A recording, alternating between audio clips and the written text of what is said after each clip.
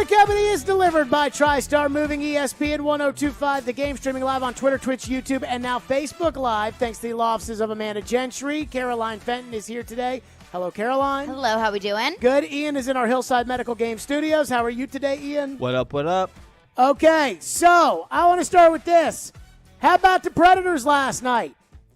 And we talked about it with Hal Gill yesterday, and I got to tell you, if the Predators are going to lead off the show on the Wednesday of Wild Card Weekend before the Titans, who are the number 1 seed, have to watch a bunch of games be played, and then that tells you that last night's game was a big deal. Hal Gill was on our show yesterday, and I asked Hal, I'm like, Hal, be real with me. Shoot me straight. How big is this game? Because Colorado comes in. They're the betting favorites in the NHL right now to win the Cup. And they are the class of the division. Are they the class of the Western Conference? I don't know. But I know they're the class of your division. They were the best team in your division last year. If you were to have had a division, they would have been the best team in your division last year. They were the best team in the division the year before that when COVID hit. They're legit. And last night, they looked legit. And I know Gabriel Landeskog didn't play. Philip Forsberg didn't play for you. But I was watching last night's game, and I've done all the shows over the years. Is this a playoff preview? That's always something people love to do. They love to hype up a regular season game. Playoff preview. And I remember all those playoff preview games with Winnipeg a couple years ago when the Preds and the Jets were the 2 best teams.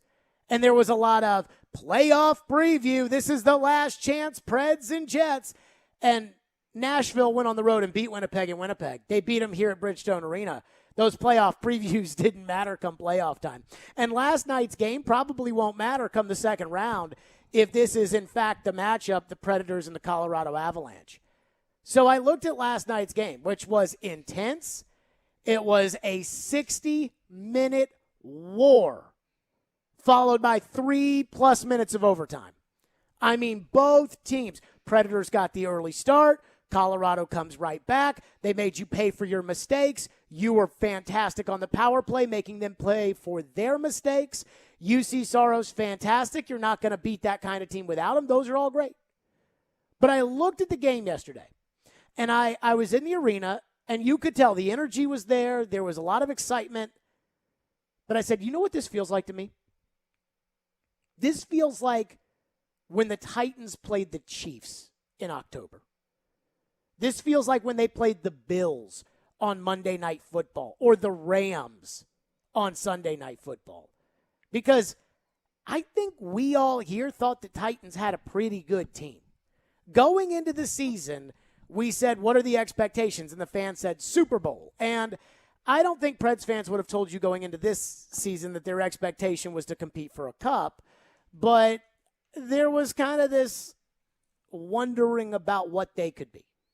You're like, what is this team? What are they going to be? And then, they go up and they go down, and it's a little bit of, they looked like a mediocre team.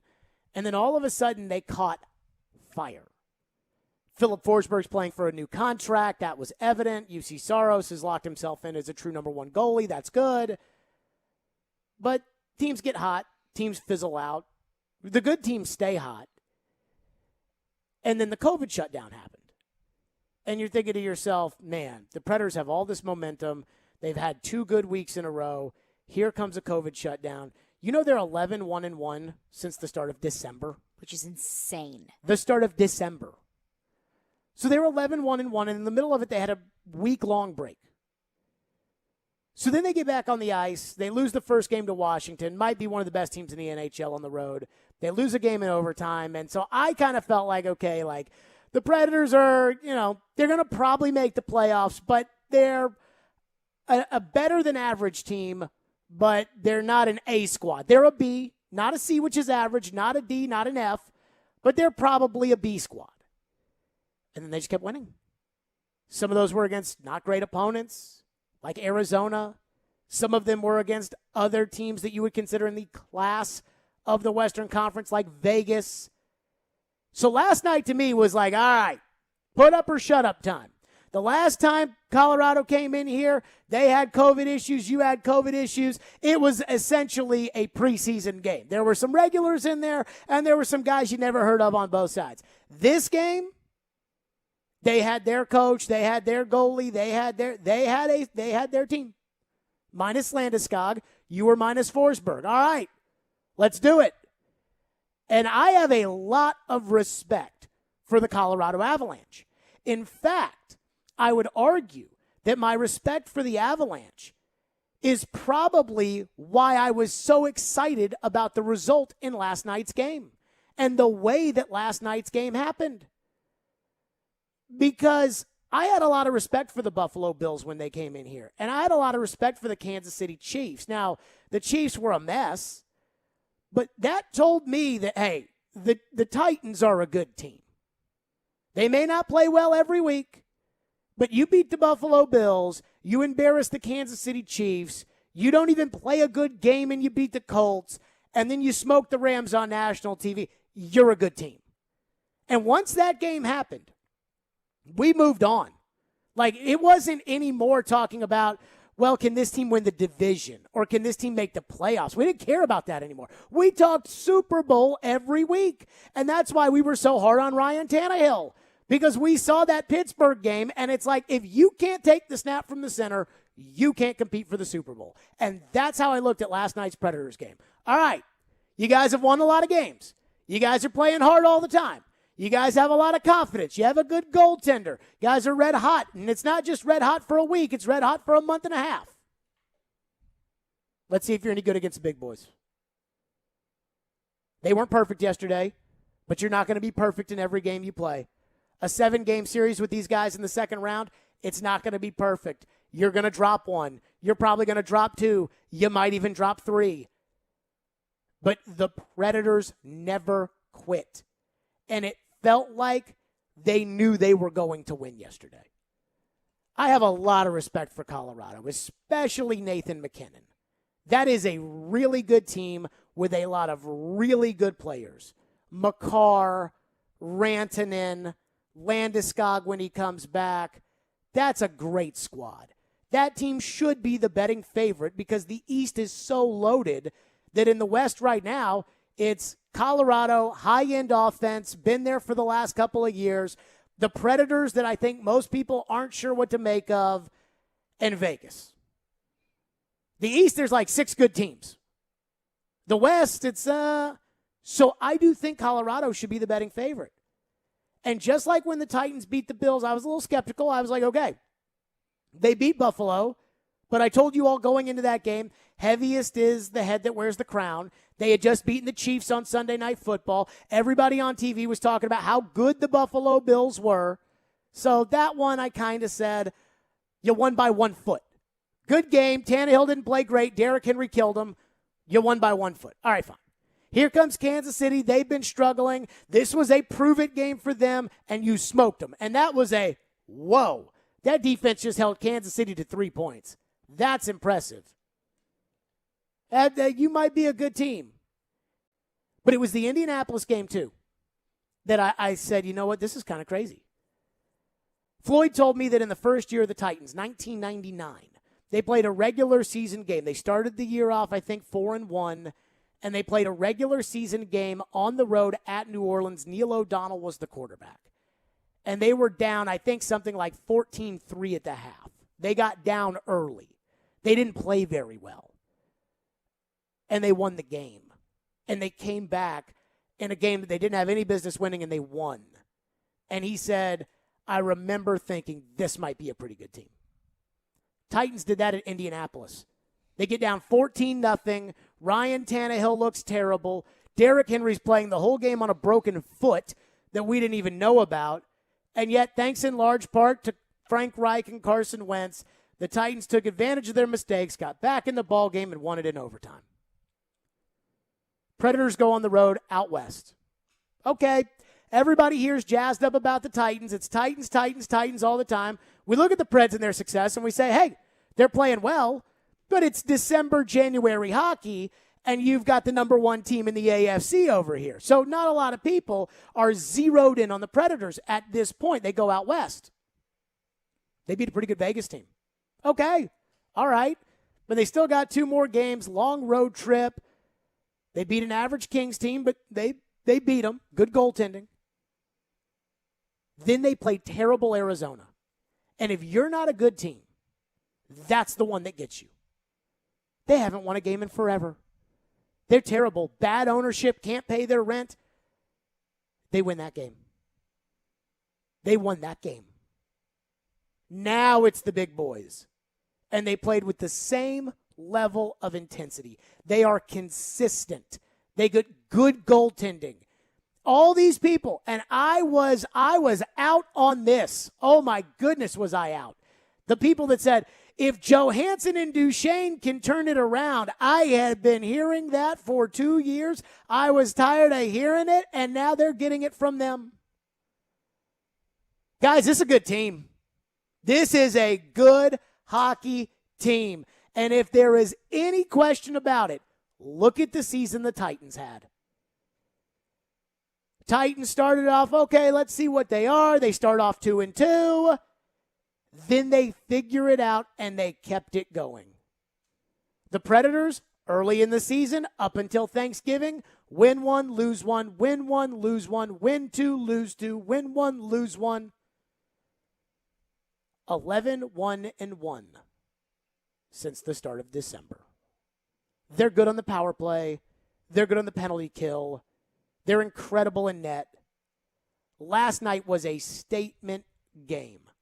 It was a statement to the Colorado Avalanche that the Nashville Predators right now are right there with them in the Western Conference. It was a statement to the rest of the Western Conference, whether it's Vegas, whether it's St. Louis, whether it's Minnesota, whomever you want to throw out there. It was a statement that the Nashville Predators are for real. And I most importantly think this.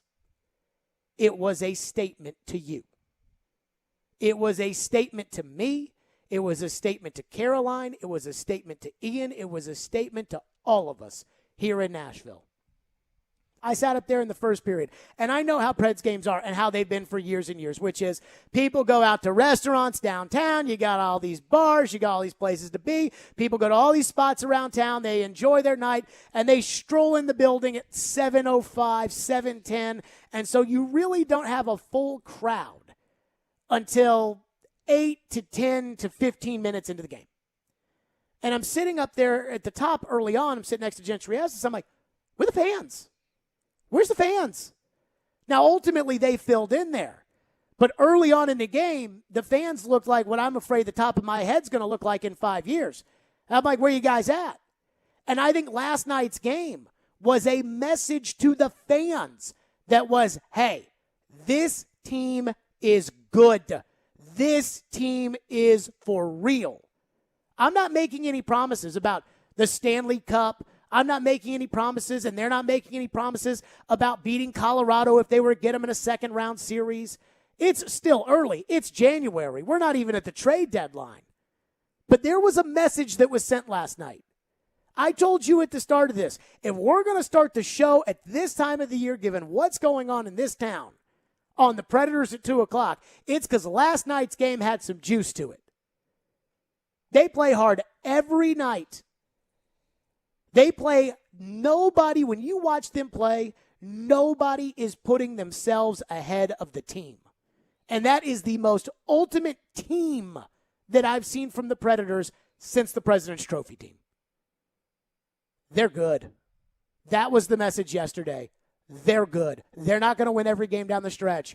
It's going to be a battle, but they're good. This team, last night, 2 things I walked away from because I went to the game. First thing, this team's good. The statement was made to the West. It was made to the Central. It was made to all of us last night that they're good. The second thing, Max Hurst is pretty good calling a game. Now, I'm not taking anything away from Pete Weber because Pete's the voice. But last night, went to the bathroom a couple of times, heard Max Hurst in the bathroom. I thought Max Hurst did a great job calling the game. Those are my 2 takeaways, but I thought it was a big statement last night. Now, again, it doesn't mean that they're not going to be injuries. Titans, once they kind of got that figured out, Titans, they had this sense of, okay, they're a good team. Derrick Henry got hurt. Then it started to fall apart a little bit. Predators, an injury could do that. You lose that goaltender? Ooh, goodness, knock on wood. But I thought last night was a statement win. I thought that was a big win. And, I mean, I told you yesterday after we off air, I'm like, I got to stay for this game. This is a big one. And they got it done.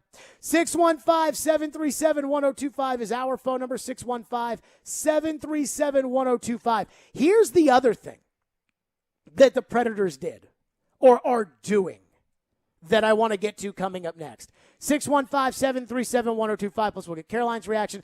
Adam Vingan has already texted me. He tells me I'm a flip-flopper. I'll have to address that, I guess, here at some point. We'll get your reaction on it last night. We've got Chris Sanders later this hour. Tons of Titans as they went back out to the practice field today. Stillman and Company, we are delivered by TriStar Moving. It's ESPN 102.5 The Game, and as always, we're streaming on the Game Nashville app. Titans on three. 1, 2, 3. A.J. Brown. Westbrook Akina. Touchdown. First down, and that should do it. The Titans are the number 1 seed in the AFC. A hell of a job. Came up with some huge plays. Heading into the playoffs after beating the Texans 28-25 in Houston. We found a way to make plays, and that's why I'm proud of our guys. With home field throughout the playoffs. Who will the Titans face in the divisional round? If everything holds, it's going to be the winner of Bengals-Raiders. Keep it locked for the best Titans talk. It's going to be a heck of a ride here. On ESPN 102.5 The Game and the Game Nashville app. Do you really want to go through another year with that awful joint pain? Well, don't do it. Resolve right now to get yourself moving again for 2022. Willie Donick here. It's time to call the folks at QC Kinetics. Non-surgical regenerative treatments for joint pain. We're talking lasting results using natural biologics. No surgery, no pain meds, no steroids, and no downtime. This is really exciting stuff. Regenerative, restorative treatments that actually encourage your body to heal itself using highly concentrated natural biologics. Patients rave about it for hip pain relief, knee pain relief, shoulder and back pain relief. Don't let them give you the steroids. Don't let them tell you your surgery is the only option. Get a free second opinion at QC Kinetics and do it now. And imagine life in 2022 without pain. Call the local medical professionals at QC Kinetics. 615-249-4024. That's 615-249-4024. That's 615-249-4024 for QC Kinetics. When Nashville is in need for tire sales or service for their business, the Tire Man has been there for over 20 years to help. The Tire Man repairs new and used tires for construction equipment, dump trucks, 18-wheelers, box trucks, fleets, plus they sell new tires for vehicles of all sizes. When your company needs tires, call the Tire Man, 615-663-6040, where they come to you, fully licensed and insured, and they can't wait to work with you. That's the Tire Man at 615-663-6040. Hey everybody, Robbie Stanley here to tell you about my friends at Jasper's as the neighborhood bar and restaurant to catch the next Preds game. Jasper's is located on West End Avenue and offers a fun atmosphere with a game room, TVs, and a large bar and lounge area. Plus they offer free parking. That's right, free parking on West End, and offer specials for every Preds game day, including $10 smash burgers and $3 bottle domestics. So come on down to Jasper's next game day for happy hour every weekday from 4 to 6 p.m. and 2-for-1 beers all day on Sundays. Just tell them that Robbie Stanley sent you.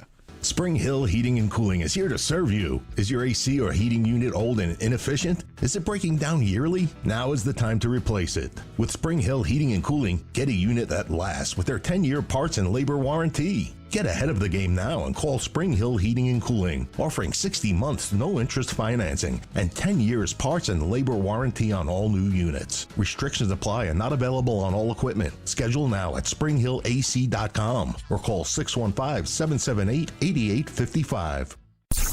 If you've missed any of today's show, just search Stillman and Company on Apple, Spotify, or your favorite podcast platform. Roman Josi enters the zone. To the right side, Ryan Johansson. 4-on-3 for the Preds. Johansson to Josi. To the left side, Mikhail Granlund. Johansson's in front. One-timer by Josi. Rebound score! Preds win! Matt Duchene with the game-winning goal! Not a lot of glitz and glamour on that power play. Get it back to Roman Josi and let him bombs away. The shot gets blocked, but it goes right on to Duchene's stick. And Duchene slams it in the back of the net for the win. Well, we knew coming in it was going to be a real hard-fought battle, I think, on both sides. And, I think the big takeaways out of this game for me, really was I really liked our mindset to be able to start the game and the preparation and the competitive mindset that we had coming into the game. We're in a situation where they were able to tie it, 3 times in the game, and you talk about the mental toughness and the resiliency and staying with it, and understanding that these games are going to be there's going to be highs, lows, and I just liked our mindset. We just kept playing and doing the right things, and these are tough games to be able to play in, and I think it's one of the things we've talked with our team about is, as we continue to move forward, is trying to play our best against the best and finding different ways to win and really test ourselves, test our competitiveness, our structure, our mindset against a team like Colorado. And, tonight we found a way to win. There you go. That was John Hines. And I got to say this about Hines. And again, we will judge Hines in the playoffs because last year he got it turned around in the regular season. We got a little excited. And then, the playoffs were the playoffs. But he's got this thing humming. I'm going to say this. In 2020, when the team stunk and they fired the coach and they brought in Hines, and like every game they would win, it was like, they might be in the playoffs now. They're not in the playoffs.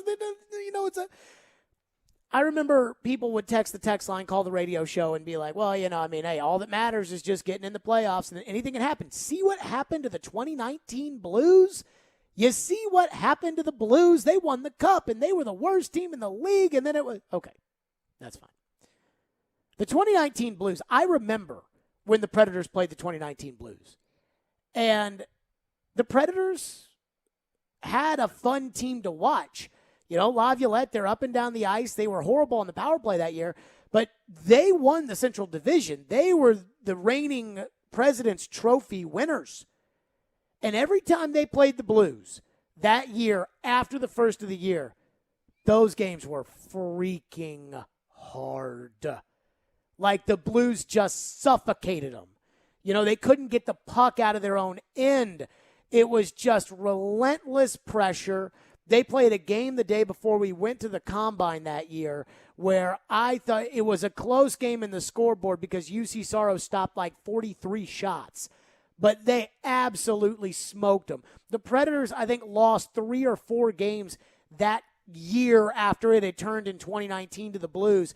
And the one that they won was an overtime game, which was just like all hands on deck for a 60-minute war. And right now, the team the Predators are right now, they're that team. They are hard to beat. They are tough. They get scoring all throughout the lineup. I mean, there is nothing fancy about the Predators. Roman Yossi's pretty nice. And the goaltender, fantastic. But this is going to be a team that makes the playoffs in the Predators. And this is a team that might be able to do something in the playoffs as the Predators. Your reaction to last night's win? I mean, you said it was a statement win, and I wholeheartedly agree with you that was a statement win. Because the Avs are the big boys. The Avs are, they're the current betting favorite to win the Stanley Cup. They're the class. And last night wasn't an easy game. I mean, the Preds went up 2-0 early on in the game, but the Avs are the type of team that if you go up 2-0, they will claw their way back, and they will continue to play for 60 minutes. They're the Chiefs. I mean, they're the Chiefs. You get a 14. How would you feel about a 14-0 lead on Mac Jones and the Patriots? You'd feel great about it. How would you feel about a 14-0 lead on the Chiefs? That's the Avs. Mm-hmm. I mean, they will continue to fight back the entire game, and that's exactly what they did last night. And I think that's something that maybe the Predators of the past, they could go up 2-0. The Avs score 2 more goals. They continue to put on the pressure. They continue to play physical. And that's where the Preds may have started to fold. But they did not fold last night. That was a huge win last night. And with contributions from Luke Cunnin and from Matt Duchene, contributions, that's what we said going into this season. Contributions from the young guys and contributions from Johansson and Duchene are going to be the key for this team to win games. And that's exactly what happened last night. Yeah, I mean, I wouldn't consider Luke Cunnin a young guy, but he's 23 years old. Yeah, but that's not young in hockey. Like, hockey young is like 19. Like, hockey, that's weird because, like, if you can play, you're like 19, 20. Like, that's a young guy, or like they're 43 years old. Like, and for some reason, I don't know what it is. I do think the one thing we haven't discussed enough is I think getting the dead weight of Ryan Ellis out of here has helped this team. And they used to tell me for years about how great of a leader Ryan Ellis was and how great of a player Ryan Ellis was. And boy, I got so many people mad at me for saying that he looked like a goldfish on the ice in the Dallas series in 2019, just going around the fishbowl and with not a care in the world of what he was doing. And every time I'd complain about Ryan Ellis, somebody would have to be like, no, you don't understand, Jared. Ryan Ellis is a big deal. And I was like, just get rid of him, please. And they finally got rid of him. And, oh, my God, they're better. Shocking. So Adam Vingan texted me. He says I'm a flip-flopper. And so I said, how? How? Have I don't feel like I flip-flopped. Well, what is Adam Vingan saying that you flip-flopped on? Because I don't think he really had any sort of groundbreaking takes there. I mean, the Preds had a huge win. That's exactly what happened. He said, I said, how? He said, I will get you the exact quotes. Then he said, unless I am mistaken, you said you were, quote, skeptical of the Predators' success less than a week ago. I can't remember exactly. I mean, I'm still kind of skeptical about the Predators of how far they'll go in the playoffs. But I thought last night's game, that was the big one. That's why I said to Hal Gill, like, this is a big one. You know, something that I had a meeting years ago with our bosses. And when I got hired here, I was worried about the fact that what I perceived as a possibility that there would be too much, hey, you got to be pro local team. I didn't want any of that. So before I even got hired here, I was like, I'm not doing this. Like, I'm not coming here to be like, woo, go team, go team. That's not going to happen. I will not do that. They know I won't do that. The teams know I won't do that, and I'm thankful for the opportunity that is given to me. But you're having meetings before you get hired about, okay, you know, what about this situation, that situation? And I said the one thing that I will not do is I will not say that something is a big game if I don't think it's a big game. But there's two sides to this.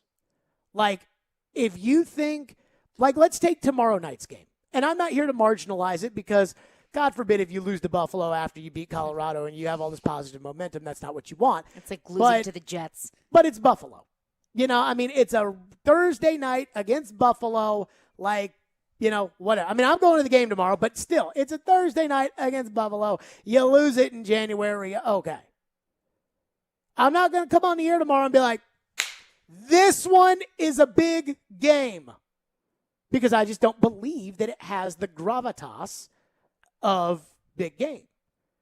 Now, in the world of the people that sell tickets or that, you know, have the rights to every game on the radio, you would want every game on the front end to be a big game because it's like, you can't miss tonight's game, 7 o'clock, right here, play-by-play. Sit by your radio, listen to all the advertisers, go buy their stuff. Like, I understand the business, and I get it. But not every game's a big game, not in an 82-game season. And what I didn't want, which I've seen in a lot of local markets, with all of these sports, baseball, basketball, hockey, is this is a big game. They lose the game. It's one game. No. If it's a big game, then it's got to have like some juice to it, and with the juice comes ramifications. Repercussions if you lose, a lot of optimism if you win. No offense, but the New Orleans Saints game without Derrick Henry after you had won 5 in a row and beat the Rams on Sunday Night Football is not the same as Kansas City in the middle of a winning streak. It's not the same as the Indianapolis Colts. Now that the season is over, remember how much weight I put in that second Colts game. I told you, division's over if they win this game. Mm-hmm. How right was I? You were right. The Colts never came close the rest of the year. So if I'm going to tell you it's a big game, it's because it's a big game. That was a big one last night. So was I skeptical last week? Yeah, I was skeptical. I was worried they were going to lose Saturday. I thought Saturday against Arizona, that god-awful team, I thought that told me a lot. Because a lot of these teams, you know, they feel good. They beat Vegas. They go to L.A. They beat them. They're out on the West Coast. They're having a good time. You know, life's back to normal. Here's Arizona. you think they stink. You think you're going to just walk in there and beat them like the Titans walked in the second half last week against the Texans, and all of a sudden they're up your rear ends and you're down 2-0, and it's like, oh, my God, what are we going to do? But that didn't happen. They got on the board real early. They scored on their first shot Saturday night. And yesterday they got a 2-0 lead. They play hard all the time. This is going to continue throughout the course of the year. I think it's going to be Predators. I think the Predators and the Avs are going to be the two best teams in the division. St. Louis is right there. But I think the Predators and the Avs are going to be the two best teams in the division this year because I think they're going to play hard every night. They're going to get to the playoffs. It's going to be a tough first-round series, and then you go from there. But, I mean, I think the Predators are going to the playoffs. I think the Predators have earned, from what they've done in the last month and where they are in the standings, how hard they play every night, I think they've earned our attention. I think they've earned, like the way that people felt about them the President's Trophy year. And I know that, they're not coming off of a cup final appearance, but I think they've earned a little bit of that. Let's quickly go to some phones. 615-737-1025. Phone lines are driven by WilsonCountyHyundai.com. What do we have in the text line? One texter texts in and says, I absolutely do feel like last night was a statement win, but do you think that everyone else in the NHL is taking notice? So I do think that the NHL is respecting the Predators. I was having a conversation to game yesterday with Gentry Estes, and we were talking about Saros. And I said that I think everybody here thinks Saros is like the second coming of Pekka. That it's like you went from Brett Favre to Aaron Rodgers. I'm not convinced that the league looks at Saros like that because he's short. Like if he was tall, if he looked the part, they would be like, yep, they went right from Pekka to this guy who's that awesome. But the numbers are starting to not lie. And I think, a lot of these guys that people around the league know, Johansson, Duchesne, Forsberg, Yossi, they're all playing really well. So it's like you can pinpoint it and say, hey, the reason they're good is because of this. I heard somebody on TV say the other day that if the Titans are going to have any chance in the playoffs, they need Derrick Henry, A.J. Brown, and Julio Jones to play and to stay healthy, and he's not convinced they can do it. And I thought, that's crazy talk. Because they don't need Julio Jones. They've proven that this year. Derrick Henry had a broken foot. Like, he'll come back. He'll be fine. AJ, you got to worry about a little bit. But Julio Jones, who cares about that? But because people know him, he becomes something that people around the league are like, oh, yeah, Julio Jones is on that team. If it was Tajay Sharp, they wouldn't say, hey, Tajay Sharp, they got to have Tajay. The guys that people know around the league for the Predators are playing well. So I think that is resonating around the league. I did see one text into the text line that's like, think about the local teams, all of them, the Titans, the Predators, the Grizzlies. I did see. Now, I couldn't get the Bally Sports app to work, the worst app known to man. I could not get the Bally Sports app to work on Sunday night, so I could not watch the Grizzlies against the Lakers. I wanted to watch a little bit. Apparently, John Morant had an incredible block on LeBron. You got to do more for me before we can really start caring about the Grizzlies around here. I just don't think people in Nashville care. And so what they would need is they would need the Grizzlies to get like a second great player to go with John Morant, and they would have to be like Golden State was 5 years ago. Like when they first started out with Steph and Clay and Draymond Green, and if Memphis was competing for a championship, then I think people here would care and it'd be worth talking about. It was the Warriors last night, not the Lakers. No, they played the Lakers Sunday. Sunday, okay. They played the Lakers Sunday. Beat the Golden State Warriors last night. Yeah, so Memphis is killing it. Huge Great win. for them. But I just don't think people here care. And I don't think people here are going to care until after football's over and then, like, the playoffs. If Memphis is good in the playoffs and it's the Lakers and LeBron, then people will care. 615-737-1025 is our phone number, 615-737-1025. Ryan Tannehill wins AFC Offensive Player of the Week. And did you see his offensive coordinator, the man who never says anything? Interesting take. We'll get to that next. Chris Sanders will join us later this hour. Stillman and Company right here. We are presented by TriStar Moving on ESPN 1025 The Game. Hiller Plumbing, Heating, Cooling, and Electrical. I can tell you this right now. My friends at Hiller are fired up about how the Predators are playing. Why? Because you see that Happy Hiller logo right there on the ice. They are proud supporters of the Predators and proud of the way they've been playing. Hiller takes great care of my home. They can do the same for you. To help customers tackle necessary replacements, Hiller is extending their lower 2021 pricing through the end of January. This is the lowest pricing expected all year. You've noticed all the inventory shortages and empty shelves everywhere, and now there are serious shortages on equipment and products for your home. HVAC systems, tankless water heaters, and generators are going to be extremely limited in 2022. And because of supply issues and rising costs of parts, manufacturers are rapidly increasing the price of this equipment. If you need a replacement, call our friends at Hiller today. Don't wait until you are out of options. Hiller's work is backed by the Happy You'll Be or services free guarantee, and you can learn more at happyhiller.com. Thursday night. Here's the puck thrown toward the net and across by Matt Duchene. The Nashville Predators continue their homestand against the Buffalo Sabres. Getting a win is huge for our team. Pre-game at 6, face-off at 7 on Smashville's Best Sports Talk. ESPN 102.5 The Game and the Game Nashville app. Men, what if I told you that now you're able to get testosterone replacement therapy in the comfort of your own home? No more weekly trips to the doctor's office. We come to you 7 days a week, 12 hours a day. Be seen by a licensed medical professional in the privacy and comfort of your own home or office. You decide. Schedule your appointment today at CoolSpringsMDformen.com. This is Stan Harrison, CEO of Apple Collision Centers. We understand that no one likes to deal with auto body repair and the inconvenience it becomes in your day-to-day life. I want to personally invite you to stop by and let our experienced staff see how we can help you make your vehicle look good as new. Apple Collision Center has 3 convenient locations, Old Hickory, Hendersonville, and Gallatin, ready to serve you. Come by and see us or visit us online at applecollisioncenters.com. Professional quilt maker Dana Balliard once said, "There are no rules in quilting, and if you think that there are, then it's time you try breaking a few." Now, I like that type of creative entrepreneurial spirit, and that's why I do my adult beverage trading at Red Spirits and Wine. It's not just a great selection of distilled spirits, single-barrel Red Select whiskeys, great wines from around the world, and awesome craft beers, but it's more the way the folks at Red just go about their business. At Red, they keep it interesting and fun. And the Crackerjack crew makes you feel welcome after a hard day on the trail, never coming off like some of them snooty-nosed, big-talking whoop-de-doos. At Red, it's always square dealing with the best in service, selection, and prices. Plus, Red is locally owned by real folks, not some totally faceless corporation. There's no doubt in my mind, Red is my kind of place. Red Spirits and Wine, Highway 70 South and Old Hickory Boulevard. And check them out on Facebook, Instagram, and at redspirits.com.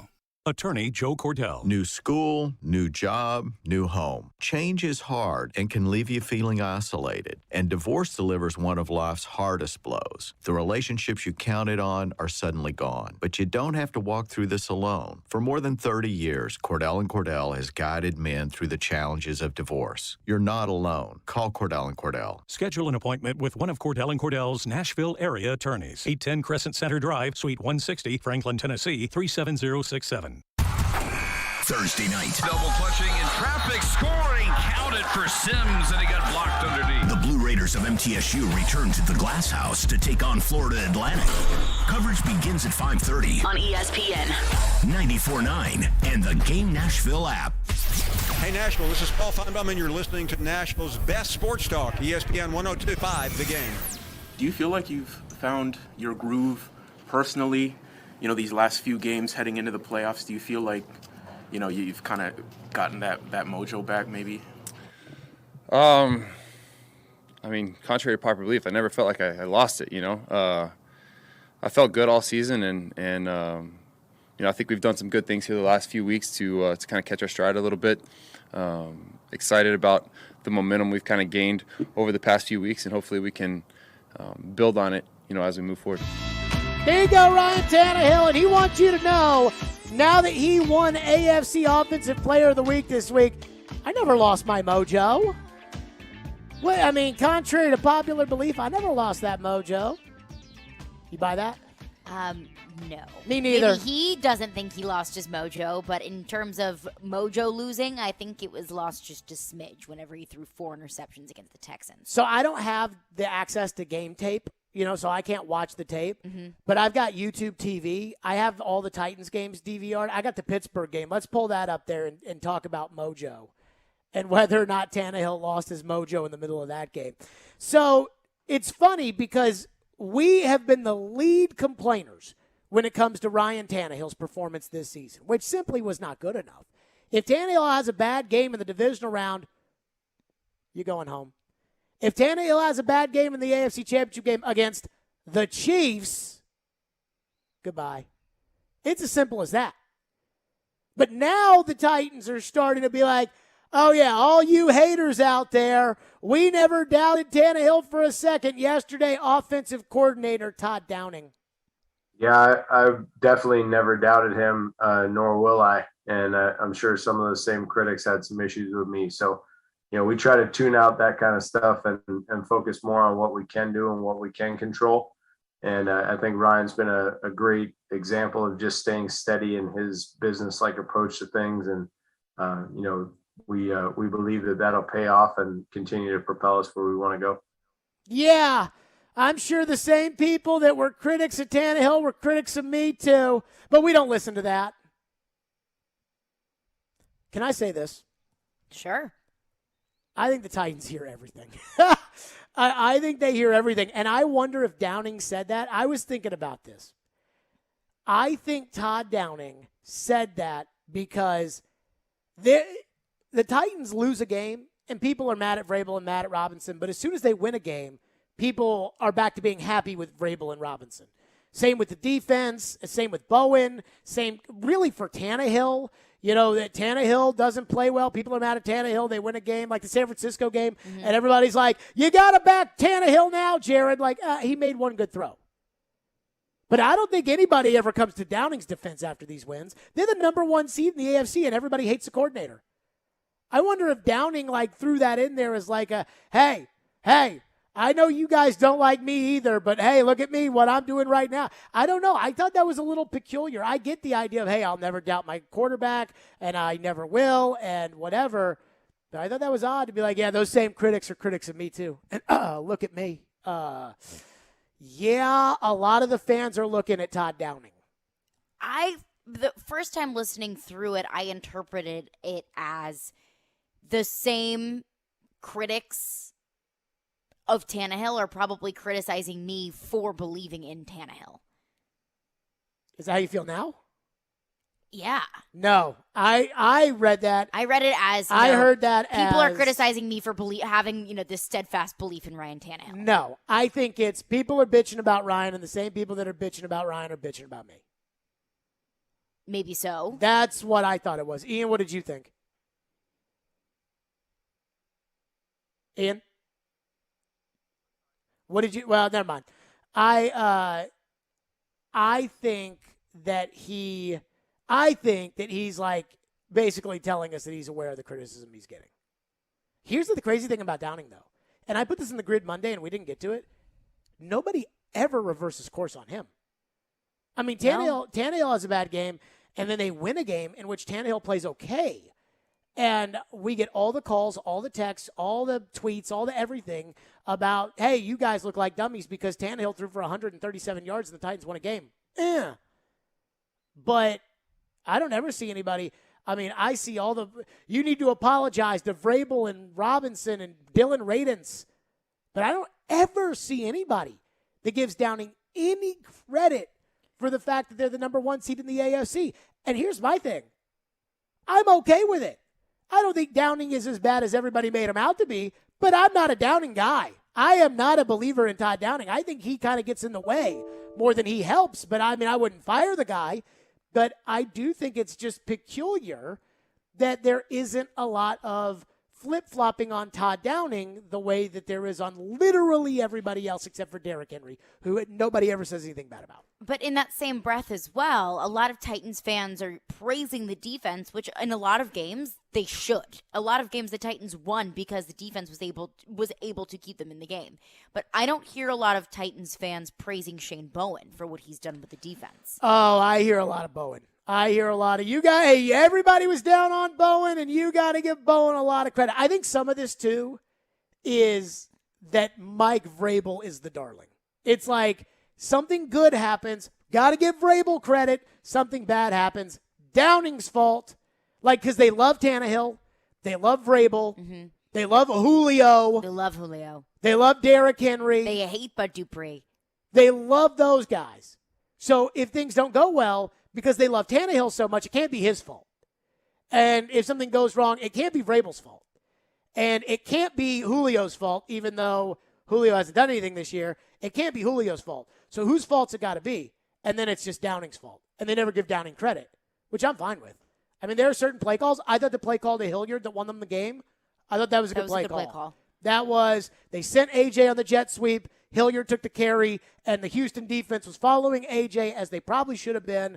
And then they fell down, and you got the first down. You won the game. I thought that was a good play call. The 3rd and 2 where he chucked the bomb down the field for Julio, I thought that was kind of stupid. So every time, there's some good with Downing, there's some bad with Downing on the play calls. I'm not sure how he makes the offense better during the year, but I just found that a little interesting from Todd Downing. Chris Sanders will join us coming up next, former Titans receiver. He's had a bye week. He's actually had 2 as a member of the Titans. The Titans have had 3, by my count, 3 byes in the playoffs since they've been the Titans. Chris has been a part of 2 of those teams. What he thinks they need to address during the bye week, what he thought about the end of the Houston game, what he thinks of the playoffs this weekend. Chris Sanders joins us next. Stillman and Company at ESPN 102.5 The Game. From the Fox 17 News Code Red Weather Center.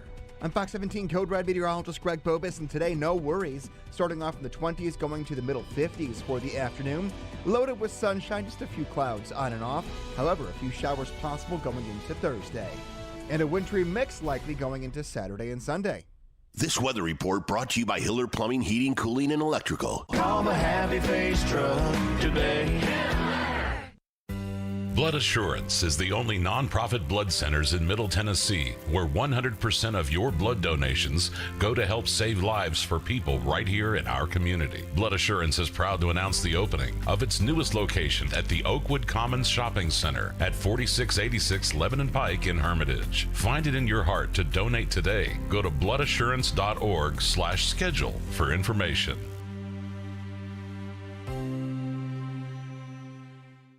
Hey, it's Jared. Your body needs water. That doesn't mean it has to be boring. And I'm here to tell you to give Focus a try. Focus is a sparkling water with a spark. It's infused with a boost of natural tea caffeine, so you get clean energy without sugar, calories, or crash. Go to drinkfocus.com to find the full lineup of flavors and get them delivered right to your door. Enter promo code GAME at checkout for 15% off your first order. Focus is also available at your local Publix. That's Focus, P-H-O-C-U-S, on the web at drinkfocus.com. Bank of England Mortgage has been helping Americans live the dream of home ownership for over 100 years. Since their humble beginnings in England, Arkansas, they've gone from a community bank to a nationwide mortgage lender. BOE delivers innovative mortgage products with superior customer service and the most knowledgeable loan officers in Nashville. Find your nearest location in Middle Tennessee at BOE1214.com or call 615-823-1215. Bank of England Mortgage is a division of Bank of England Mortgage. Equal housing lender, member FDIC, NMLS 418-481. Robbie Stanley. That size and that speed just doesn't grow on trees. That can be something that you can really turn into. Joe Rexrode. Just hold out and somebody will call in the bad signal. Get your morning started with Robbie and Rexrode every weekday from 6 to 10. Presented by Volunteer State Bank on Nashville's best sports talk. ESPN 102.5 The Game and the Game Nashville app. This is Stillman and Company, delivered by TriStar Moving. Stillman and Company. What am I going to do with the weekend? We got Super Wild Card Weekend, so you got 2 games on Saturday, 3 games on Sunday, 1 game on Monday, and none of them have the Titans in it, so no pregame show. So this will be the only opportunity that I have with Chris Sanders this week, who joins us now, former Titans receiver. Chris Sanders, presented by... presented by Hiller Plumbing, Heating, Cooling, and Electrical. So you've been on two teams in your career with the Titans that earned a bye in the playoffs. 2000, you guys were the number 1 seed, lost to the Ravens in the divisional round. 2002, you guys were the number 2 seed. Yeah. You earned a bye, beat Pittsburgh in overtime, got off to a great start in that game, beat Pittsburgh in overtime of the divisional round, lost to Oakland in the AFC Championship game. What do you think about the bye week for the Titans? Are you nervous? Are you excited? What do you make of this week? I mean, there's a good and a bad. I mean, you love the bye week because you want to get everybody healthy. I mean, if you look at the Tennessee Titans, this is the healthy that they've ever been. I mean, Julio Jones gets another week, and then you got, the big dog, Derrick Henry coming back. So that's the good part about it. But the bad part about it is sometimes if you take a week off, you get a little rusty because you want to keep that momentum going. I know that's a cliche, and we say this thing about momentum, but look at what the Tennessee Titans did in the last 3 weeks. They have a lot of momentum on offense. They have a lot of momentum on defense, and they have a little bit of momentum on special teams. So sometimes you kind of lose that oomph when you take a week off. Because if you look at it in 2000, when we lost to the Baltimore Ravens, we were firing on all cylinders before we got into the playoffs. And then we hit a red-hot team, the Baltimore Ravens. And with the Baltimore Ravens, you cannot make mistakes. We had 469 yards. They had 76 yards, but we had 3 turnovers. So that's the only thing that I'm concerned. But on the flip side of that, I think Mike Vrabel, J-Rob, and all those other coaches are not going to let them even think about that. Why did you guys play so poorly in that Baltimore game? 3 missed field goals, 4 if you count one that was taken away from a penalty, a blocked kick that was returned for a touchdown, an interception returned for a touchdown, a busted coverage. Right. Now, the Ravens were a good team. They had played you guys very tough during the season. But why did you guys pick the worst time for a bad day? Why did you guys, if you can go back to remembering what that was like, why did that happen? I don't know, because leading up to the game, we had a great week of practice. Everybody was focused. Nobody was acting silly. In the locker room, guys were serious. In the meeting, guys were serious. And even on the field, everybody was serious because we knew, the task that we had in hand. But the thing that we struggled with is we couldn't come back when we made mistakes in the game. So when you do that against a Baltimore team that's red hot, they have a physical defense. They have Ray Lewis, the leader of their defense, and they had so much momentum. It was kind of like in a swimming pool. It's like we were drowning and we couldn't get out, and we just didn't know what to do. Chris, Julio Jones had 5 catches, 50 yards, got his first touchdown as a Titan. 9 targets, though. He was asked by Paul Kaharski about his. He was asked about his inability to kind of live up to his contract on Friday from Paul Kaharski, and he brought up the fact that he felt like he wasn't getting the opportunities, and then kind of moved towards he didn't care about that, was all about the team. The Titans went out of their way, targeted him 9 times this week. What did you make of Julio getting as many targets? What did you think about Julio's performance, and what do you think about Julio going into the play? I mean, I'm excited about Julio. I mean, the one thing I'm excited about Julio, he's healthy right now. When you have a healthy Julio, he can make some plays. I know we talked about a little bit last week that he's not going to beat you downfield. He's not going to catch a 90-yard bomb, but he's going to make those tough catches like we saw last week when he caught a touchdown. I mean, I understand you wanted to get the ball. You want him to have camaraderie with Tannehill. You want him to have confidence in making plays. So I'm glad that they targeted him 9 times. I'm glad that they made up a pivotal point of this offense, because I'm going to tell you something. I don't care if we play the Raiders. I don't care if we play the Bengals. I don't care if we play the Bills. We're going to need Julio Jones, because if you look at the whole offense, they're going to try to take the defense. They're going to try to take Henry out. They're going to try to take A.J. Brown, and Julio's going to get man coverage. So if Julio can show up for these last 3 games, don't be surprised if we see the Lombardi Trophy sitting here in Nissan Stadium. Yeah, but, are you really that optimistic about that? I think he can. I mean, he just, number one, the knock on him, he's got to stay healthy. I don't want him to get in this playoff game, then all of a sudden the third play he gets hurt. I mean, then now we're back to square one. But if he can stay healthy, make some plays, and keeps the chain moving, he just makes this offense so much better. I mean, just look at this offense. You got Henry, you got A.J. Brown, you got Julio, you got Ferguson, who you love. That's a potent offense. So when you got Julio and you add him to this mix, he just makes this team better, man. How concerned were you with the defense in the second half against the Texans? I was concerned. I know that they let off the gas I mean, they just got to finish. I know that was the focal point of what Mike Vrabel was saying at halftime. Yeah, you're up 21-0, but you have to finish, because if you do that against a team in the playoffs and you don't finish, you're going to look up and you're going to find out and you're going to be home. So, even though they didn't finish well, even though they almost lost and they won by 3 points, I'm not really upset about that. It's because they took their foot off the gas and they should have played better. But they don't do that in the next game. Chris, who do you want to see?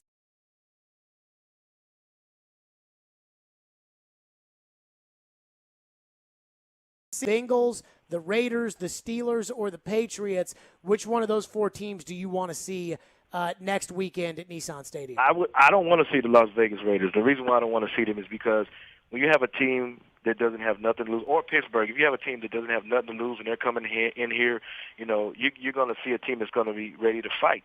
The team that I want the Tennessee Titans to see is the Cincinnati Bengals. The reason why I want to say them, I understand that they have a great offense. They have Burrow. They have, Jamar Chase and all those potent receivers. But they have a struggling offensive line. You got Prince, you got Spain, you got Williams. You got an offensive line that gives up a lot of sacks. And our main vocal point of our defense, of our Tennessee Titans team is our defense. Our defense is putting pressure on quarterbacks. You got Autry, you got Simmons, you got Landry that sick the quarterback. So if we play the Cincinnati Bengals, I would love to see that matchup because we match up with them up front. What do you make of Tannehill's resurgence?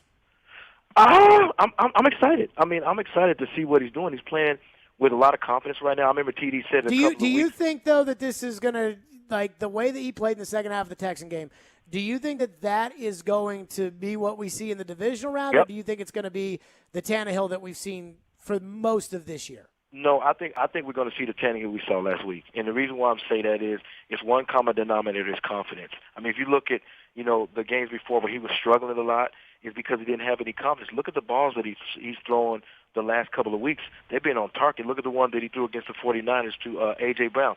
Look at last week at the balls he threw last week he threw to Julio Jones and A.J. Brown. So he's playing with confidence. And if he goes into this game with confidence and protects the football, not fumble and throw interceptions, this is a dangerous team, boss. Chris Sanders, former Titans receiver who wants to see the Bengals. Let's go! Wants to see the Bengals next week at Nissan Stadium. Chris, presented by Hiller Plumbing, Heating, Cooling, and Electrical. Appreciate you as always. We will talk to you next week. Yes, sir, my friend. Love you guys. Peace out. Yep, Chris Sanders joining us on the program.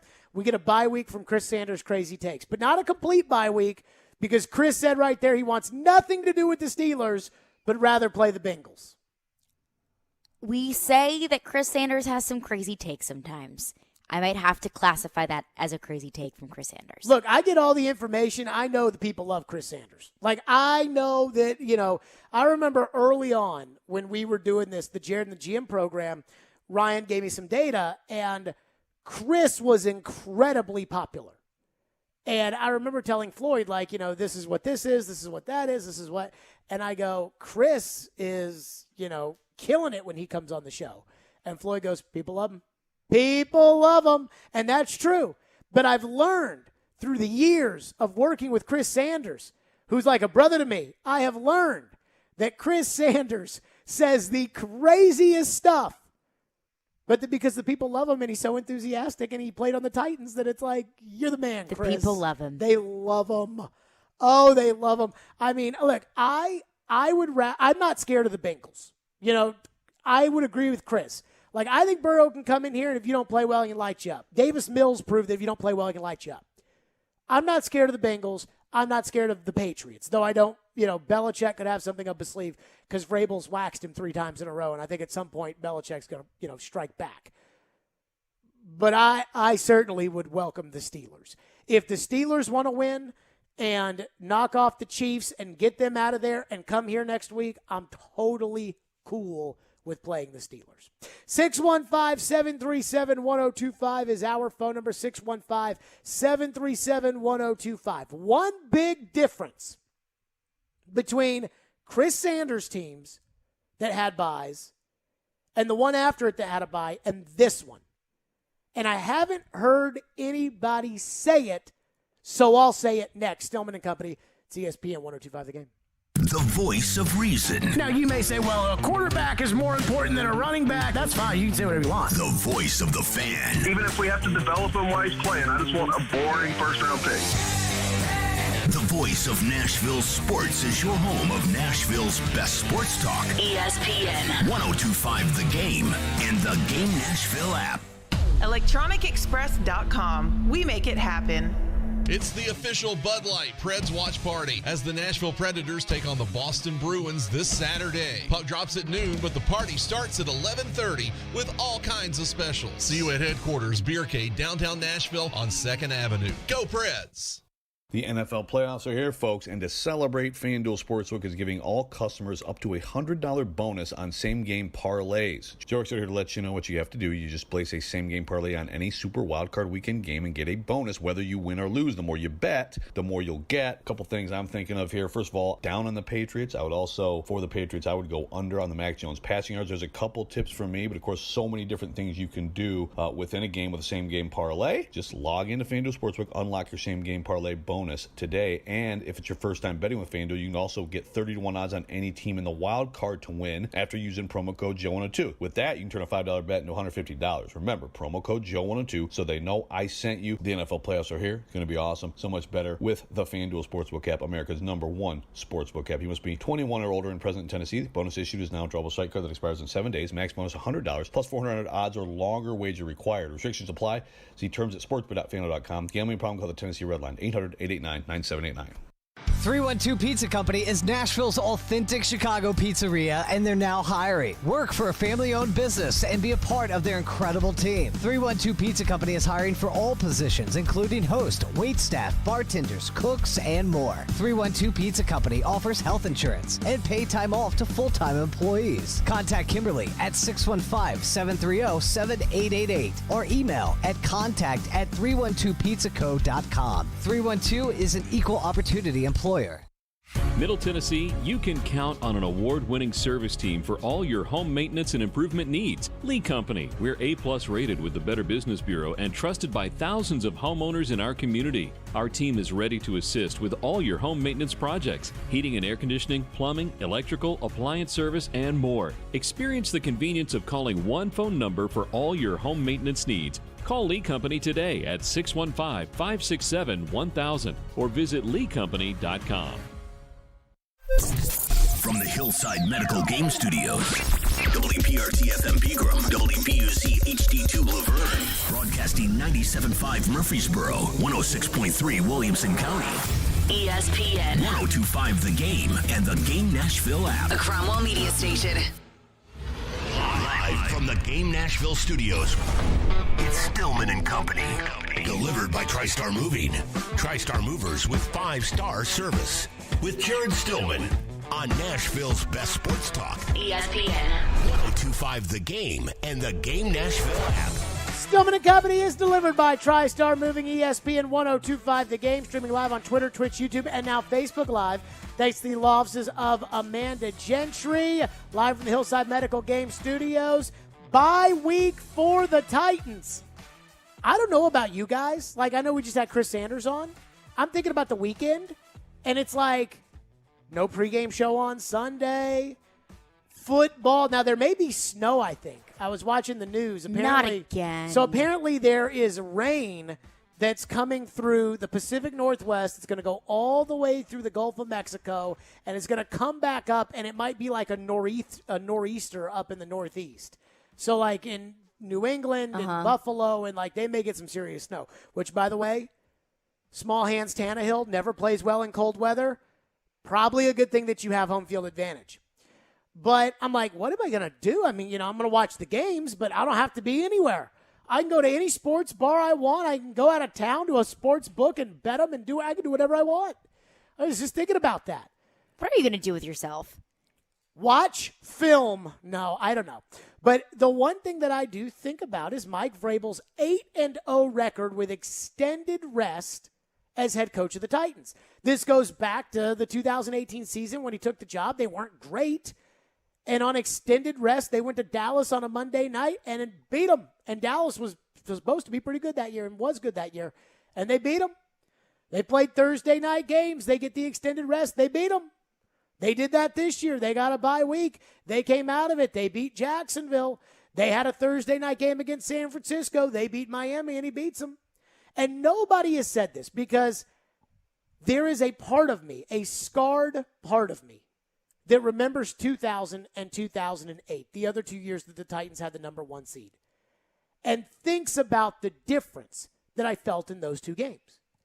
In 2000, I was in the 5th grade. The Titans had just been to the Super Bowl. They were the best team in the NFL. This was like the year that the Titans were going to prove to us that they were for real. Like, this was the year that they were going to win back that Super Bowl they lost by 1 yard, and that was that. And they got beat by the Ravens. They had a bad day, and they relied on a bad kicker, which does scare me because Del Greco gave them enough reasons to be worried in the 2000 season, and Randy Bullock has given them reasons to be worried too. But I was heartbroken. The first true heartbreak of my life. The 2000 Titans lost to the Ravens. Flash forward 2008, I'm a freshman in college, and the Titans are playing the Ravens again. And they lost in spectacularly sloppy fashion, fumbles inside the goal line. Algie Crumpler, I think, had one. Lindell White, I think, had one. Chris Johnson got hurt. They fumbled a snap. I mean, they played poorly, and they lost to the Ravens. But it was almost like in 2008, I expected it. And I heard Darren say something today about why this feels different than the past. He was talking about, in this town right now, Titans number 1 seed doesn't happen very often. This feels different. And I said, you know what? You know why it feels different than 2008? Because Mike Vrabel's the coach and Jeff Fisher's not.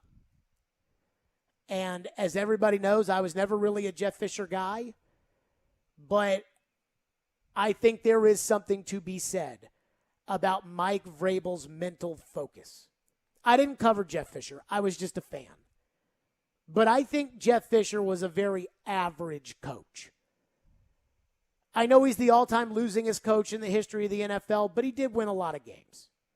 But I think Jeff Fisher, when push came to shove and it became about actual coaching, he was a very average coach. Mike Vrabel, I think, is an above-average coach for one reason. And that is because I think he personally can cut out all the BS that doesn't matter. I was listening to Tom Brady and Man in the Arena talk about the bye week. We'll get to that in a little bit. But basically, you have 2 options. Fork in the road when the bye week comes. Either you can sit there and celebrate what you're good at, or you can look at what you're bad at and address that. And I think Vrabel addresses the bad. Now, he struggles when everybody starts pumping up the Titans' tires and they feel good and they play a team that's not. He struggles with that. Just look at the first half of the last game. Maybe that's why Chris Sanders is right. Bring in Cincinnati instead of playing Pittsburgh because the Titans won't get cocky. But I think there's something about Vrabel with extra rest that allows him to practice them harder. Not this week, but next week. That allows him to spend more time on the things they're not good at. I don't think it's an accident that the Titans are 8-0 under Mike Vrabel with extended rest. Vrabel was asked about all the success they've had. Knowing Vrabel, knowing that he's not a rearview mirror guy, he doesn't want to talk about what happened in the past. Here's what Mike Vrabel said when asked about his 8-0 record with extended rest. A lot of those come down to just playing well. Emily, I'm sure we've taken care of the ball in those games. I think it's just getting guys ready to go. Probably some recovery has something to do with it as well.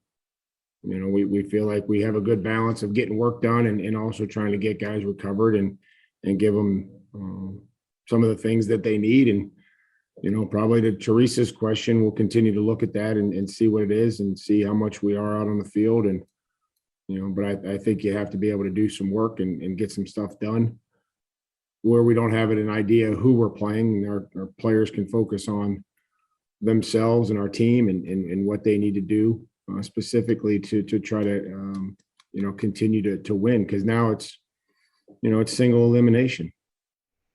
What's the first thing he said? I bet we probably took care of the ball. Why?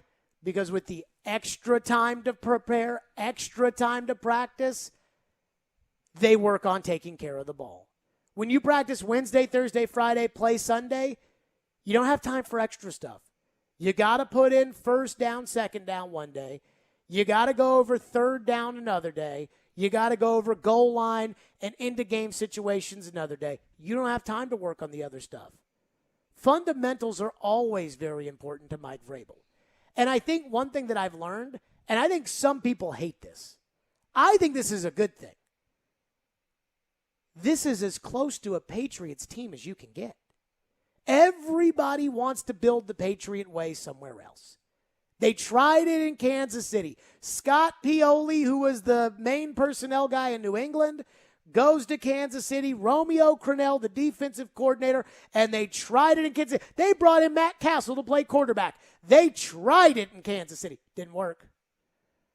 They want to try it in Denver with Josh McDaniels, and he wants to bring in a guy who will be team first at quarterback, and he drafts Tebow. And it didn't work. The Lions tried it with Bob Quinn and Matt Patricia. The Texans tried it with Bill O'Brien. The Dolphins tried it with Brian Flores. You can't get the Patriot way anywhere else. Tampa Bay has worked. They have Jason Light, the general manager. But I think a lot of us think that the real Patriot way in Tampa is Tom Brady. I mean, again, Bill Belichick doesn't believe in signing people to incentives in their contracts because the only incentives that he gives out are team incentives.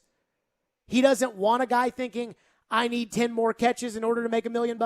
He wants a guy to think, we need to make the divisional round of the playoffs. We need to win the division in order to make $1 million. So he does team incentives, not player incentives. Brady went back into the game last week to get Gronk $1 million. That's not a Patriot organization. Here, it's a Patriot organization. Patriot general manager, Patriot coach. And they do things like the Patriots. And I think a lot of fans like that because you want to be like the Patriots. But I think a lot of fans don't like it only because of the jealousy and hate that they have built up for the Patriots. But I think that's why Vrabel's 8-0 on buys.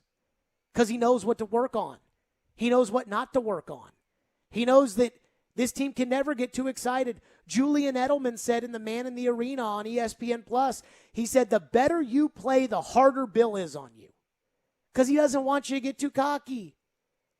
Now, Vrabel struggles with keeping the team from getting too cocky. But the extra time, he eats that up. And I almost feel like that stat, and knowing that it won't be Mahomes who comes in here for the second round, knowing it won't be Josh Allen and the first-ranked defense in Buffalo, makes me think, like, I look at the Patriots, this is just me on a neutral field. I think the Patriots would be, at Nissan Stadium. I think the Patriots would be favored, and I think the Bengals would be favored. But if I was handicapping it, I would favor the Titans in both games. And I certainly would favor them against the Raiders and the Steelers. And a lot of that is because of Vrabel. And that wasn't what I believed in 2008 when Jeff Fisher was the coach. 615-737-1025 is our phone number. So here's my question. What do we make of Vrabel? And why Vrabel's 8-0 with extended rest? And here's the other question. Do you buy that stat? A lot of times stats are just out there and they're totally coincidental.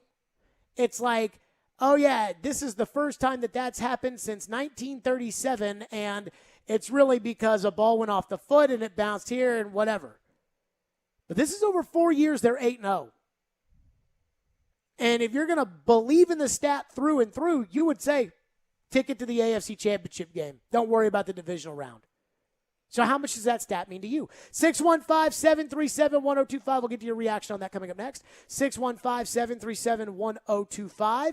And again, with Vrabel, I think the one thing Vrabel's good at is he's good at just cutting away from all the things that don't totally matter. And that's where I look at this team.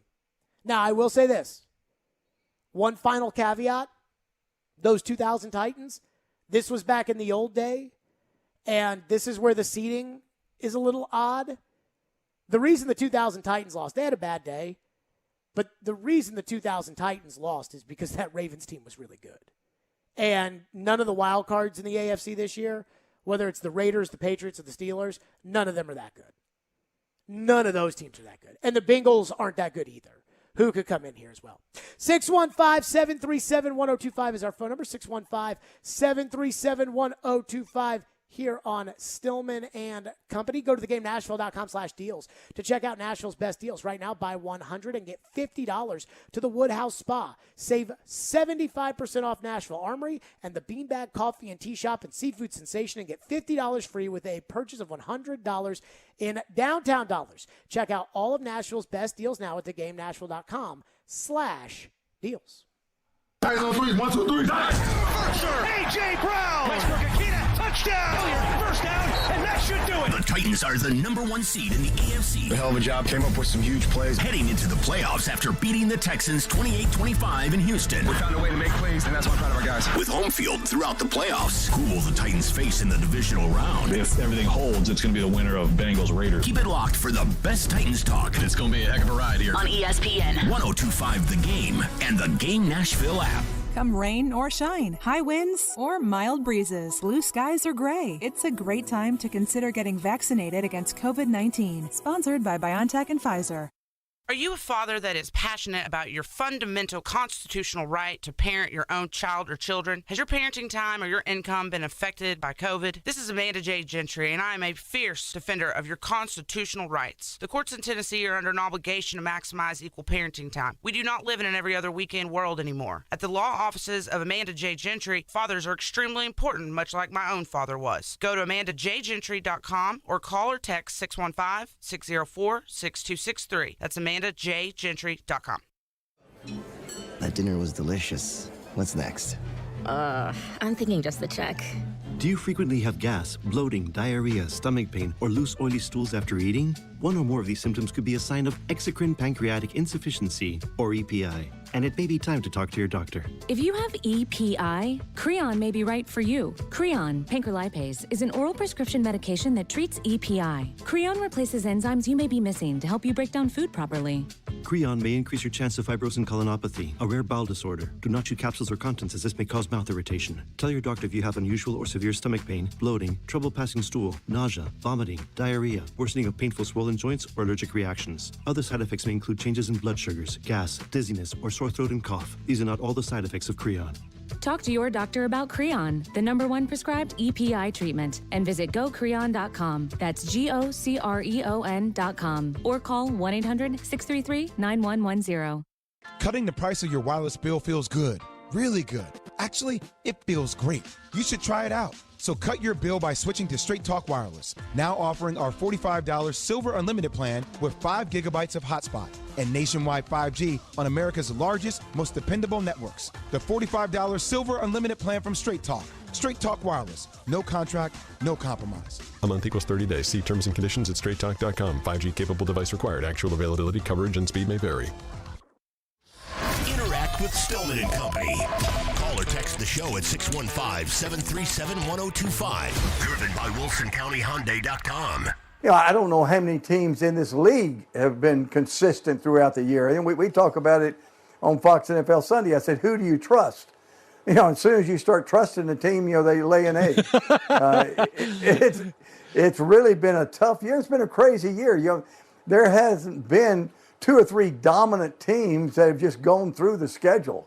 You look at the #1 seeds right now with Tennessee. Here they lose Derrick Henry, and yet, you know, they're going to have a bye the first week.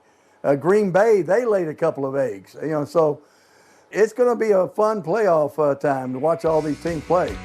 There you go, Jimmy Johnson on Fox saying, I don't trust any of these teams. I tell you, it's hard to trust them teams. And we're all friends here. It's hard to trust the Titans, right? Yes. Well, the one time that we said we are giving you the keys to our car, Titans, don't crash it.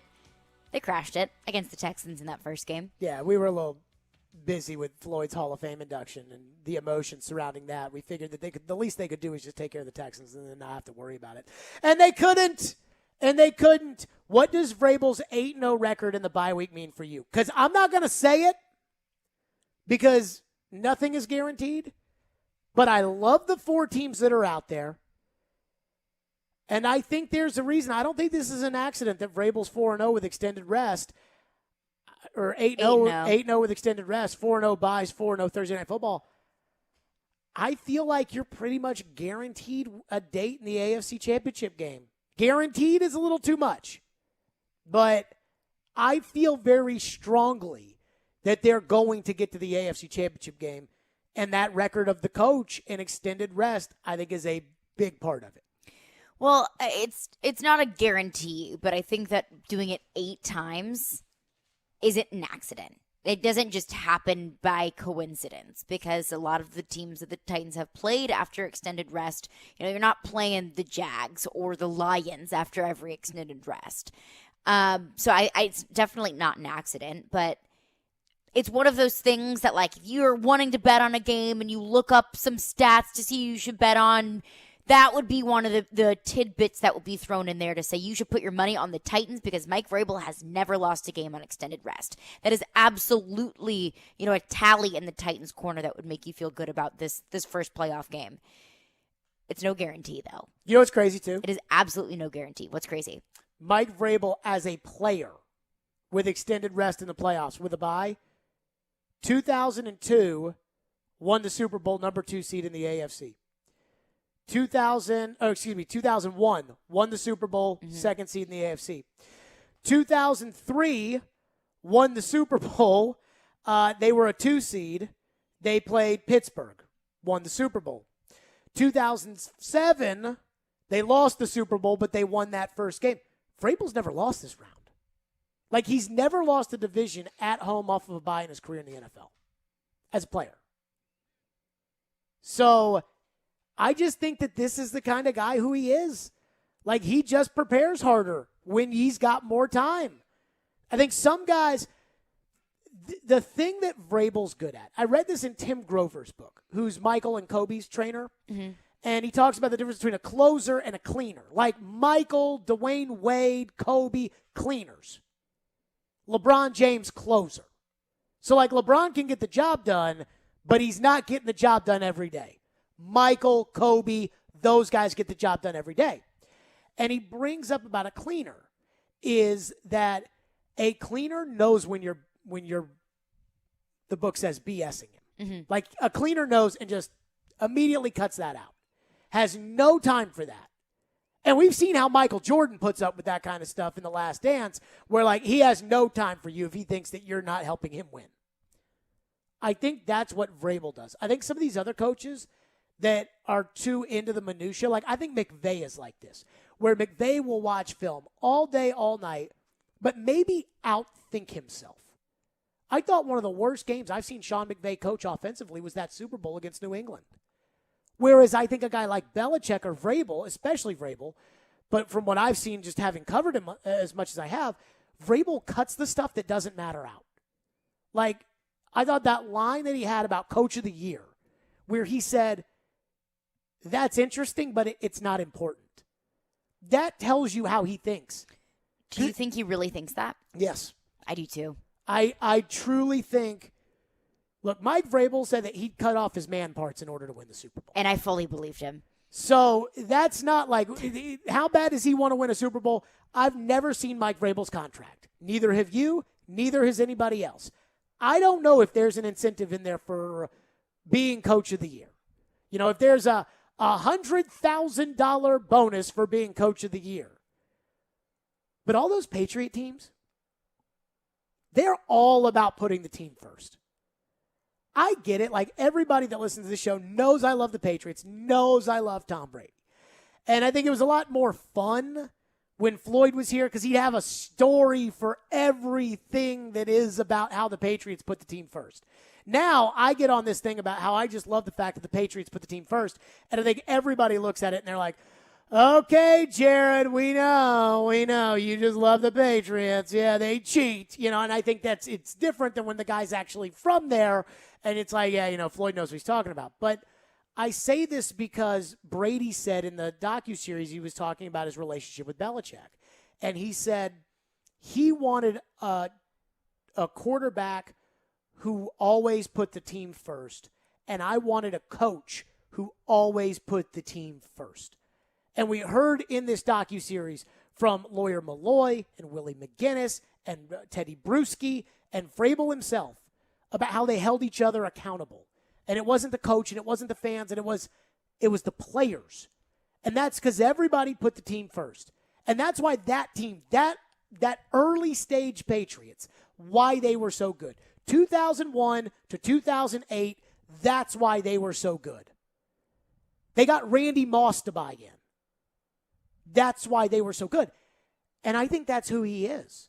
So when it comes to, Mike, what do you think about Coach of the Year? What do I care about that? We're putting the team first. We got to not turn the ball over when we play Pittsburgh or Cincinnati or whomever. And that's how I think he thinks.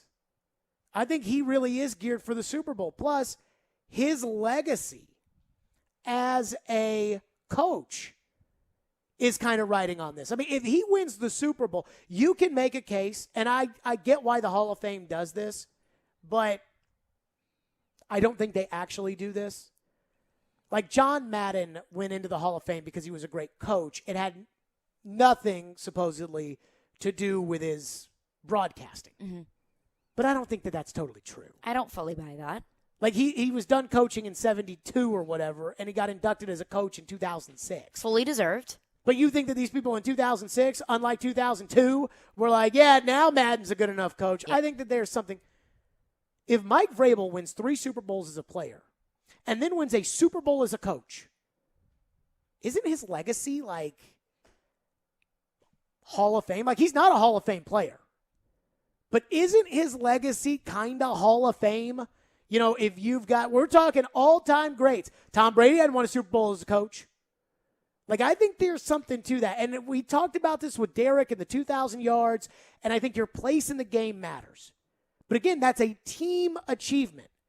So I think his full, his mental devotion is not what people are saying or doing, but more so just how excited he is to try to want to win the Super Bowl. And I think that he cuts out the things that don't matter. That everybody's talking about this, forget about it.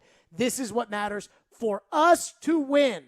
And I think that's why he's been so effective when he gets the extra time, because he uses it better than other coaches who sit in their home theaters and watch game film and drop crazy kooky plays that don't work. To your point about being in the Hall of Fame, I think that is a wonderful feat to not only do it several times as a player, but to at least do it as a coach and also bring this franchise its first Super Bowl. That's huge. But if you aren't going to call him a Hall of Fame player, then I don't know how you can bring in his player accolades to then support your argument that he should be a Hall of Fame coach. No, I'm not. I'm arguing that it's the cumulative effect of both. The Hall of Fame tells you that you only got to think about Dick LeBeau as a safety and not Dick LeBeau as a coach. And you only got to think as John Madden as a coach and not a broadcaster. But they don't. True. They don't. And that's kind of the point I'm making here, is that if Vrabel wins the Super Bowl as a coach, I mean, now you're talking about, what's the NFL Network show called? A Football Life? I mean, now you're talking about some serious juice. It's like Elway. Elway, Hall of Fame player, won Super Bowls. Elway won a Super Bowl as a general manager. I mean, that's a big deal.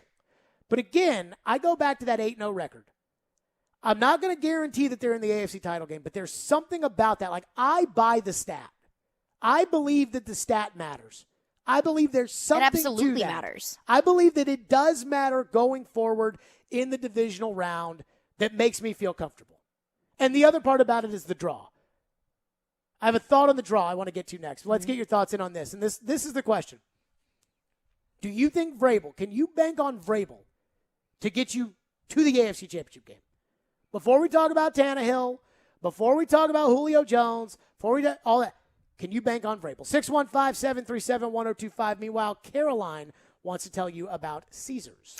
I want to tell the people about the Caroline Fenton Caesars Sportsbook Report. So first of all, download the Caesars Sportsbook app. They will match your first bet with a free bet up to $1,001. Win or lose, just use promo code RADIORF. So we can look into some NFL futures.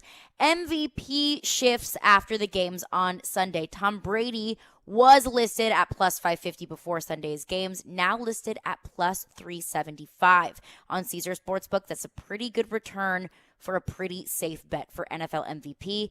I wouldn't mind putting my money on it, but you do it yourself and do it with the Caesar Sportsbook app. Caesar Sportsbook, download it, people. You must be 21. Offer valid in Tennessee only. New users and first qualifying wager only. Paid in bet credit. Credit must be used within 7 days of receipt. See Caesars.com/promos for full terms. Void where prohibited. Gambling problem? Call or text the Tennessee Red Line at 1-800-889-9789. Hey, I'm Matthias Ekholm, and this is Smashville. Ekholm, his shot, he scores! Matthias Ekholm gets the Predators' third of the night. You're listening to the flagship of the Nashville Predators radio network, ESPN 1025, The Game. Get some relief from the wintry mix outside with the hottest deals at Electronic Express. Deals are heating up on all 4K TVs, computers and gaming, smart home, housewares, and more. Avoid the roads with in-stock and ready-to-deliver appliances. Up to 40% off brands like LG, Whirlpool, GE, Samsung, and more. Plus, get up to 36 months free financing. The prices are falling faster than the snow at Electronic Express. We make it happen. Are you suffering from chronic joint pain like Heather? I have terrible arthritis and have had it for quite a while, and I've gone to all kinds of doctors trying to figure out what to do, and everybody just said surgery, and surgery was months of rehab, and I didn't want to do that. But then Heather discovered QC Kinetics, local medical professionals who specialize in natural biologic treatments, non-invasive solutions designed to repair and restore damaged tissue in your joints. And she absolutely loves the results. I like to tell anybody who's suffering that there are options that are not steroids, that are not surgery. You owe it to yourself to find out about QC Kinetics and find out what they can do for you. No surgery, no drugs, no downtime. Discover QC Kinetics and learn more about natural biologic treatments with lasting results. Call QC Kinetics, 615-249-4024. That's 615-249-4024. Don't wait. Call today.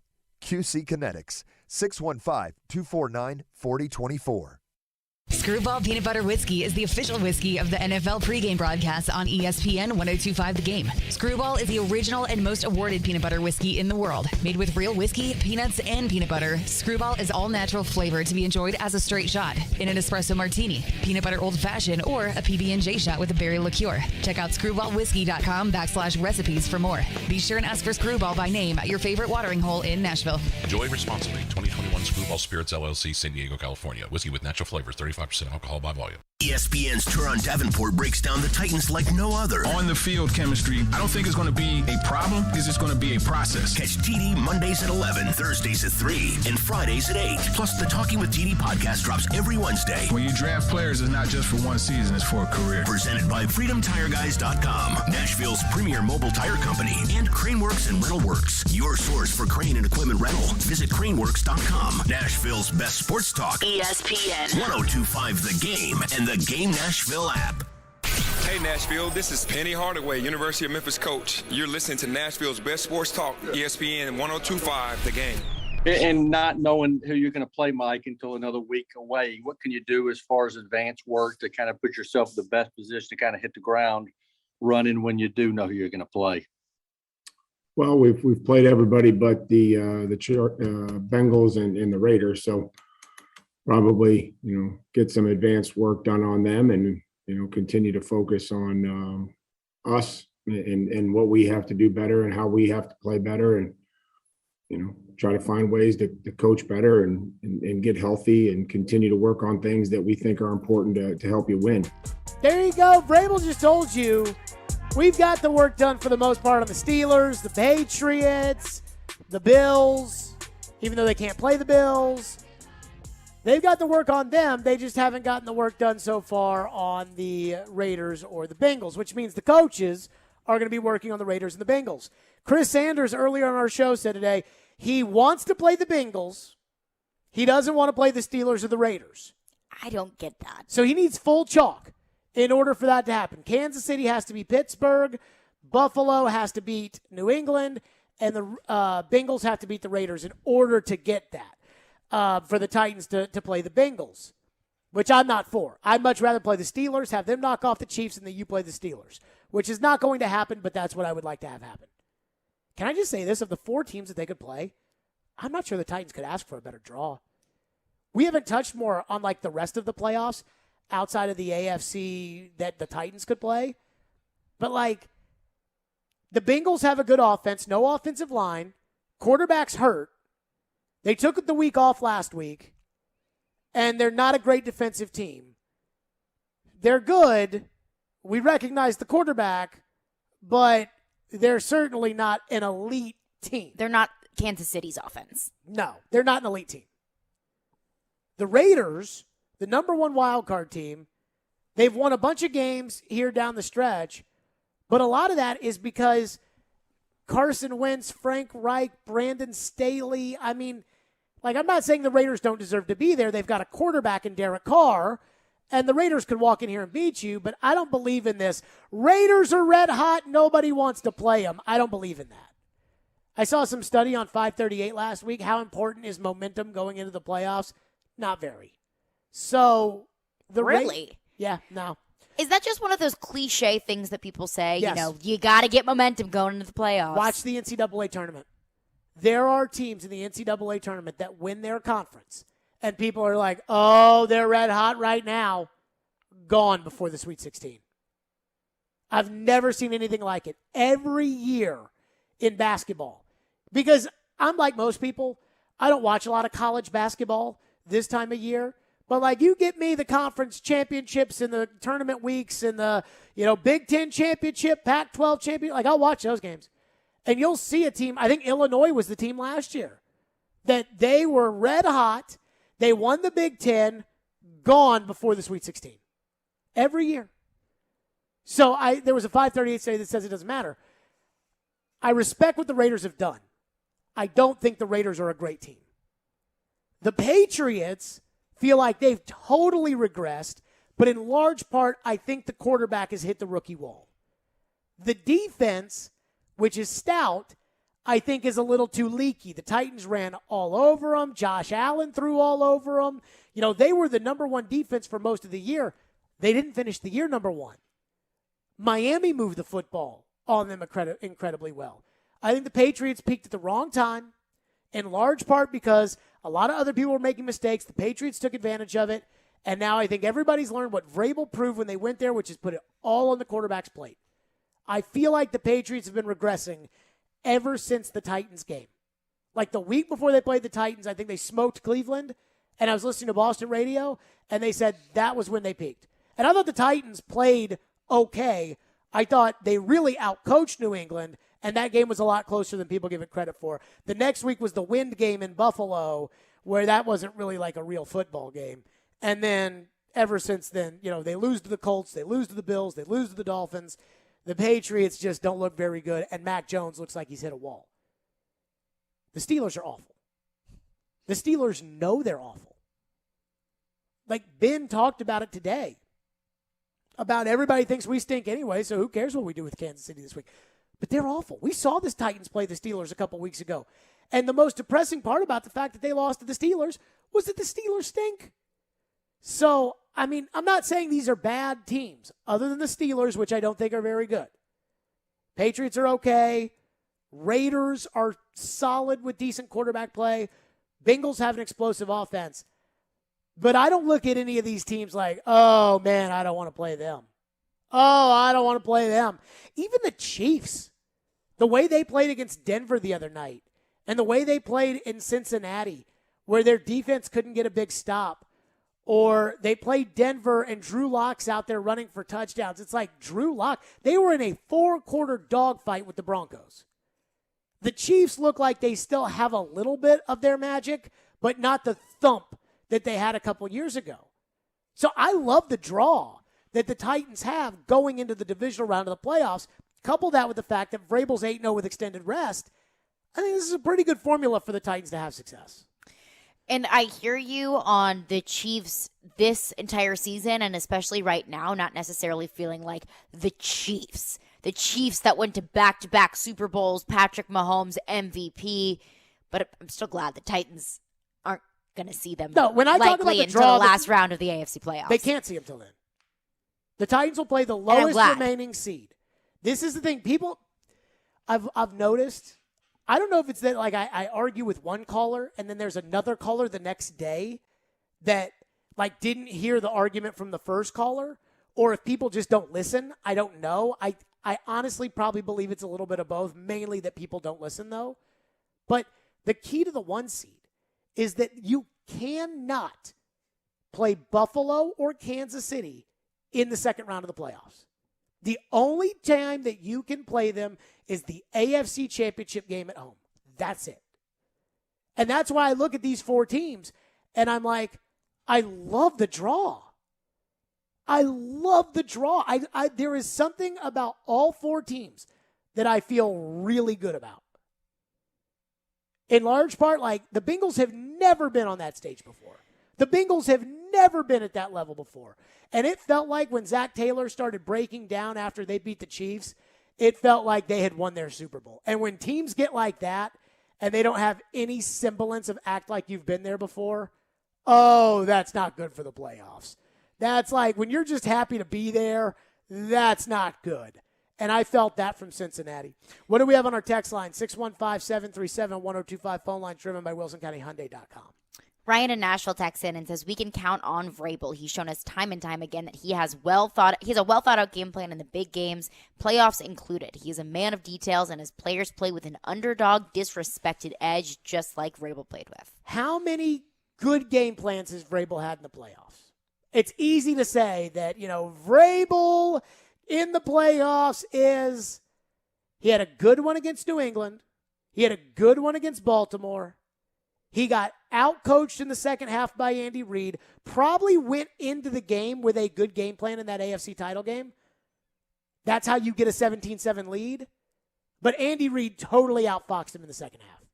I mean, Vrabel crapped his pants in that AFC title game. And you could tell the way Kansas City came out and they ran the ball effectively. And they did it because they decided, we're not going to let you take the air out of the ball. We're going to take the air out of the ball. And what they wanted the Titans to do was to speed them up.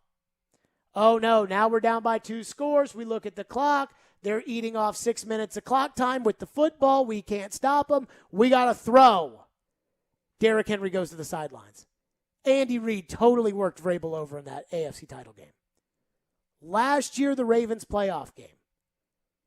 Was that a bad game plan? I don't know. But they held Derrick Henry to 60 yards. And on top of it, the thing that could not happen in that game, Lamar Jackson breaks a touchdown run. That happened. Ian, did you think last year's Ravens playoff game was a bad game plan? I don't think that struck out to me as a bad game plan, no. I don't remember being like, man, Vrabel really wasn't prepared for that game. I don't either. But I just remember like, I put that loss more on Tannehill than I did on Vrabel. But I certainly didn't think Vrabel coached a great game. And then the punting on 4th and 2 was ridiculous. What else we got? Alex texts in the text line and says, I don't feel good about Cincinnati. If we play them with all 3 of those number 1 receivers, they will throw all over us, and Mixon can rush. Second rusher in the league, and the defense has been quietly good. So I'm not worried about the Bengals. If you don't play well against the Bengals, you'll lose. But I'm not worried about that. They have the worst offensive line in the NFL. So what's the Titans' strength on defense? Defensive line. That's all that matters. If the Titans' defensive line doesn't get home, Davis Mills turns into Dan Marino. If the Titans' defensive line gets home, Patrick Mahomes is running around like a chicken with his head cut off. That's all that matters. Joe Burrow's got a bum knee. He would have played on Sunday if that knee wasn't a problem. Think about the knee. Now, I think it's the other knee, not the knee that he hurt last year. But I don't know that for a fact. But he was down at the end of the Kansas City game. Brandon Allen came in, took the knee, then spiked the ball, field goal, Bengals win. Then on Monday, Zach Taylor's like, yeah, Joe's not playing this week. And there's a big difference between the 3 and the 4. Unless Cincinnati figured, well, you know what? We'd rather get Tennessee in the second round than Kansas City, but most coaches don't think like that. If you get to 3, there's like a 50-50 shot that you're hosting the AFC title game at home. Because you're going to host the first round at home, then you have to go on the road for the second game. But if somebody knocks off the 1 seed, whoever it is, they're coming to you. And so there's a difference between the 3 and the 4. And for them to immediately say Joe's not playing, he could play, but we're resting him. I'm like, I want to see that knee on Joe. That makes me a little nervous. All these great quarterbacks hit him a couple of times. They're not the same. If the Titans can't hit Joe Burrow, they'll lose because those receivers will run by the secondary. But you got to bank that with that offensive line that got their quarterback sacked more than Tannehill, the most in the NFL, I believe, was Joe Burrow, or at least it was till late in the year. You've got to think that the strength of your team can beat Cincinnati. I'm not that worried about Cincinnati. Plus, they've never been here before. And I think there's something to that with like a coach that's like wide-eyed and crying at the press conference when they won the AFC North. What's next? Well, and to that point, if there is going to be a team that the defensive line can just go after, it is the Bengals. But I go back to something that Chris Sanders said about Jimmy Garoppolo, that you hit him once, you hit him twice, and he sees shadows, and he's not the same the rest of the game. Joe Burrow is not that kind of quarterback. He's not the kind of quarterback that can get spooked after he gets knocked around a couple times. Every quarterback can get spooked. He's not the kind of quarterback like, for example, what Chris Sanders called Jimmy Garoppolo, that he sees shadows. Matthew Stafford? What would you say he is? Well, it didn't look so great against the Titans defensive line. He got spooked. Matthew Stafford has been taking hits since Joe Burrow was in the 4th grade. He spent a decade with the Detroit Lions. You know how many hits Matthew Stafford took behind those horrible Detroit Lion lines? A lot. And everybody just thinks Matthew Stafford's great. Matthew Stafford gets spooked. You saw Patrick Mahomes the first 2 months of the season with a new offensive line. I told you about the play. I'm sitting in my seats against the Titans in the club level where you can see kind of the whole field, and I see Tyreek Hill running wide open across the field, and he's got his hand in the air like, throw me the ball. I've seen enough Mahomes games in person. I'm like, oh, God. I turn my head over. I see Mahomes, where I'm expecting Mahomes to be ready like to crow hop and to fire a rocket right into the hands of Hill for like a 38-yard gain. And he's staring at the line, like the rush, and he's looking like Allen Iverson trying to cross over somebody in basketball. And he ended up throwing the ball away or getting hit or something like that. So I love Joe Burrow. And I certainly would trust Joe Burrow over the makeup of the coach. I mean, that coach, I don't think he's ready for the big stage. Burrow's been on the big stage. But you can't tell me that Joe Burrow doesn't get spooked if Patrick Mahomes and Matthew Stafford are getting spooked. Correction, also, TD said that, not Chris Sanders. Yeah. What else we got? Matt texts in and says, one thing that you can bank on with the Titans, their unwavering ability to disappoint their fans when it matters most. Sorry to be negative, but it's true. When did that happen this year? I mean, we can sit back and we can say that, the Titans always let you down. I've made the joke time and time again that I'm never going to let my kid grow up a Titan fan because of the pain and the heartbreak that comes with letting your kid grow up a Titan fan, as I knew growing up. But this season, when did they let you down when the stakes were the highest? I would argue the Pittsburgh game was the one where the stakes were so high and it was a total letdown. But other than that, Indianapolis the first time, set them up 3-0, Titans won. Indianapolis the second time, Kansas City, Titans won those games. Got to close it out against the Texans. It wasn't pretty, but it worked. This year, and really under Vrabel, they haven't let you down. They've met the expectations. The one let you down when it mattered the most was Mariota not being able to play in Week 17 of 2018 with the elbow injury. That was the one. And I think that's what brought that was the game. Losing that game with Blaine Gabbert is what forced the Titans to upgrade at the backup quarterback position, and it's why they brought in Tannehill. 615-737-1025. Coming up next, there is something I saw yesterday, which I found to be very, very odd. It just doesn't add up to me.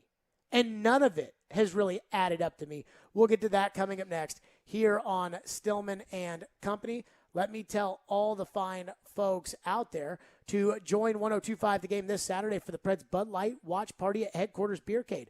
Drink specials, enter to win Preds tickets, and watch the Preds take on the Boston Bruins. The Preds Bud Light Watch Party at Headquarters Beercade is located at 114 2nd Avenue South, downtown. Puck drops at noon on Saturday. From the Fox 17 News Code Red Weather Center. I'm Fox 17 Code Red meteorologist Greg Bobus, and today, no worries. Starting off in the 20s, going to the middle 50s for the afternoon. Loaded with sunshine, just a few clouds on and off. However, a few showers possible going into Thursday. And a wintry mix likely going into Saturday and Sunday. This weather report brought to you by Hiller Plumbing, Heating, Cooling, and Electrical. Call the Happy Face Truck today. Fed up with companies selling your data? DuckDuckGo is on it. With one download, you can search and browse privately, avoiding trackers, all for free. DuckDuckGo. Privacy simplified. One of the smartest things you can do for the new year is convert some of your home's equity into cash. You can do it right now with a zero-cost cash-out refi from Loan Pronto. Willie here. Call Loan Pronto now. They can fast-track your home refi and get you a check for 50, 60, 70 grand or more. And if you call now, Loan Pronto can even pay your closing costs. Listen, your home value is way up. Use it to your advantage. Get cash out now. Pay off those credit card debts. Consolidate other debts. Start that home improvement project. And get your finances in great shape for 2022. Loan Pronto's refis usually close in just 2 weeks, and the process is easy. It's all digital. Call Loan Pronto now. Put that equity in your home to work towards financial freedom for the new year. Do it now, and you can even skip your next 2 house payments. Call 615-499-5780 or go to loanpronto.com. 615-499-5780. That's 615-499-5780. Equal housing lender. NMLS 166-1781. Subject to lender approval. Not all loans apply. In college football, Goodyear knows a new season means new possibilities, where every Saturday is an opportunity on the road to greatness. No matter if you're out there playing your hardest or cheering the loudest from the sidelines, tailgating in the parking lot, or your favorite spot to watch the game, Goodyear knows passion is what drives us forward all the way to the playoffs. That's the road that moves us. Goodyear, more driven. This whole wall needs to be shelving too. This is a focal point in our restaurant. Leilani's new restaurant will have the largest wine cellar in the city. She needs a robust sommelier with notes of procurement manager. 3 sections for France. I mean, this is the biggest. Indeed can help her hire great people fast. I need Indeed. Indeed you do. Instant Match instantly connects you with quality candidates whose resumes on Indeed match your sponsored job description. Visit Indeed.com/credit and get $75 towards your first sponsored job. Terms and conditions apply. Get in zone, AutoZone. Welcome to AutoZone. Dashboard light problems? We can help. Our free Fix Finder service can read your check engine light, ABS light, and service indicator light, and give you possible solutions, verified by licensed technicians. You'll even get detailed results sent straight to your email so you have them when you need it most. It's the most complete free warning light report backed by technician-verified fixes. The free Fix Finder service, only at AutoZone. Get in zone, AutoZone. More details at AutoZone.com. Darren McFarland. That should get you in the mood for a game tonight. Willie Donick. I think between 5.5 and 6 is probably in the ballpark. Chase McCabe. Typically, I like to take the most difficult task and do it first. Darren, Donick, and Chase have you covered weekdays from 10 to 2. Presented by Curacion CBD on Nashville's best sports talk. ESPN 1025 The Game and the Game Nashville app. Stillman and Company is on. Delivered by TriStar Moving. Willie, I understand what you're saying about your willingness to do what it takes, but do you think they traded what they traded and they're paying you what they're paying you for 9 catches over 8 games? It's all about opportunity, within games and different things like that. If I'm not the read, I'm not the read. You don't want to go out here and force things to people or do things like that. We getting out of character, right? So like the whole thing is it's a team sport. Regardless of what I'm getting paid or whatever the case may be, it's never that. Nor do I play the game to think like that. You know what I'm saying? That's one of those things where people talk about, well, we need to see this, we need to see that, but you don't know what type of people are. You know what I'm saying? Like, you don't want to have a guy who can perform, but you don't trust, or you don't know what you're going to get out of that guy, right? So my whole thing is I'm here and I'm available to, like I said, if this needs to be that type of game or this type of game, I'm all for it. So there you go. That was Julio Jones. And boy, I have seen a lot of talk about Julio Jones this week. Like, it feel like every time I turn on Robbie and Rex Road, I feel like it's a Julio Jones topic. I mean, it's crazy. And maybe not a Julio Jones topic, but they go to the text line a lot. We go to the text line a lot. Right. But I'm listening to Robbie and Rexroad, and there's just so much talk about Julio Jones. And I followed this Twitter around the NFL, which is like an NFL.com thing. And there was an NFL.com story on Julio Jones. And I can't tell if these comments were like to everybody or if they were just specifically to Jim Wyatt. I couldn't tell. But I was literally looking at it this morning, and I saw a Julio story on NFL Network or on NFL.com with quotes from Jim Wyatt, or written by Jim Wyatt. It wasn't written by Jim Wyatt on NFL.com, but with quotes from Vrabel and Julio in it. So it's NFL.com. Julio Jones finally healthy, ready for postseason run with top-seeded Titans. Julio Jones didn't alter the Titans' 2021 season as expected following his trade from Atlanta. No duh. But there is still a chance for the star receiver to make a lasting impact in the postseason. And it says, according to the team's website, quote, "It felt good to get out there and start hitting some shots and making some plays for the offense," Jones said. "It was good, and it's been a process for me going back and forth not playing. The guys just supported me through the whole time, and they came out there and celebrated, and we shared that moment. It was cool to have your brothers out there. We play one play at a time for one another." And I'm like, man, that's a lot right there, right? Like a Tuesday story, no media availability on a Tuesday. Mm-hmm. Julio with quotes in the team's website. And I don't know if this happened, if these were after the Texan game or if these were, Jim Wyatt works in the same building and it's like, hey, I need a quote from Julio. Let's get a quote from Julio. And this could be that the marketing department, I get the emails as both, the media emails, but I also get like the emails they send the to fans. fan emails. Yeah. And those emails will be like, Julio Jones ready. And so I don't know if this is like a marketing thing. I don't know if Jim Wyatt saved these Julio quotes from after the game the other day and then decided to write an article on Tuesday when there was no real availability other than the coordinators.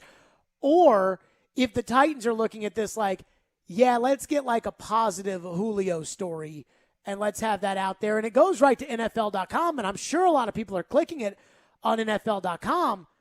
But I just found I find the timing of all this to be odd, right?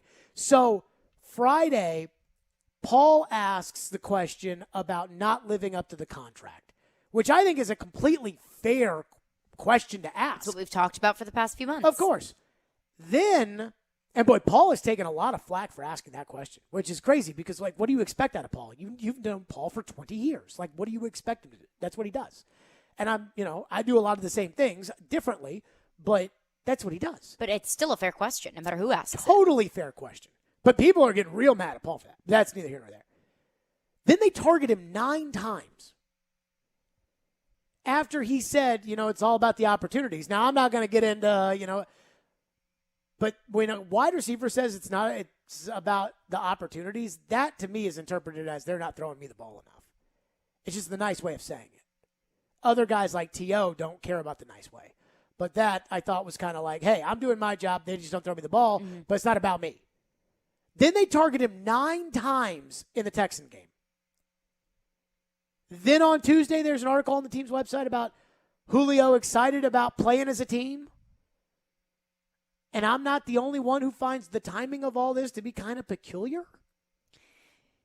It really does feel like this is the most that we have talked about Julio, not just about his play on the field, but just because of the discussion surrounding Julio, whether it be Paul's question, whether it be today, the talk about Julio has seemed like a lot. Now, does the timing feel peculiar? Yes, but is that article more of a response to the game on Sunday rather than just like a full package of this is, what we planned on unfolding? Besides, like, if you write for the team's website and which Jim Wyatt does. Yes. And you got to put something out on Tuesday and the coach talked on Monday and nobody cares what Shane Bowen said on Tuesday and the players don't talk. Tannehill doesn't talk until Wednesday. Like, it would make sense to put out a Julio Jones story because people are going to read it because people want to read about Julio Jones. And it was the biggest game he's had so far this season. Sure. But it's just odd that the Paul question, Like, we've been talking about Julio every week of the season. But it just now feels like the angst is at the highest. And I don't think it's the Paul question. We talked about the Julio contract every day. Mm-hmm. But there's something about kind of the way that it felt like. Well, we talked about Julio every day, but Julio hasn't talked about it every day. Is it the fact that the source is Julio?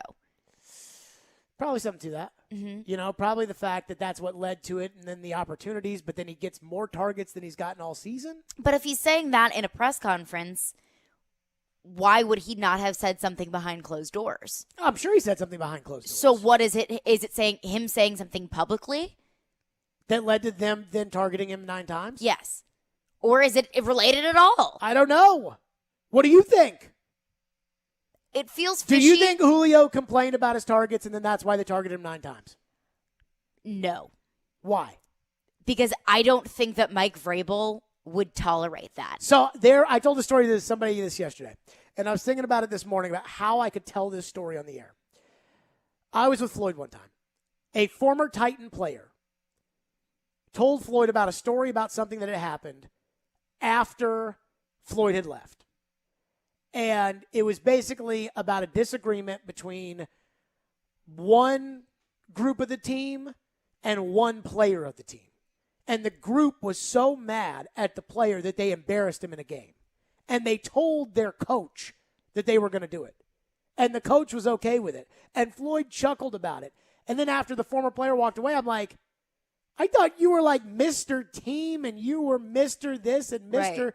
Like you let that happen. Like, now he wasn't GM, but like, I'm like, you're okay with that happening? You're not like you're a bad teammate? He's like, nope. Dudes are going to take things into their own hands in the NFL. You sometimes just got to manage it. And I was like, really? Wow. And it makes me think that Julio complaining about the ball, it's like, okay, fine. Complain about the ball. You got 9 targets. You caught 50 yards. Shut up. You know what I mean? Like, I think there's some of that with Vrabel. It's like, oh, yeah, we targeted you. There you go. Tajay Sharp-like performance. All right, move on. But I'm with you. It does feel like guy complains about his targets, Vrabel's going to sit him on the bench. That does feel that like feels that's like Vrabel. what he would do, and especially I in a game that you absolutely positively must win. I hear you. That's not a learning experience to me. And again, maybe honestly, maybe Julio said it after the game. I think, and I don't know this for a fact, the locker room used to be open. You know, where the reporters just go and talk to whoever. Right. Now it's not. But I think Jim Wyatt, because he works for the team, has access into the locker room. Maybe he got a quote from Julio on Sunday, kept it in the back pocket, because there will be topics that I'll be like, we can use this on that day. Right. So maybe he did that. I don't know. But I'm just arguing that it's just odd, right? Like, you ask about the money, he brings up the opportunity, he gets more targets. Now it's like Vrabel, who never wants to say anything about Julio. Now there's a Vrabel quote in here, and there's a Julio quote, and I just wonder what we make of that. 615-737-1025 is our phone number, 615-737-1025. Ryan Tannehill wins AFC Offensive Player of the Week. And boy, it feels like victory lap season for the Tannehillers. What do we make of that next? Stillman & Company at ESPN 1025 The Game. The MTSU Blue Raiders live here. Touchdown, Middle Tennessee! 3-ball, yes, sir! And when you're in the borough, tune us in on 97.5. In the end zone, caught, touchdown! We are Nashville's best sports talk. ESPN 1025 The Game. ElectronicExpress.com. We make it happen. The Eagles Hotel California Tour. Welcome to the Hotel California. Live in concert with a full orchestra. Performing their iconic album Hotel California, beginning to end. Plus a greatest hit set. The Eagles. Bridgestone Arena, April 28th. Get tickets this Friday at 10 a.m. at livenation.com. The 16th annual Father and Son Bowl is February 12th. This event is a fun day of flag football, tailgate food, door prizes, a skill zone, and more. Every year sells out, so register now. Go to fathersonbowl.com. That's fathersonbowl.com. Welcome back to the quickest podcast ever, brought to you by Kohl's. Today's topic, exercise. You know, the right gear makes all the difference. Sure does, which is why I went to Kohl's and got an Adidas hoodie for my husband and some Under Armour gear for myself. Is shopping your cardio? More like my motivation. I also picked up some Nike sneakers for my son. Oh, family workouts. That's the goal. Select styles. Coupons do not apply. Some exclusions apply. See store or Kohl's.com for details. You say goodbye, and I say hello. With Mercari, your unneeded things can find a new life. Hello, hello. Easily list and sell. I know why you say goodbye, and I say hello. Or discover great finds. Hello. Buy or sell almost anything. You say goodbye, and I say hello. Download Mercari on the app stores or at Mercari.com. Mercari, your marketplace. From the Hillside Medical Game Studios, WPRT-FM Pegram, WPUC HD2 Laverne, with Stillman and Company. Surprise, surprise! I write down what was good, what was bad. Afternoons from 2 to 6. On ESPN. 102.5 The Game and the Game Nashville app. A Cromwell media station. Live from the Game Nashville studios, it's Stillman and Company. Delivered by TriStar Moving. TriStar Movers with 5-star service. With Jared Stillman on Nashville's best sports talk. ESPN. 102.5 The Game and the Game Nashville app. Stillman and Company is delivered by TriStar Moving, ESPN 102.5 The Game, streaming live on Twitter, Twitch, YouTube, and now Facebook Live, thanks to the law offices of Amanda Gentry, live from the Hillside Medical Game Studios. Jason Fitz, ESPN Radio, later this hour. So, the local fans, I got to tell you something about Nashville, Tennessee. This place is loyal. It's loyal. That it is. You may be, Caroline Fenton, from the most loyal local sports town in America, St. Louis, Missouri. That's probably fair. And that's why it doesn't surprise me that Jeff Fisher was able to survive in these two places, spends 1 year in L.A., and it's like, get him out of here. He's got to go. He's got to go. But loyalty will only get you so far. Bill Belichick, not very loyal. Now, he's loyal to his friends as far as being friends. But he's not loyal. He drafted Tom Brady's replacement twice. He didn't care about, well, you know, he's the greatest quarterback of all time. He's in his mid-30s. Let's draft Jimmy Garoppolo. That's because in the NFL, sometimes it doesn't pay to be loyal. Titan fans love Ryan Tannehill. And I know this because when Tannehill doesn't play well and we address Tannehill not playing well, boy, do people get mad. I don't know how you could watch that Pittsburgh Steelers game where all the momentum was with the Steelers, but the Titans defense kept them alive, that you could have somebody say, don't get mad at Tannehill, Jared. Get mad at Racy McMath. Tannehill threw short of the sticks on fourth down. Tannehill fumbled the ball, and the snap from the center. Don't be mad at Tannehill. We spent all year of people not being mad at Tannehill. Tannehill, for the first time this season, last week, looked like he got his groove back. Beautiful play to avoid the sack, hit Nick Westbrook-Akina. Beautiful decisive touchdown throw to Julio Jones in the end zone. Fantastic. Ryan Tannehill this week, AFC Offensive Player of the Week.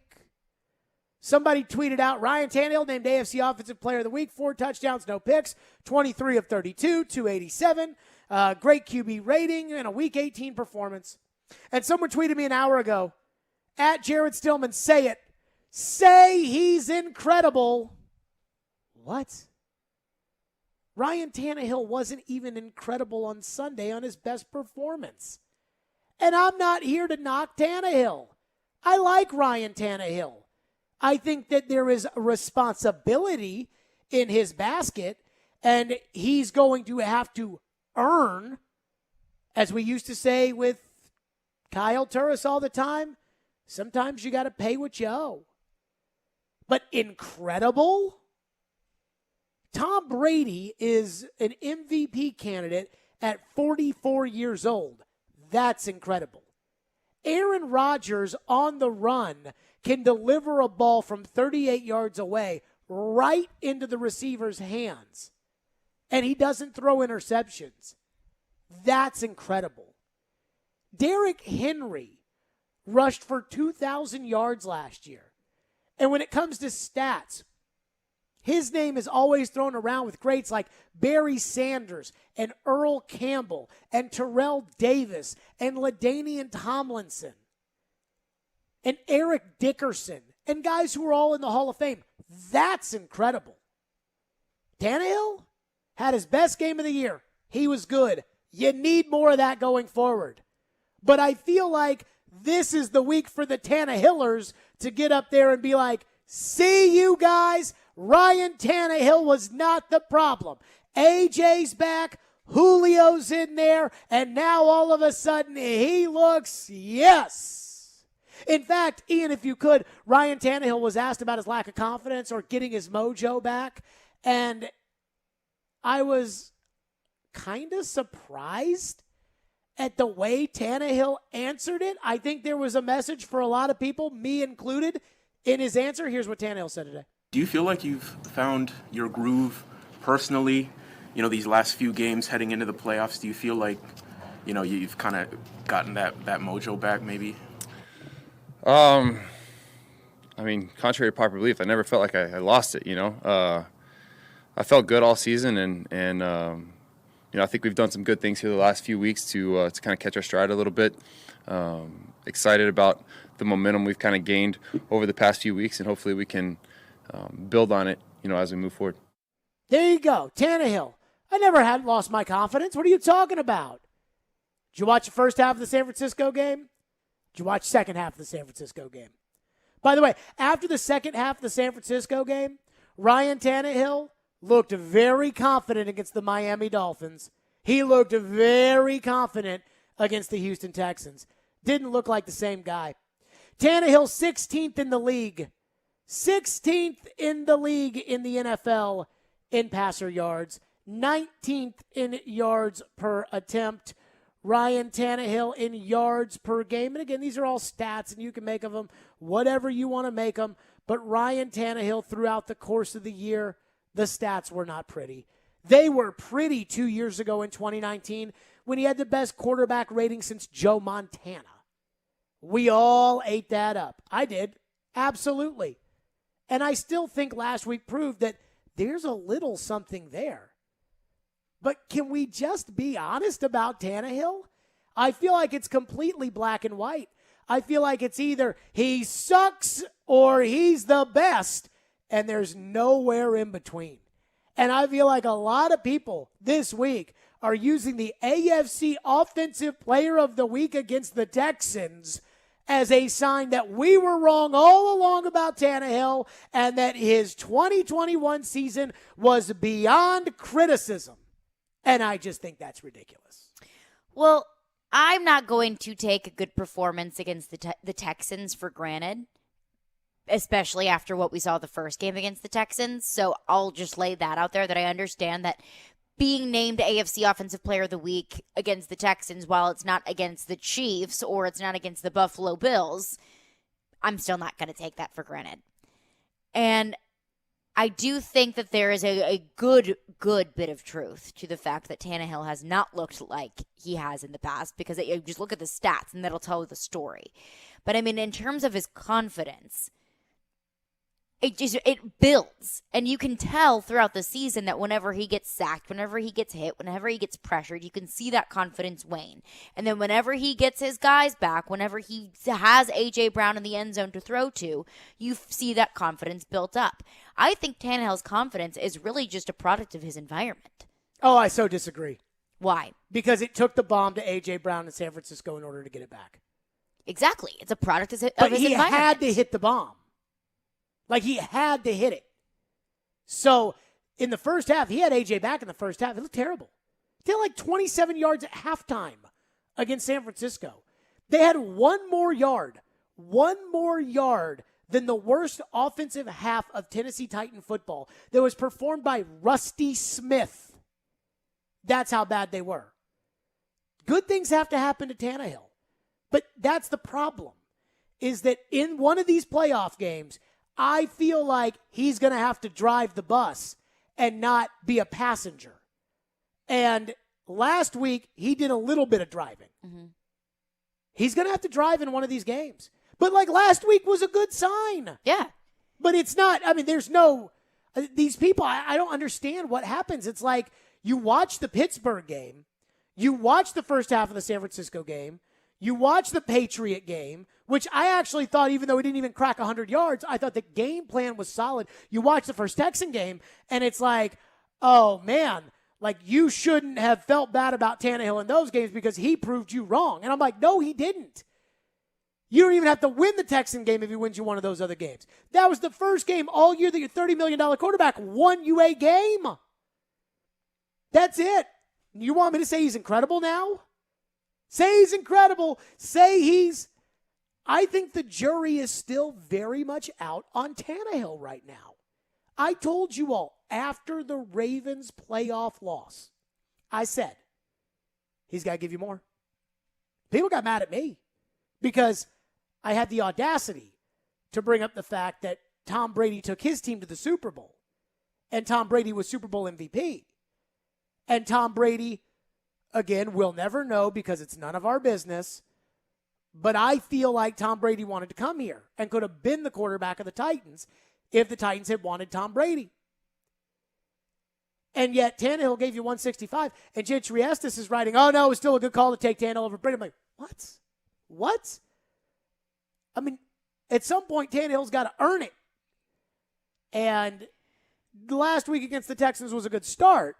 But now, to me, is where the earning starts. Now you got to earn it. We answered the question yesterday of what does Julio Jones have to do, in our opinion, to earn his contract. And I don't want to say, what does Tannehill have to do to get the label of amazing, of incredible? But in your eyes, what does Tannehill have to do to, I don't know, earn his contract, to earn back his good graces after this season? I think it is to justify the faith that the Titans have put into him. That's the question.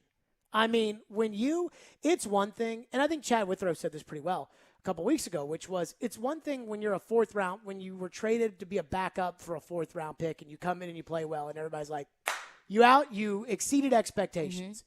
But once you start making $25.5 million, $29.5 million, like now the expectations have changed. Just ask Kirk Cousins in Minnesota. I mean, what does Cousins have to do? Statistically, Cousins had a pretty decent season. Look at his touchdown to interception ratio. But it doesn't matter because we all think Cousins sucks. Because he can never lead the Vikings to wins. You don't think somebody's going to take Derek out of one of these playoff games? I mean, I'm all for it. I'm all for it. That if nobody takes Derek out of the playoffs and the Titans can go 200 champions, I'll take it. We'll all take it. Why wouldn't you? But you have to believe at some point Ryan Tannehill is going to be put in a spot where he's got to make a play. Just like he did last week against Houston. Remember, let me ask you all this question. Mm-hmm. Jimmy Garoppolo in the Super Bowl against Kansas City. If he hits Emmanuel Sanders on the deep ball in the fourth quarter, he is Super Bowl MVP. That was 2 years ago. They have already spent 3 first-round picks on his replacement.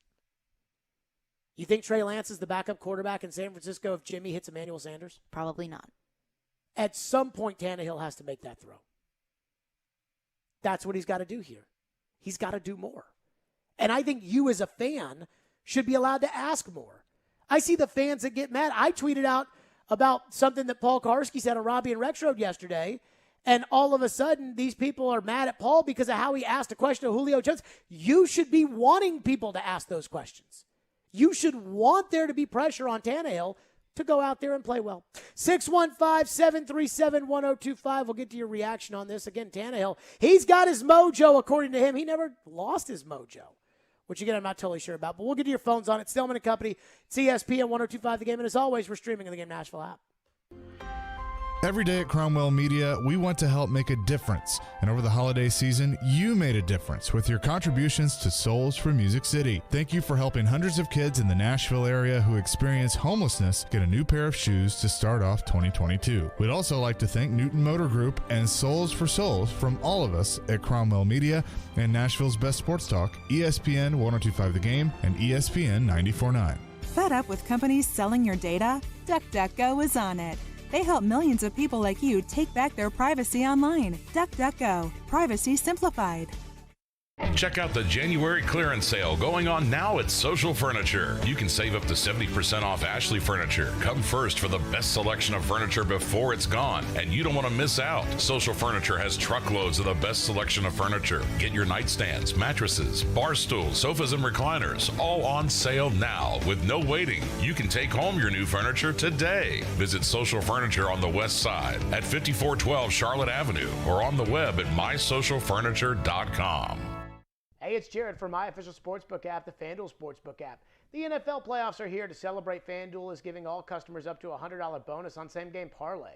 Just place the same-game parlay on any Super Wildcard Weekend game and get a bonus whether you win or lose. The more you bet, the more you'll get. Kansas City's going to have a lot of options, so think about all the points they may put up, all the yards, and everything else Patrick Mahomes may do.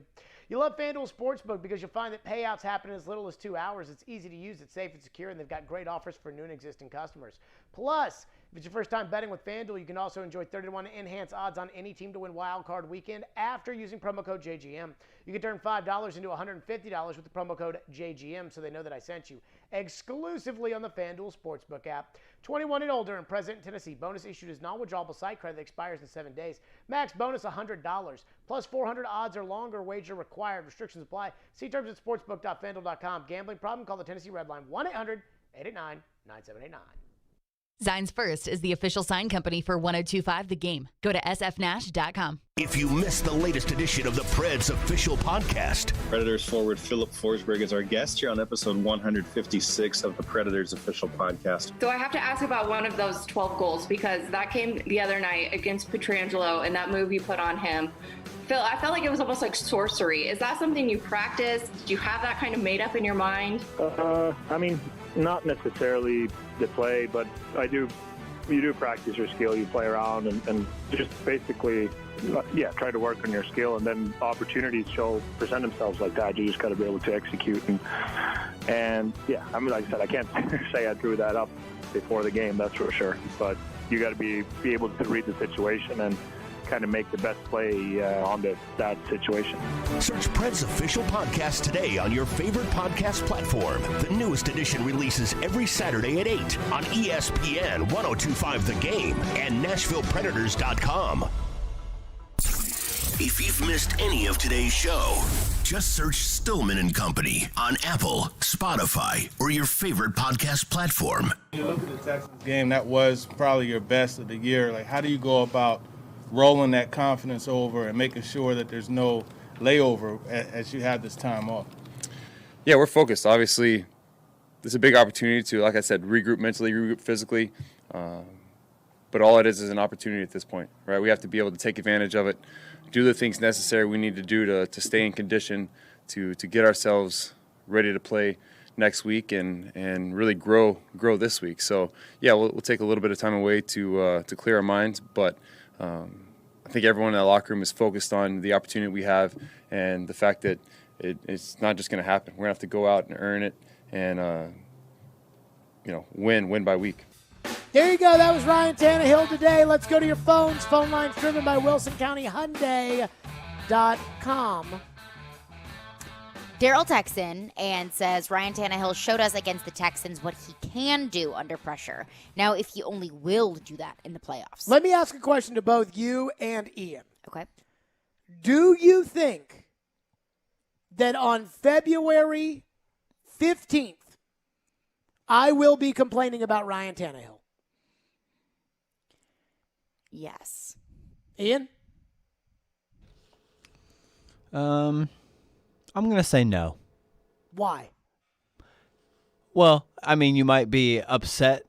I just think the season will be over. We'll moved on. Time to go on to the next season. And I don't know. I don't think he'll play so poorly where it's just like, can't do anything with this guy.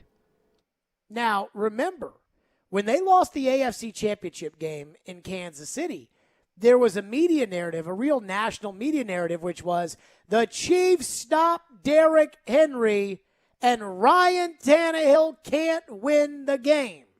And I thought that was absurd. I was like, why are we not talking about the other title game that day? Aaron Rodgers and Green Bay lost to San Francisco, and I don't hear Aaron Rodgers can't win. By the way, Aaron's lost the last 2 NFC title games. And I don't hear anybody talking about Aaron can't win. So it's not just a reflection of winning or losing. I thought that what you had built your team to do, the way that you won, Tannehill gave you a chance in the AFC title game, but defensively they couldn't slow down Kansas City. I just thought Kansas City was a better team.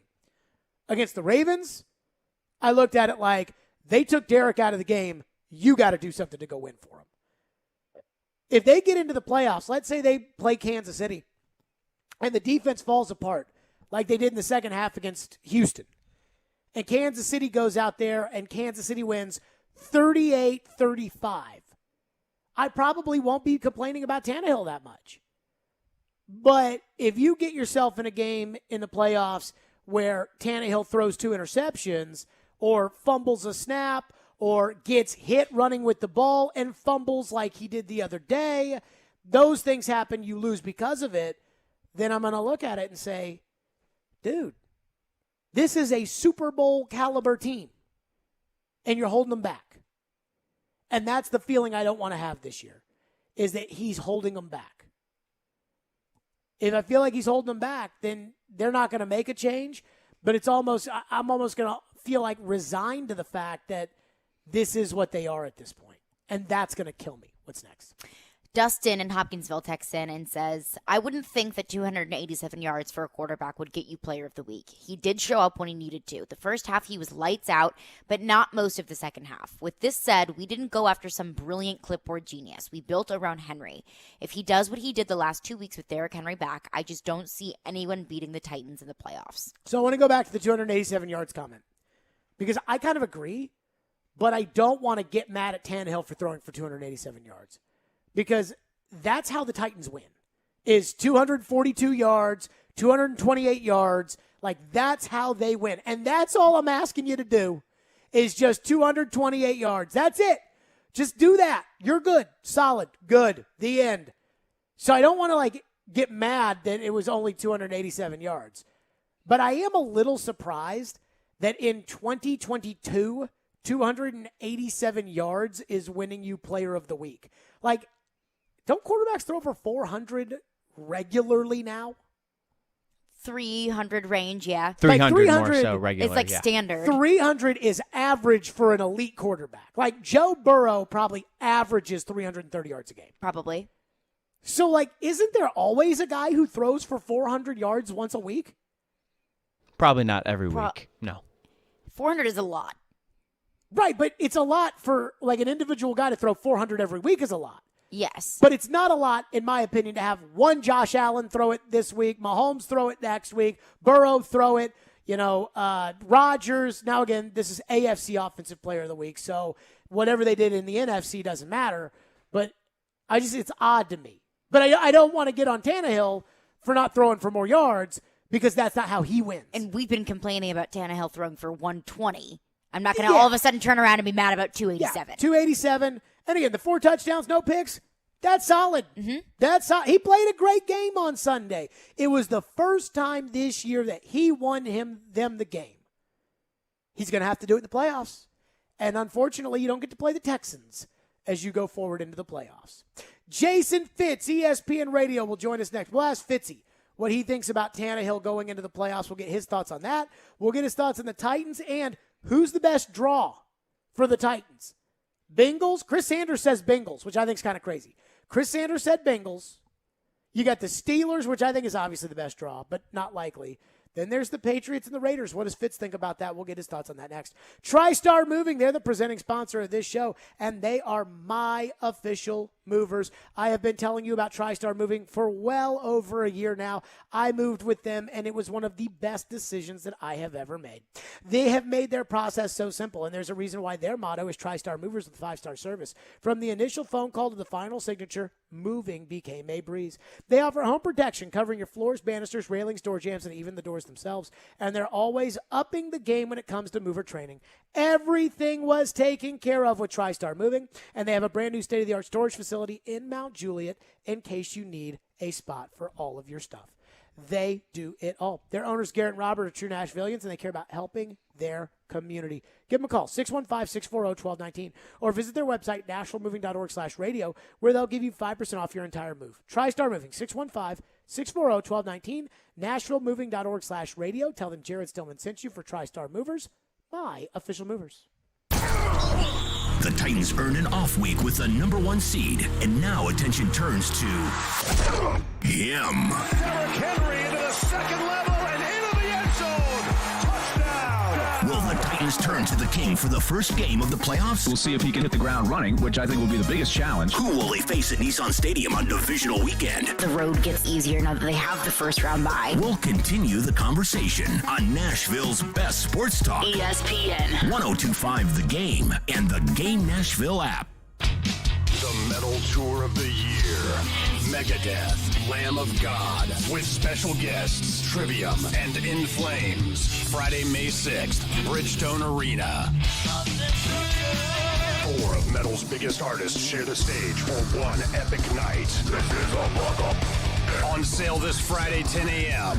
Buy tickets at livenation.com. Megadeth, Lamb of God, with special guests, Trivium and In Flames. If you snore, it may be a sign of a more serious, possibly life-threatening condition. Most people think of snoring as a nuisance, but it's a much more serious medical condition than you think. Snoring has been associated with chest pain, sleep apnea, high blood pressure, chronic pain, obesity, headaches, and sore throat. Take a listen to what some of our patients are saying about the revolutionary Vivo system. Right after I started using it, I noticed the results really, especially with the snoring. My sleep apnea episodes are a fraction of what they were before. This product's phenomenal. It changed my life. I am 100% happy that I did this, and I'm thankful every day that I have it. If you're curious about our sleep devices, call now for a sleep consultation. Don't let your spouse have to sleep in the guest room, and don't risk the severe health complications of snoring and sleep apnea. Dr. Kelly Rice is certified to provide the Vivo system to open the airway for a better night's sleep. Call 615-373-4488 or go to BrentwoodSleepApnea.com now to see which therapy can work best for you. Individual results may vary. Always seek the advice of your health provider with any questions regarding a medical condition. My crusade for the perfect pizza crust has led me here, pining over a backyard wood-fired oven. But how do I bake this build into my budget? Where can I get some solid guidance on my finances? Who can help me understand if I have the dough for this? A little financial advice. At Regions, we know that's important, because your Life Green checking account comes with Greenprint, financial planning with a banker who will help you create a personal budget and live in the moment. Make your appointment at regions.com/Greenprint. Regions Bank, member FDIC. Thursday night. Double clutching in traffic, scoring, counted for Sims, and he got blocked underneath. The Blue Raiders of MTSU return to the Glass House to take on Florida Atlantic. Coverage begins at 5:30 on ESPN 94.9 and the Game Nashville app. Hey Nashville, I'm Gary Smith, head coach of Nashville SC. You're listening to Nashville's best sports talk, ESPN 102.5 The Game. Stillman and Company, Jimmy Johnson on Colin Cowherd earlier this week was talking about trusting teams this season. I thought this was really well said by Jimmy Johnson because I was thinking about Chris Sanders earlier today on our show saying he wants to play the Bengals in the first round of the playoffs. And it's like it's got to go full chalk in order for the Titans to play the Bengals. And I have a hard time believing that it's going to go full chalk. This is what Jimmy Johnson had to say earlier this week about trying to pick who the favorite should be in the playoffs this year. You know, I don't know how many teams in this league have been consistent throughout the year. And we talk about it on Fox NFL Sunday. I said, who do you trust? You know, as soon as you start trusting the team, you know, they lay an egg. It's really been a tough year. It's been a crazy year. You know, there hasn't been 2 or 3 dominant teams that have just gone through the schedule. You look at the number 1 seeds right now with Tennessee. Here they lose Derrick Henry, and yet they're going to have a bye the first week. Green Bay, they laid a couple of eggs. So it's going to be a fun playoff time to watch all these teams play. Jason Fitz joins us now, ESPN Radio, brought to you by Blood Assurance. Give blood, give local, save lives. Who is the best draw? Bengals, Raiders, Patriots, Steelers, and let's throw the Steelers out because unless you think the Steelers are going to pull the upset or are worthy about talking about pulling an upset, I'm just going to throw the Steelers out for a second. Bengals, Raiders, Patriots, who's the best draw for the Titans, Fitz? I mean, honestly, not just because I want to go to the game if it's at Nissan, it's the Raiders. I mean, so let's take the Steelers out of the equation because they're not a good football team in any way, shape, or form. So I think they're particularly beatable. And, that's fine. So now you're looking at the other three. Well, what do I have to go on there? At some point, it's going to be trusting a quarterback-coach combo. I mean, I think that has to matter at some point.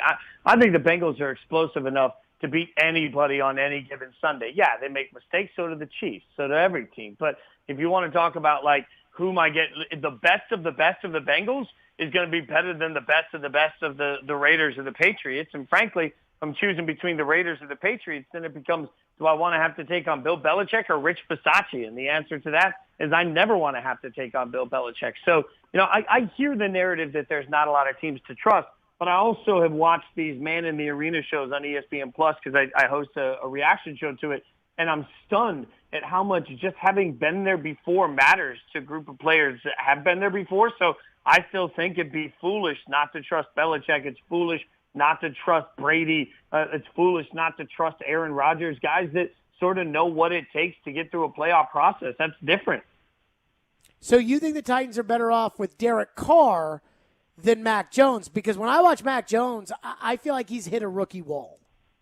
Yeah, and I agree with you. I think Mac Jones has hit a rookie wall, but I also think that Belichick will coach around that. Belichick's going to take a look at it and say, we'll take it away the one good thing that you can do. The thing with Derek Carr is that, remember, the Raiders are on a 4-game win streak, but going into the last game of the season during the 3-game win streak, they had a -7 turnover differential. So they've been winning despite the fact that at times they had to be foolishly aggressive. So, the Raiders have been really good in the last month at deciding that their identity is going to be, let's bore you to death and make sure that we bring this game down to one possession. It's a skill in and of itself, but that's what they've done on offensively and defensively, and it's worked. I don't think it's going to work against the Bengals. I think the Bengals are going to be able to put up 40 on this Raiders defense. How much do you buy in Tannehill, AFC Offensive Player of the Week? How much do you buy in that Tannehill can lead the Titans to the Super Bowl? I think if you were talking about Tannehill leading the Titans to the Super Bowl in a year where there'd been clearly dominant defenses that he was taking on, I might not buy it as much. But look at what's left in the AFC. And to your point, yes, he'd have to have a great game against the Patriots because I believe Bill Belichick can make most quarterbacks look dumb. But outside of that, if you're telling me that they're going to take on the Steelers, yes, the Steelers do a couple of things defensively well, but their offense is so bad that advantage Titans on that. So can you beat the Raiders? Yeah, advantage on both sides of the ball. So if I'm the Titans, the real question you're asking is, can Ryan Tannehill beat Patrick Mahomes? And that's a little bit of a different situation, but we've seen him do it before, so why not? So I'll tell you what about Kansas City. Jason Fitz is our guest. I really didn't like what I saw out of them Saturday against the Broncos. And I know it's easy to say, look, the Titans, had to win by 3 against the Texans. The Titans had that game won, put their feet up at halftime, took a smoke break, and got embarrassed for doing so, which is a problem in and of itself. But I thought that was a dogfight for 4 quarters against the Broncos. Ian brought up a great point Monday, which is divisional games are always different. But this Kansas City team just seems to lack pop that we normally associate with the Chiefs over the last 3 or 4 years. You are 1,000% right. And I'll go back to the Bengals game. I mean, this Kansas City team seems to not have the fire. And the number of times that they disappear is really stunning. But through all of that, through all the deficiencies they have, they're the number 2 seed in the AFC, which is stunning to me. And I think what's happened on some of these teams is that we become so obsessed with how great we think their greatness should be that we sort of undervalue that they may not be the best version that we thought they would be. They can still win. I mean, this becomes in every cliche in any given Sunday sort of process. And any given Sunday, do I think that Patrick Mahomes can score on anybody? Yeah. Have I seen that defense play well enough to win any given Sunday? Yeah. So Now the question is, do I think that Andy Reid can find that fire in them? I think in the playoffs it can, but I mean, I'm not presuming that switch can open up, and I don't feel as strong about the Chiefs as I did, going into the season. But I still can't discount the fact that in an AFC that's lacked dominance, they have every opportunity to go out and they can put up 40 on anybody at any time. Here's what gets me about Buffalo. I think you look at ESPN's FPI, they think Buffalo's the best team in the AFC. Buffalo's got the number 1 defense in scoring and number 3 offense. They've got a franchise quarterback in Josh Allen. And yet they just feel too inconsistent during the 2021 season to be taken seriously as an elite team. Early on, they embarrassed Kansas City, and everybody was saying they're the Super Bowl favorites. And they came here and got beat. They got beat by the Patriots in the wind tunnel game. They got rolled over by Indianapolis and Jonathan Taylor. I mean, there's just something weird about the Bills. I think they'll beat the Patriots, but there's just something I don't like about Buffalo. What do you think about Buffalo? Because the numbers say they might be an elite team. Yeah, no, I think that there's been an overcorrection, right? So I think so many of us were out on, I don't us as you and me, but so many media people were out on Josh Allen loudly in the beginning, and now it's overcorrected that everybody's like, they're overhyping somebody that's turned into be a pretty darn good quarterback, but has had some inconsistent moments, and their defense has been at times absolute juggernauts, but they've also had the benefit of not having faced a lot of great teams. I mean, as you go through their schedule that they played, we all know that the rest of the East did not necessarily present them juggernaut offense to shut down. They also lost to the Jags, right? And I know the Jags only put up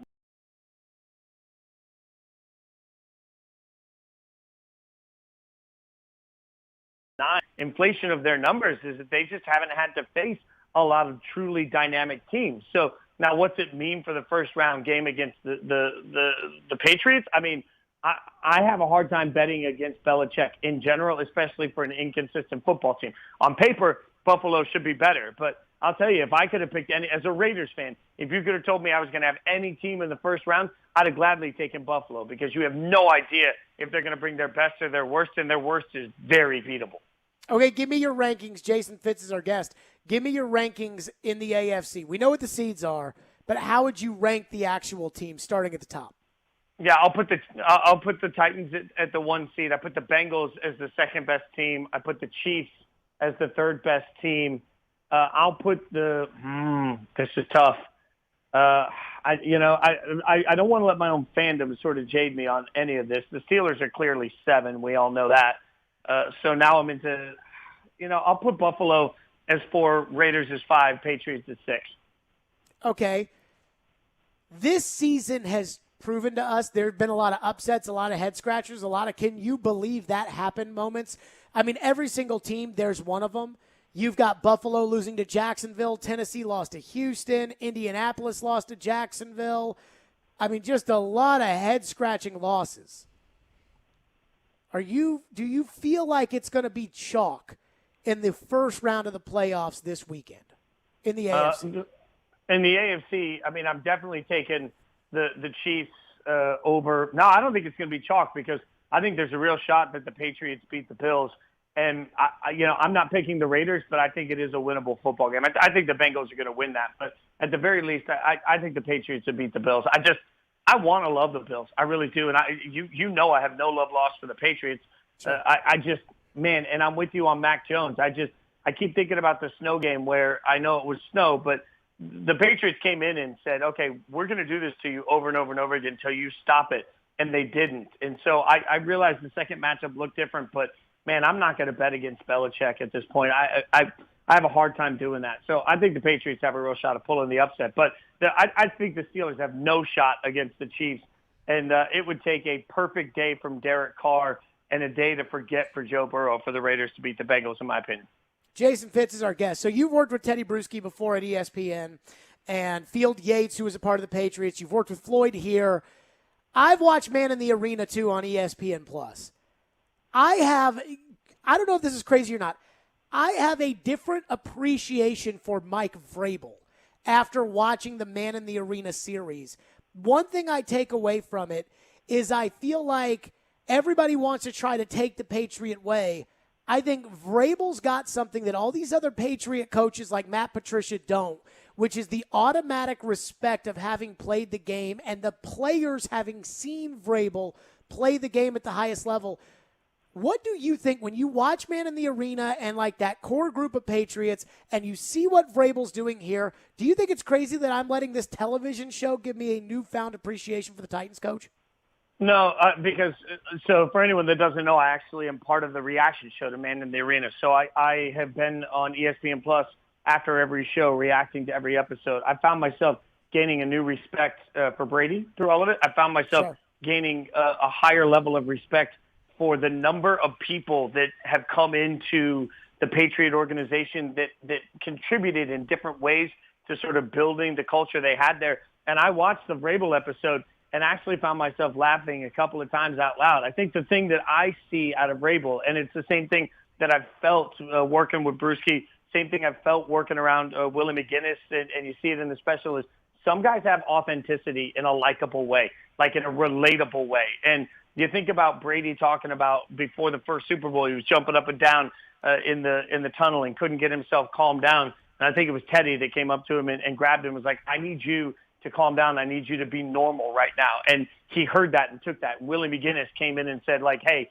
you got to start living your life different off the field. And he heard that and he took that. I think what they had in that chapter of the Patriots was a bunch of people that, while they all understood the Patriot way, they were still authentic individuals in all of it. And when you watch Braves like just sort of joke about, oh, I know the real Tom, I thought that was a very relatable, real moment from a former player that still looks like a player, thinks like a player, talks like a player, but also is getting the respect finally for being one of the smartest players that you could have on any team. And now he's translating that as a coach. It's the right equation. And what's really powerful about that, Stillman, is that by the time people don't remember him as a player, he will have a track record of success as a coach that gives him benefit of the doubt. That's what everybody seems to lose in all of this. Like, you didn't walk in and beat Belichick. You had to win a bunch of games to beat Belichick. So I think part of the process to creating whatever the Titan way is for all of this is the fact that they're having such tremendous success winning at such a high level while he's creating this culture.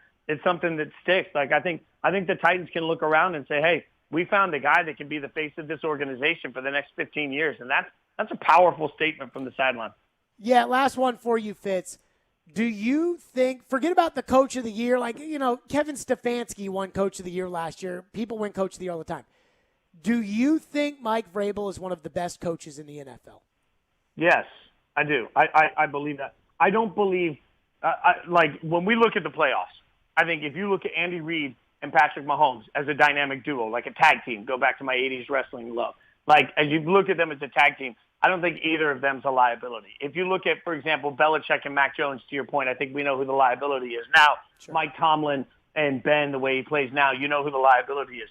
I think you can look at the tag team of Mike Vrabel and whoever you want to make the star of the Titans and say, hey, we don't have the liability with Vrabel. He can be on the field with any of these coaches. And that is in and of itself enough reason for me to look at him and say the fact that, like, he clearly belongs in the same. If we were sitting down at the Christmas table, he's at the table at this point with Andy Reid and Bill Belichick. And if he can win a Super Bowl, that gets cemented. But even with the success he's having right now, with what this team has gone through this year and never losing their identity in the process, man, that speaks to a coach that is firing on all cylinders, that not only understands football, understands people. That makes you upper echelon in the NFL.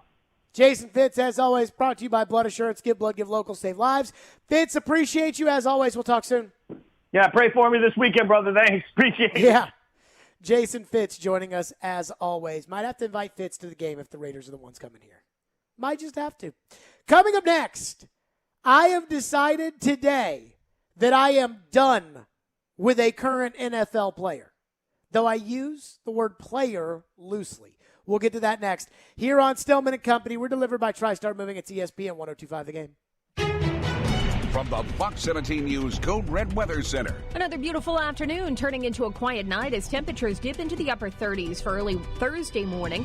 Looking at another mild day, highs in the mid-50s with partly cloudy skies and a stray shower. For Fox 17, I'm Chief Meteorologist Katie Morgan.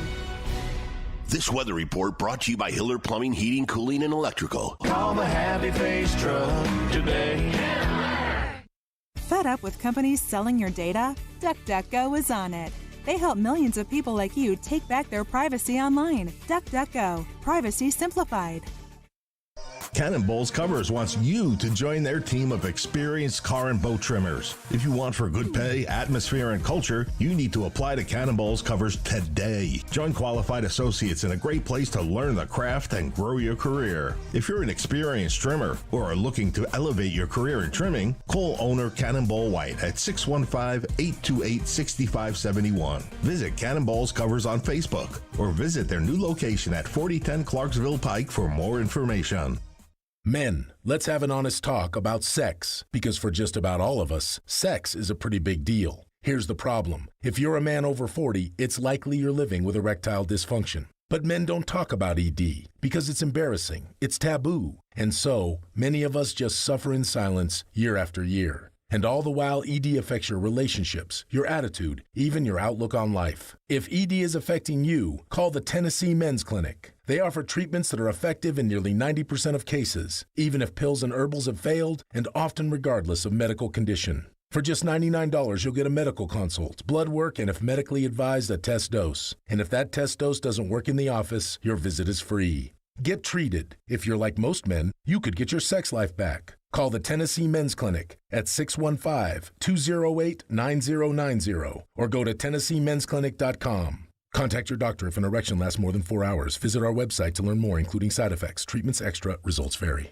312 Pizza Company is family owned and operated, bringing you a slice of Chicago to Nashville. 312 Pizza Company specializes in deep dish pizza, thin crust pizza, and all things Chicago style. Always made from scratch using secret family recipes passed down generation to generation. 312 Pizza is open every day except for Tuesdays and is located in Germantown with dine-in, takeout, and curbside available. Call 615-730-7888 to order 312 Pizza Company, Nashville's authentic Chicago pizzeria. Hey, it's Chase McCabe of Darren, Donick, and Chase. I started my radio career as an intern right here at ESPN 1025 The Game. Now we're looking for our next great batch of interns. You think that's you? Send your resume to together@cromwellmedia.com to apply today. Robbie Stanley. Coming in off the water, coming in there to tailgate. Joe Rexrode. That was fun. Get your morning started with Robbie and Rexrode every weekday from 6 to 10. Presented by Volunteer State Bank on Nashville's best sports talk. ESPN 1025 The Game and the Game Nashville app. This is Stillman and Company. Delivered by TriStar Moving. Caroline, do you know the phrase, a picture is worth 1,000 words? I have heard it several times, yes. Okay, so there's a picture on Instagram from Jillianis. We love her. I have never heard of Jillianis. Neither have I. I'm kidding. I don't even know how I found this. I mean, it may have been this this Instagram that I follow that has a bunch of NFL memes. But so anyway, Jillianis, hold on, let me go back to this photo. Jillianis on Instagram, Anais, Jillianis. I don't know. I can't stop looking at it. So, anywho, she posts a lot of pictures on Instagram. I guess this weekend was her birthday or something. And I'm thinking that this picture that I have is now gone. Because 23 hours ago, she posted. You sent it to me if you want to look back. No, I have that.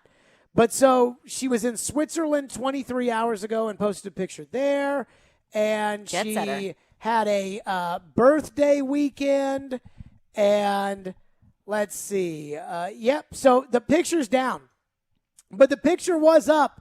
And the picture was up long enough for me to get a screenshot of it and send it to Caroline Fenton. So Jillianis, and I guess she's Deshaun Watson's girlfriend. I don't know. Because the Switzerland picture has them like together, like sitting down at dinner. But anywho, there is a picture that's up, and she is bent over in like, it looks like the kitchen of a restaurant, right? That's what it looks like, yeah. And Deshaun Watson, fully clothed. She is, I guess, technically fully clothed. Just not a lot. Just not wearing, like, her wearing a lot is not fully clothed. And Deshaun Watson. The photo Watson, is still up. It is? Yes. Okay, so she didn't take it down. So Deshaun Watson is behind her with his hands on her hips. Urban Meyer style. No, those were inside the hips. This is on the outside of the hips, and Deshaun's got the biggest smile in the world, and she's got the biggest smile, and there's someone in the background who's taking a picture with a big smile, and there's some creepy dude looking through the window That's my favorite part. And honestly, this is going to sound crazy. Doesn't that kind of look like me with a mask on? Is it you? I mean, it looks kind of like it me. It does kind of look like Are you looking at it right now? Yes. Okay. So this guy's got a mask on. You weirdo. So Deshaun Watson looks like, again, it's a picture. A picture's worth 1,000 words. Deshaun Watson looks like he's humping this girl on Instagram, right? That's what it looks like, yes. Done with Deshaun Watson. I mean, even if this is Deshaun's girlfriend, right? See, that was the question that I wanted to ask you was, based off of her Instagram, it looks like they're dating. Okay. Done. You got to make sure your girlfriend locks it up. You know what I mean? You are facing 20-plus sexual assault allegations. Remember that tweet I sent out like 3 years ago that like Dan Patrick and Jason Whitlock and all those guys got about all Deshaun's worked up? outfit? Yes. And I said you're a brand when you're a quarterback. Uh-huh. You are a brand when you're a quarterback. Just look at Tom Brady's Instagram. It's all him hawking bull crap. It's all my new performance line of T-shirts and my TB12 protein powder. Get it today. Like you're a brand. Andrew Luck. How on brand was Andrew Luck the other day at the college football championship game? RG3's doing TV. He's in a full suit talking to Andrew Luck. He's wearing a collared shirt and jeans. Like a Nike dry fit polo with a blazer over it. And that's just Andrew Luck. And he looked like a goober. He is a goober. That's Andrew Luck. That's his brand. Deshaun is in the back of the restaurant humping this woman on Instagram. I'm done. You cannot be the starting quarterback of the NFL. You think Brady would ever post a picture, or that Giselle would ever post a picture of Brady with his hands on her butt humping from behind? Especially if he was facing 20 counts of sexual assault. Oh, my goodness. I mean, that's just the cherry on top of all of it. Oh, my. Bridget Moynihan would not post this stuff, and she's Tom's ex. Well, they're just proud of their kid. They are now. But I'm just saying, like, this is it for Deshaun. Like, if you're the Panthers, where the owner of Carolina just has such a lust for Deshaun Watson because he wants to be good so bad. He paid $3.5 million to be good in the NFL. He's paid all this money for the college coach that's no good. He's trying to get a quarterback, and he can't. And he's paying $60 million to the running back. He wants Deshaun. Can't do it. Can't do it. I mean, to me, I saw this, and I just thought, this guy has no sense. He has no sense. And that is a position. Antonio Brown can be crazy and still be a great football player. Because at wide receiver, the only person you have to worry about is you. You just have to get open. Mm-hmm. AB can do that. You can't do that at quarterback.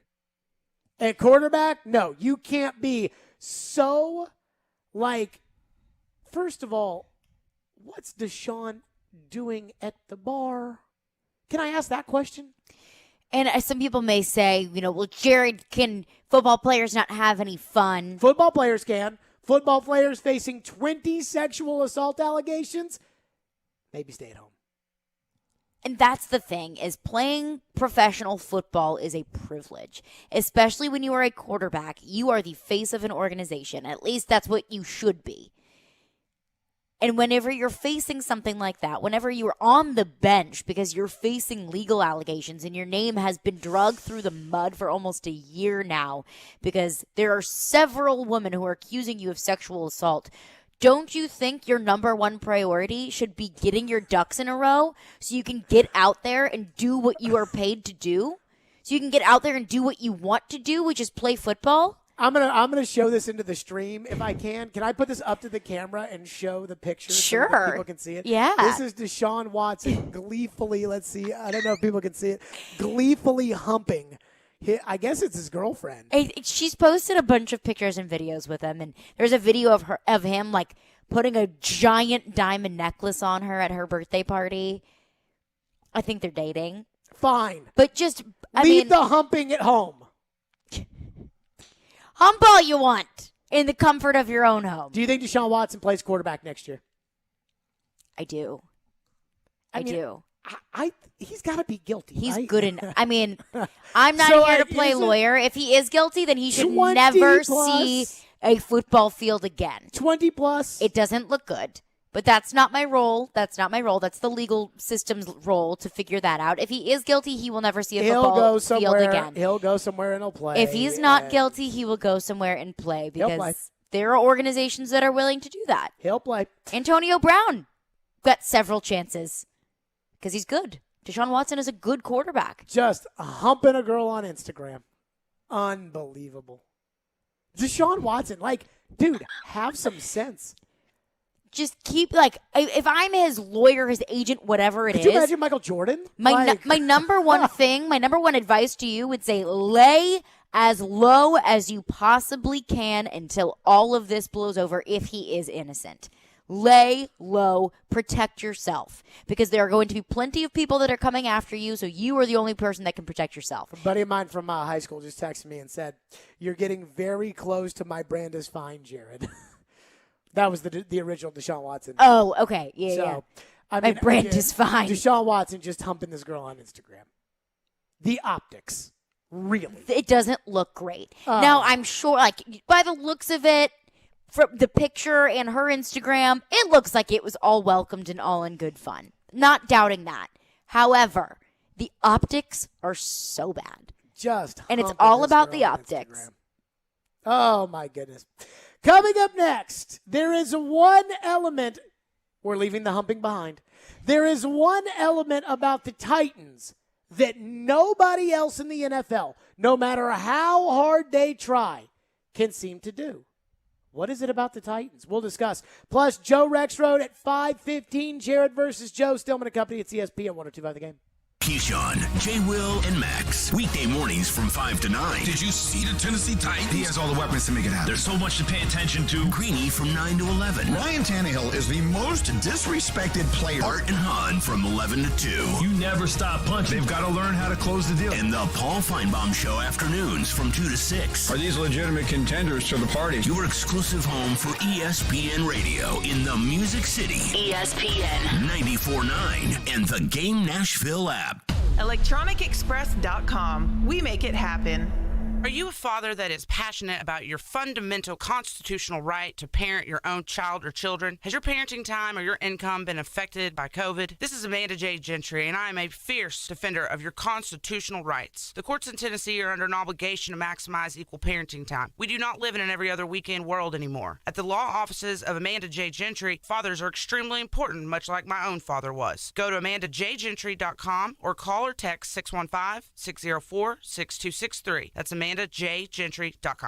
I stay very active. For my 40th birthday, I ran a 50-mile race, and to train for that, I was running about 70 miles a week. But over the years, that's deteriorated to a point where even running a mile, my knee would swell, and the pain that I would have would sideline me for several days. That's Shane Mosney's story that led him to QC Kinetics. I elected to choose a combination regenerative therapy that helps my knee regenerate to a point where I'm able to get out and start running again. But more importantly, I left there with a lot of hope. QC Kinetics natural biologic treatments boost your own body's ability to restore and repair damaged tissue with no drugs, no downtime, and no surgery. Those guys have given me back a part of my life that was deteriorating. I just ran my first 10K since my therapy, so I'm trying to pick a good half marathon to run, but my goal is to run another marathon, yes. Call QC Kinetics, 615-249-4024. That's 615-249-4224. QC Kinetics, 249-4024. Hey, it's Elijah Campbell from Darren, Donick & Chase, and I got my radio start right here as an intern at ESPN 102.5 The Game. It was an excellent experience, and we're now looking for new interns. If you think that's you, go ahead and send your resume over to together@cromwellmedia.com to apply. From the Hillside Medical Game Studios, WPRT FM Pegram, WPUC HD2 Laverne. NASCAR is back. Kyle Larson returns to Nashville Speedway a winner. Nashville's exclusive home for NASCAR. ESPN 102.5 The Game and the Game Nashville app. A Cromwell Media Station. Live from the Game Nashville studios, it's Stillman and Company. Delivered by TriStar Moving. TriStar Movers with 5-star service. with Jared Stillman on Nashville's best sports talk. ESPN 1025 The Game and the Game Nashville app. Stillman and Company is delivered by TriStar Moving. ESPN 1025 The Game, streaming live on Twitter, Twitch, YouTube, and now Facebook Live. Thanks to the law offices of Amanda Gentry. Joe Rexroad, Jared versus Joe in about 10 minutes or so. Boy, do we have a lot to argue about. But did you see, speaking of Joe's, Joe Judge fired yesterday with the Giants. Mm-hmm. So Joe Judge is out, former Patriot coach. Brian Flores is out in Miami, former Patriot coach. By the way, I have a new appreciation for the firing of Brian Flores. Why? Because Chris Greer, remember when I brought up the story about Bobby Greer? Mm-hmm. Chris Greer is Not Bobby related. Greer's son. Oh, well. So Bobby Greer, you remember the old Bill Parcells? They want you to make the dinner, but they won't let you buy the groceries. Uh-huh. That was about Bobby Greer. So Parcells got fired. They went with Bobby Greer. Bobby Greer brought in Pete Carroll. Pete Carroll got fired. They brought in Belichick. Belichick pushed out Bobby Greer. So maybe Chris Greer saw a little, something, and then got rid of Brian Flores. But so anywho, that's another Patriot coach bull in a china shop. Bill O'Brien fired from the Texans. He got 2 general managers fired when he was in Houston, Rick Smith and Brandon Beane. Brian Gaine. Brandon Beane's in Buffalo. Brian Gaine. Matt Patricia, Bob Quinn, Patriot Way, Patriot executive, Patriot coach, gone in Detroit. Romeo Crennel's been fired in 3 different places. I mean, they've tried everything. Josh McDaniels was fired in Denver. Every Patriot, everybody wants to be like the Patriots. And for some reason, it doesn't work.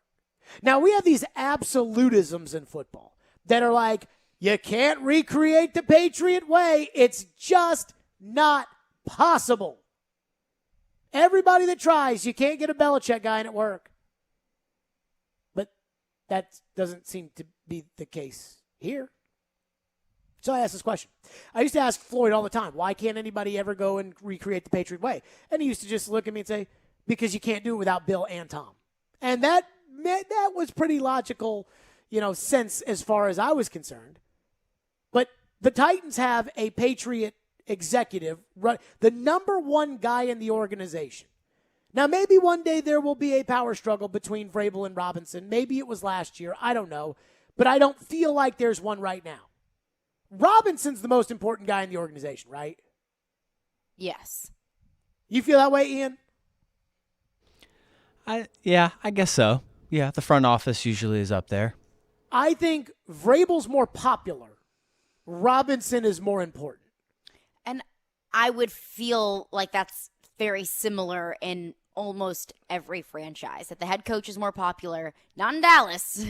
I don't know. Like, I use the Texans as an example. Mm-hmm. And I think that's what Flores was trying to do in Miami, was he was trying to run the general manager out of there. And he's the one that got bit by it. And now with Joe Judge, I mean, that general manager, that guy was a total kook. Yeah. And so that was a whole, that was off. But I just keep wondering this. Why doesn't the Patriot way work anywhere else other than here? What's so special about here? What's so special about Vrabel and Robinson? And I wonder if it's the fact that Vrabel was a player. That Vrabel, the difference is all these guys work with Belichick every day. Like, they're behind the scenes. The players are behind the scenes in the meetings, but it's a whole different level when you're a coach. When you're a player, you still go home at 9 o'clock at night. When you're a coach, you go home at 3 o'clock in the morning. You get there at 4. It's different when you're a coach. So all these guys see how Belichick rules with an iron fist. And they think to themselves, when I go somewhere, that's how I have to act. But they don't have Tom Brady. So they don't have the immediate success that comes with acting like that. And because they don't have the immediate success, it turns into resentment. Matt Patricia, everybody says, was just so in over his head. He was the biggest stiff. The players hated him. The media hated him. Remember the press conference Matt Patricia got mad at a reporter because he was slouched over or something and asked him to sit upright or something like that. And it just came off as like some fascist football coach that's like, we're doing things my way. Ruling right? with an iron fist. Right. I met Matt Patricia through Floyd. I love Matt Patricia. I think he's awesome. I think he's a great guy. I think he's a guy's guy. And it's crazy, right? Like it's what's so special about here? And so I have two thoughts to this. One is that Vrabel's a former player, and so he empathizes better than all the other Patriot guys. Joe Judge is a coach. Joe Judge sees Belichick operate every day, goes into New York and is like, Bill Jr. is here. Vrabel played for Bill and is like, I like this, this, and this, but I hated this and this. So he's going to go be Vrabel because there's things about Bill that he didn't like when he played, so he's going to X those out and then focus on the good things. That's one hypothesis. The other one is this. Like, I think we can all agree Floyd knew football people pretty well. Like that we, Ian, you and I know, I've told the story about Freddie Kitchens time and time again about Freddie Kitchens and when he got promoted to offensive coordinator and Floyd laughed about it and I asked, Freddie Kitchens? And he was like, yes, I do. And that kind of told me all I needed to know about Freddie Kitchens. One time Joe wrote in the Tennessean that P.J. Fleck was the next Urban Meyer. I told Floyd, I go, Rex Rode wrote in the Tennessean that P.J. Fleck's the next Urban Meyer. Floyd walking into the building goes, you know P.J. Fleck? I go, no. He goes, well, I do. And he's not Urban Meyer. And it was just like kind of matter-of-factly whatever. Robinson was the one guy he pointed out. There were tons of people that were there. When Floyd worked with the Patriots, Nick Caserio, general manager of the Texans, was there. Jason Light, general manager of the Bucs, was there. John Robinson, general manager of the Titans, was there. Bob Quinn, ex-general manager now of the Lions, was there, but at the time was on his way up. Like a lot of these guys that have been on the play. Bill O'Brien was there. All these guys were there in New England when Floyd was there, and Floyd was the senior football advisor. He was the guy under Belichick. And this was the guy that he pointed and was like, go get him. It's got to be that, right? Like, it's got to be that the Titans banked on Floyd, and he knew who the best one there was. Like, if Bill Belichick had a litter of personnel people, Floyd knew which one the pick was. Because he knew all of them, right? Right. So is it that? Or is it that Vrabel is better than all the Belichick assistants? Vrabel's not a Belichick assistant. Now, he is technically on the tree because he's a Bill O'Brien assistant, and Bill O'Brien was a Belichick assistant. But is Vrabel different because of his background as a player? And that makes it so that he knows how Bill operates, but he's not trying to be Bill, where these other guys are trying to go be the Bill of the Detroit Lions. I think it's that. And that's when you made your initial point. That's where my mind instantly went was, okay, well, what do all of those coaches who just got fired have in common that Mike Vrabel does not have in common with them? They were all Belichick assistants, and Mike Vrabel was not. Yep. He was involved with Bill Belichick in Sure. the same level as, essentially being an assistant coach, but it was in the way that Mike Vrabel still had autonomy. He wasn't underneath Bill Belichick's thumb.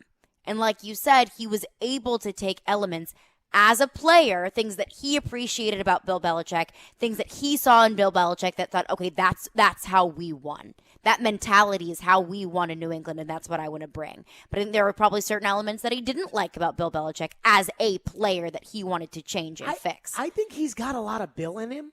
I also think it's his personality. I think he has a Bill Belichick personality. I think this is a Patriots organization.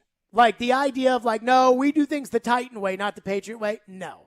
This is the Patriots with Ryan Tannehill at quarterback. That I believe that. I think this is the New England Patriots. Now, they don't do everything like the Patriots, but this is what they wanted it to be. But I think, first off, I think Vrabel has better social skills than Belichick. If you've been around Vrabel, in a non, like, official setting. Like, Vrabel's cool. Yeah. He's a fine guy. Yeah. Like, I spent a day with him one time watching baseball, and I honestly had a lot of fun around Vrabel, but I also know, like, that there's business. And I feel like he's got better social skills than Belichick, but I think it's, too, is like Joe Judge can't empathize with the players. Or he can't know, if I say this, it's going to piss these guys off. Yeah, like Vrabel's been there. And the style in which he wants to coach, he's been there. And he knows what's going to get them motivated. He knows what might piss them off. I think that is something that is invaluable. I mean, just expand it from just the Belichick coaching tree. Just in the NFL, I think that is something that Vrabel has that is incredibly valuable, that if you don't have it, you can't get it. And that's NFL player experience. So I asked this question when the Titans – so remember 4 years ago, Titans go to New England, lose. Malarkey gets fired 2 days later. Vrabel gets hired a week later. And then Josh McDaniels leaves the Colts at the altar. The Colts had interviewed Vrabel. And I wondered if that was the impetus that Robinson was able to get Malarkey fired with, was if we don't hire Vrabel, McDaniels is going to leave and Vrabel's going to go be the coach of the Colts. And that was enough for Amy to be like, all right, fine. If you really believe in this guy, fine, let's do it. And I'm totally speculating here. And I say this because I said we were doing a remote in East Nashville. And I said to Floyd, I want to know what John Robinson knew and when he knew it. And, of course, Floyd laughed and chuckled like, ha, ha, ha, ha, ha. But I wonder if, like, Floyd knew, hey, Robinson is the handpicked guy. And if Robinson knew Vrabel's the guy and you can't let him go. I don't know. I'm just spitballing here. But this is the one organization. Charlie Weiss, no success anywhere else. Romeo Crennel, no success anywhere else. Josh McDaniels, no success anywhere else. Matt Patricia, no success anywhere else. Bill O'Brien, no real success anywhere else. Brian Flores, Joe Judge. This is the one organization. Bob Quinn, Scott Pioli. This is the one organization that has done things New England style, and it's worked. And I don't know why. Joe Rexroad will join us next for a little Jared versus Joe. This is the one where I don't have the answer. Normally I'm like, this is why I think I don't have the answer for this. I just think it's odd. And it's also another caveat to it is it the coaching style doesn't work or the general manager doesn't like that coaching style and it's just not going to work internally? I don't know. I don't count Jason Light in Tampa Bay as a Patriots organization. Why? Because that is the most – they just had a guy quit in the middle of the game because he wasn't getting enough targets. Yeah. Like, they just had Tom Brady tell the coach, no, I'm going back in the game so I can get Gronk $1 million. Tampa Bay does kind of feel like a playground of an organization. It is like what the Dallas Cowboys used to be when Michael Irvin was snorting up all that cocaine back in the day. 615-737-1025. Joe Rexroad will join us coming up next. FanDuel Sportsbook is my official sportsbook app. The NFL playoffs are here, and to celebrate, FanDuel Sportsbook is giving all customers up to $100 in a bonus on a same-game parlay. Just place a same-game parlay on any Super Wildcard Weekend game and get a bonus whether you win or you lose. The more you bet, the more you'll get. And again, I think Kansas City against Pittsburgh, there's a lot to be had because I think Kansas City is going to smoke Pittsburgh. FanDuel Sportsbook pays out in as little as 2 hours. It's easy to use, and it is safe and secure. Plus, if it's your first time betting, you can enjoy 30-1 odds on any team at Wild Card Weekend using the promo code JGM. Turn a $5 bet into $150, and again, that's promo code JGM. 21 and older and present Tennessee. Bonus issues and non-withdrawable site credit expires in 7 days. Max bonus $100. Plus 400 odds or longer wager required. Restrictions apply. See terms at sportsbook.fanduel.com. Gambling problem? Call the Tennessee Red Line 1-800-889-9789. Guys on three, 1, 2, 3, A.J. Brown. Westbrook-Akita, touchdown. First down, and that should do it. The Titans are the #1 seed in the AFC. A hell of a job. Came up with some huge plays. Heading into the playoffs after beating the Texans 28-25 in Houston. We found a way to make plays, and that's why I'm proud of our guys. With home field throughout the playoffs, who will the Titans face in the divisional round? If everything holds, it's going to be the winner of Bengals-Raiders. Keep it locked for the best Titans talk. It's going to be a heck of a ride here. On ESPN 1025 The Game and the Game Nashville app. The Eagles Hotel California Tour. Welcome to the Hotel California. Live in concert with a full orchestra. Take it. performing their iconic album Hotel California, beginning to end, plus a greatest hit set. The Eagles, Bridgestone Arena, April 28th. Get tickets this Friday at 10 a.m. at livenation.com. Your home value is way up. Why not use that equity to make your house even nicer for the new year? Hey, Willie Donick here talking about a cash-out refi with Loan Pronto. So call Loan Pronto now. They're fast-tracking home refis for the new year, and people are getting checks for $60, $70, $100 grand or more. And right now, Loan Pronto can even cover all your closing costs. Listen, your home's value is way up. All you have to do is convert that equity into cash. Cash for a new luxurious kitchen or a new home office, or start that swimming pool so you can use it for the summer. Call Loan Pronto now. You can even close in as little as 2 weeks with a big check. Do it now and you can even skip your next 2 house payments. So make 2022 the year you fix up your home and reinvest with Loan Pronto's help. That's 615-499-5780 or loanpronto.com. 615-499-5780 or loanpronto.com. Equal housing lender. NMLS 1661781. Subject to lender approval. Not all loans apply. Hey everybody, Robbie Stanley here to tell you about my friends at Jasper's. Jasper's is a casual restaurant and bar located on West End Avenue, equipped with TVs, a game room available for private events, a grab-and-go market, and free parking. Yes, free parking. This neighborhood spot is Nashville's new go-to restaurant and bar. You can try their selection of elevated bar food ranging from appetizers to chicken sandwiches to flatbread pizzas and the famous smash burger, as well as any of their delicious cocktails. So visit my friends at Jasper's, located at 1918 West End Avenue, and tell them that Robbie sent you. Parman Tractor and Equipment is your one-stop tractor and equipment solution, and Middle Tennessee's Link Belt and Takeuchi dealer. Rent or purchase a track loader, mini excavator, large excavators for your job site, or something in between. Parman is now hiring and seeking qualified candidates for construction equipment truck drivers, service technicians, and more. Apply at parmantractor.com or call 615-865-7800. Come be an employee owner with the Parman team, your Middle Tennessee Link Belt and Takeuchi dealer. Interact with Stillman and Company. Call or text the show at 615-737-1025. Driven by WilsonCountyHyundai.com. Stillman and Company, delivered by TriStar Moving. Oh, man, we got a lot to debate this week. Let's just get right to it. Joe Rexroad is with us for a little Jared versus Joe. Jared Stillman versus Joe Rexroad. Now on Stillman and Company. On ESPN 102.5 The Game. All right, I'll Joe go first on this one. Guest gets the first answer. Joe, just based off of what we've seen so far this season, can Ryan Tannehill do what he needs to do to get this Titans team to a Super Bowl? Sure.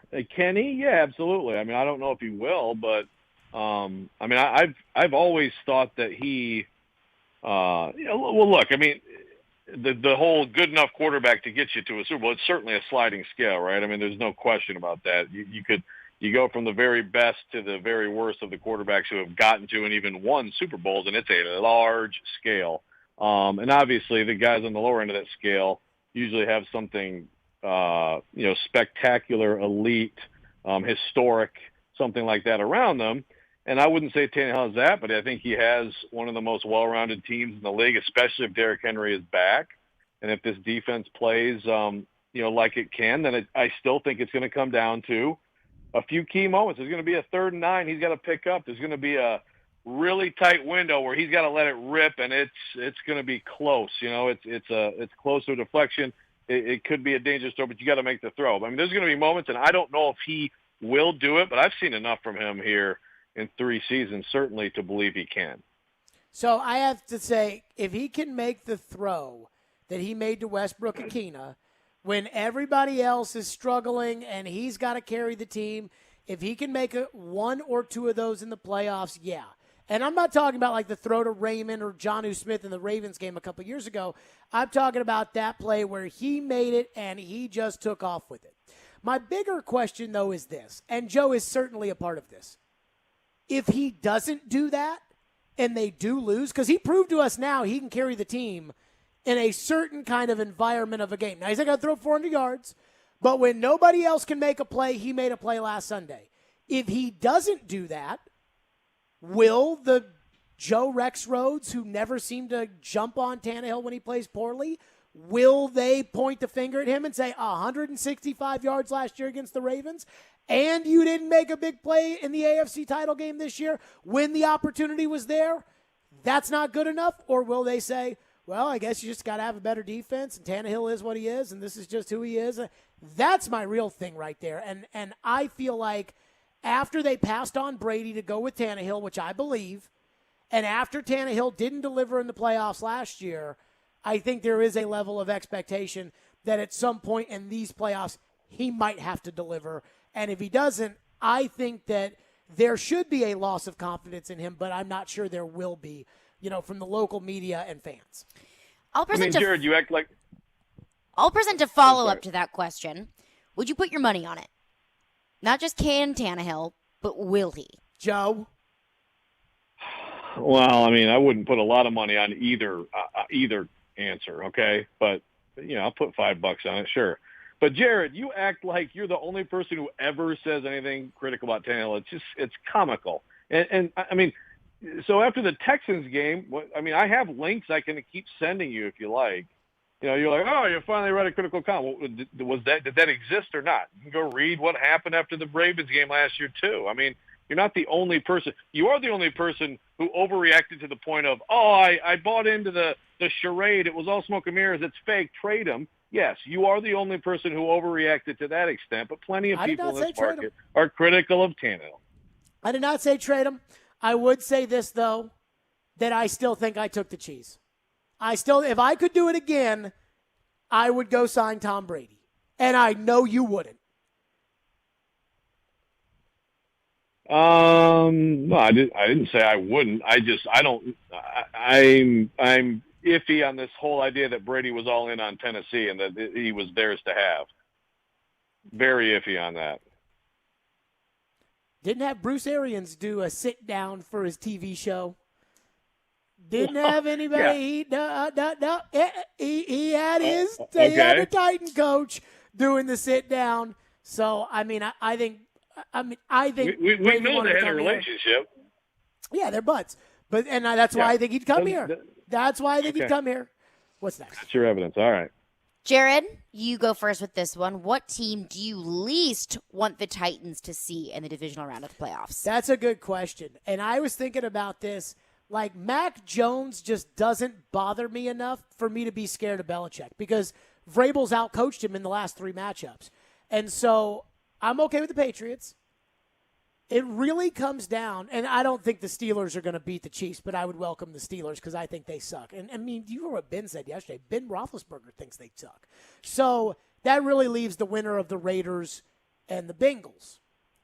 And it's tough for me because the Raiders feel like they've got some emotional juice that they're playing with, that they feel, and Derek Carr has kind of reminded people that he is a legitimate starting quarterback in the NFL.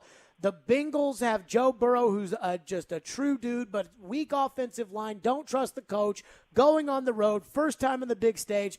I'll say the Raiders are the best bet for the Titans simply because I think the Raiders have kind of lucked into everybody else throwing up their lunch, like the Charger coach and Carson Wentz, Joe's guy, and Indianapolis, and all of those, So I think the Raiders are probably more like Pittsburgh than they are like Cincinnati, who's a bona fide playoff team. I'll take the Raiders. Wait. Now, you got me confused. Caroline asked least want to see. Okay, least want to see Cincinnati. Oh, no. I said that I would rather see the Patriots over Cincinnati, and you berated me saying that I was disrespecting the greatest coach of all time and that I was crazy. Yeah, I've changed my mind. You changed your mind. I have. Week 17? I would like an apology. Maybe. Week 17, they lost to Miami, and then Miami fired their coach. Flip-flopper, Mrs. Butterworth. I just can't go. I just can't do Mac Jones. That's what I said last hit week. The wall. I just think. And you said I was disrespecting the greatest coach of all time. Yeah, but then they lost to the Dolphins. Joe? Unbelievable.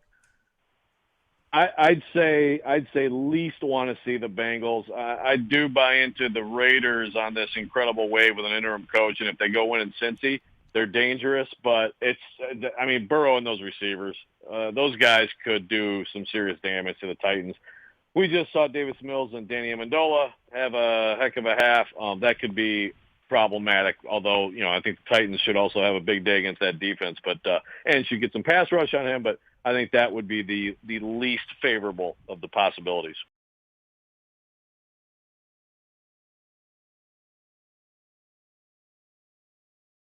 Joe Judge is the best move they could have made, but the Dolphins firing Brian Flores was the worst move they could have made. Well, I guess I would go true without knowing everything. I mean, look, Joe Judge came into a bad situation, but there's been very little from him to give you confidence that he's going to significantly change things. I think Flores is a really good coach. I think you're going to see him get another job. Now, look, I will say, adding to the Flores thing, I don't think this was purely a situation of his competence as a coach. It sounds like clearly there was infighting there, difference of opinion, and so sometimes that's just going to overwhelm anything else. So I don't think it was a good move, but if you had irreconcilable differences, then, sometimes you have to make a move like that. But ultimately, if I have to pick a true or false on that, I'm going to go with true. So I'll say false. I think the Giants, the best thing that they could have done is sell the team. I mean, I think John Mara has proven that he has, this starts at the top. Dave Gettleman. I mean, Joe, you remember that night in Nashville. They had 3 first-round picks, and we were sitting there like, what? Daniel Jones, 6th overall? What? And then I think Dexter Lawrence, I think a lot of us were like, okay, yeah, that's fine, whatever. And then they took DeAndre Baker at the end of the first round. They traded back into the first round. They took DeAndre Baker. And I remember what are they doing? Gettleman has been a disaster since the second he got there. They benched Eli Manning for Geno Smith. The way they handled that was so poorly. And then they go get Joe Judge, and they bring him in here. And how much can you blame Joe Judge? The guy was a clown, sure. Those press conferences were embarrassing. But he comes in with Daniel Jones as his quarterback. Saquon Barkley gets hurt every 5 games. Those were supposed to be the guys to build around. The defense is a mess. Gettleman was awful. And I just think it shows that the Maras just don't know what they're doing when it comes to owning the team. They need to let the other guy, Tisch, run it like they did here when Tommy Smith clearly didn't know what he was doing, gave it to Amy Adams-Strunk. I think ownership is the problem with the Giants. I think the Flores thing, he didn't deserve to be fired from a wins-losses standpoint. But when you hear about the infighting, and I brought this up earlier, Bobby Greer, Chris Greer, the general manager, his father was the general manager in New England when he got into it with Bill Parcells. Bobby Greer won that power struggle. Then Bill Belichick took over for Pete Carroll, and Bill Belichick fired Bobby Greer after Bobby Greer helped them draft Tom Brady. And I think there's something to that Chris Greer is looking at a power struggle with a Belichick coach, just like his dad had to deal with a power struggle with Belichick, and he wasn't going to let that happen. And I think sometimes a lot of these coaches think they should be picking players, and then Jeff Fisher ends up drafting Chris Henry in the second round. And that's what I think, a lot of these coaches think they should be personnel guys, and they just can't do it. So I don't know if Flores can be a personnel guy or a better personnel guy than Greer, but if there's that much of a power struggle, I could see why you fire the coach if you're not going to be able to make it work. So it's not as bad as it felt when they fired him. But the Joe Judge thing, Joe Judge is a symptom. He's not a cause. Ownership with the Giants is a mess. Yeah, let's not let him off the hook too much, though. He's done very little to inspire confidence. And by the way, Caroline, if you're judging by the word, Garrett is blowing me out right now. That is fair. What, you want me to tell you to talk more? No, you just keep going, man. You're fine. You're doing great. We're proud of you. Hey, I've been working on this show today since 7 o'clock in the morning. We appreciate you. I don't know how much everybody else around here works, but I've been working on this since 7 in the morning. What's next? Jared, you go first. Can the Predators win in the playoffs further than the first round with the way that they are playing right now? No. And I do not say that in a mean way. But that Colorado team last night, like, that was a war. And it was exciting. And that's probably going to be a second-round matchup. Now, I told you, I'm still a little skeptical about whether or not Hines can coach in the playoffs because he did not have a good showing last year. Obviously, he's got this group humming right now. It's, at times it's a little boring, but he's got them humming. And last night's game was not boring. That was a war. And I thought that was a statement from the Predators. I guess you asked the question, can they, right? Or will they? Both. Can they and will they? Can they? Maybe. Will they? No. Because they're going to have to play Colorado in the second round. And, that is a playoff team. They are experienced, they are well coached, and they've got some of the best forwards in the league. And that's always been the bugaboo of the Predators, is they run into a team with elite forwards in the playoffs, whether it's Taves and Kane, whether it's Sidney Crosby and Evgeny Malkin, whether it's that year that Winnipeg had all those forwards, Wheeler and Laine and Connor and all those guys that played great. And so I just think it's going to be too hard for them to have to get past a good St. Louis, a good Minnesota, that team, and then beat Colorado in the second round. I think the NHL seeding is bullcrap compared to the NFL seeding. I don't think these two teams, if they are playing the way they played last night, should meet in the second round. They should meet in the conference final. But it's the reality of the situation. I don't think they'd get past Colorado. Joe, your thoughts? Can they? Yeah. I mean, look, if I had to pick a winner between Colorado and Nashville right now in a playoff series, I would absolutely pick Colorado. I think they're just a tremendous team, gobs of skill. And, I think that last year's disappointment, too, they strike me as a team that could be a lot like Tampa Bay, big disappointment in the postseason and then bounce back the next year and take it further. So I would pick Colorado, but the idea of the Preds, based on what we've seen right now, I mean, based on a pretty good sample size at this point of a lot of things that have gone well, starting with their top contract guys playing the way they are. I mean, Jared's guy, who I think wants him in Milwaukee as far as last I knew, per Jared's analysis. The defense core is solidified.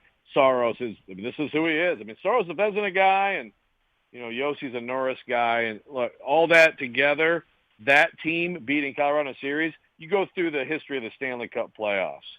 One reason why it's arguably the best tournament out there, although I agree with the seeding complaint, way, way crazier things happen than that happen all the time. So Sure. Ken, of course.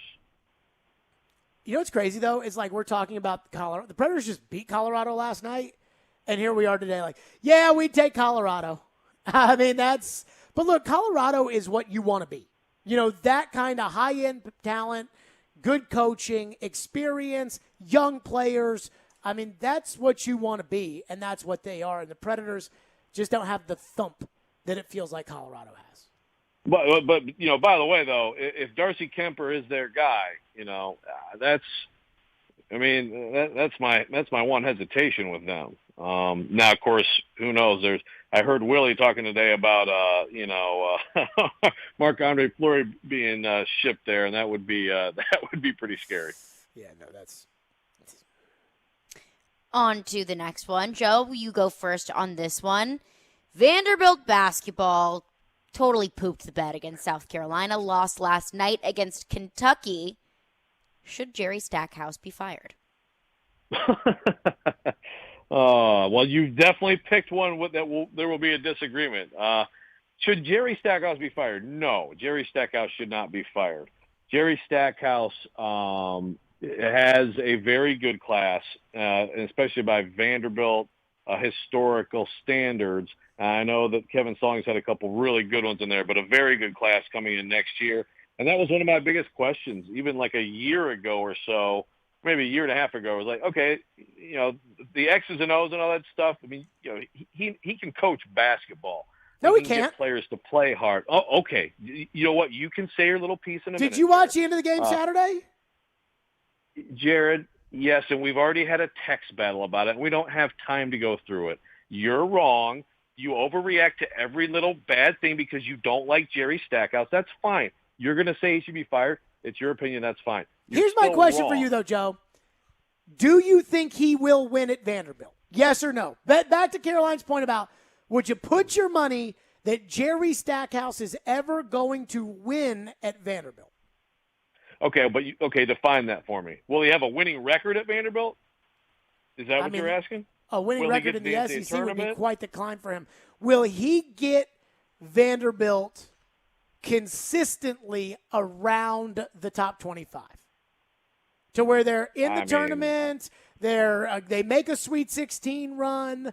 We all know what being terrible in college basketball is, which is what Vanderbilt is right now. We all know what being elite in college basketball is. I'm not asking for that. But will Jerry win enough to be here for 8 years, 10 years kind of thing?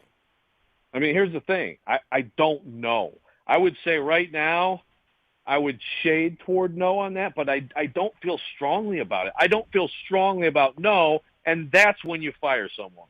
That's when you fire someone. When you absolutely feel, I understand you have your hang up on Jerry, and that's fine.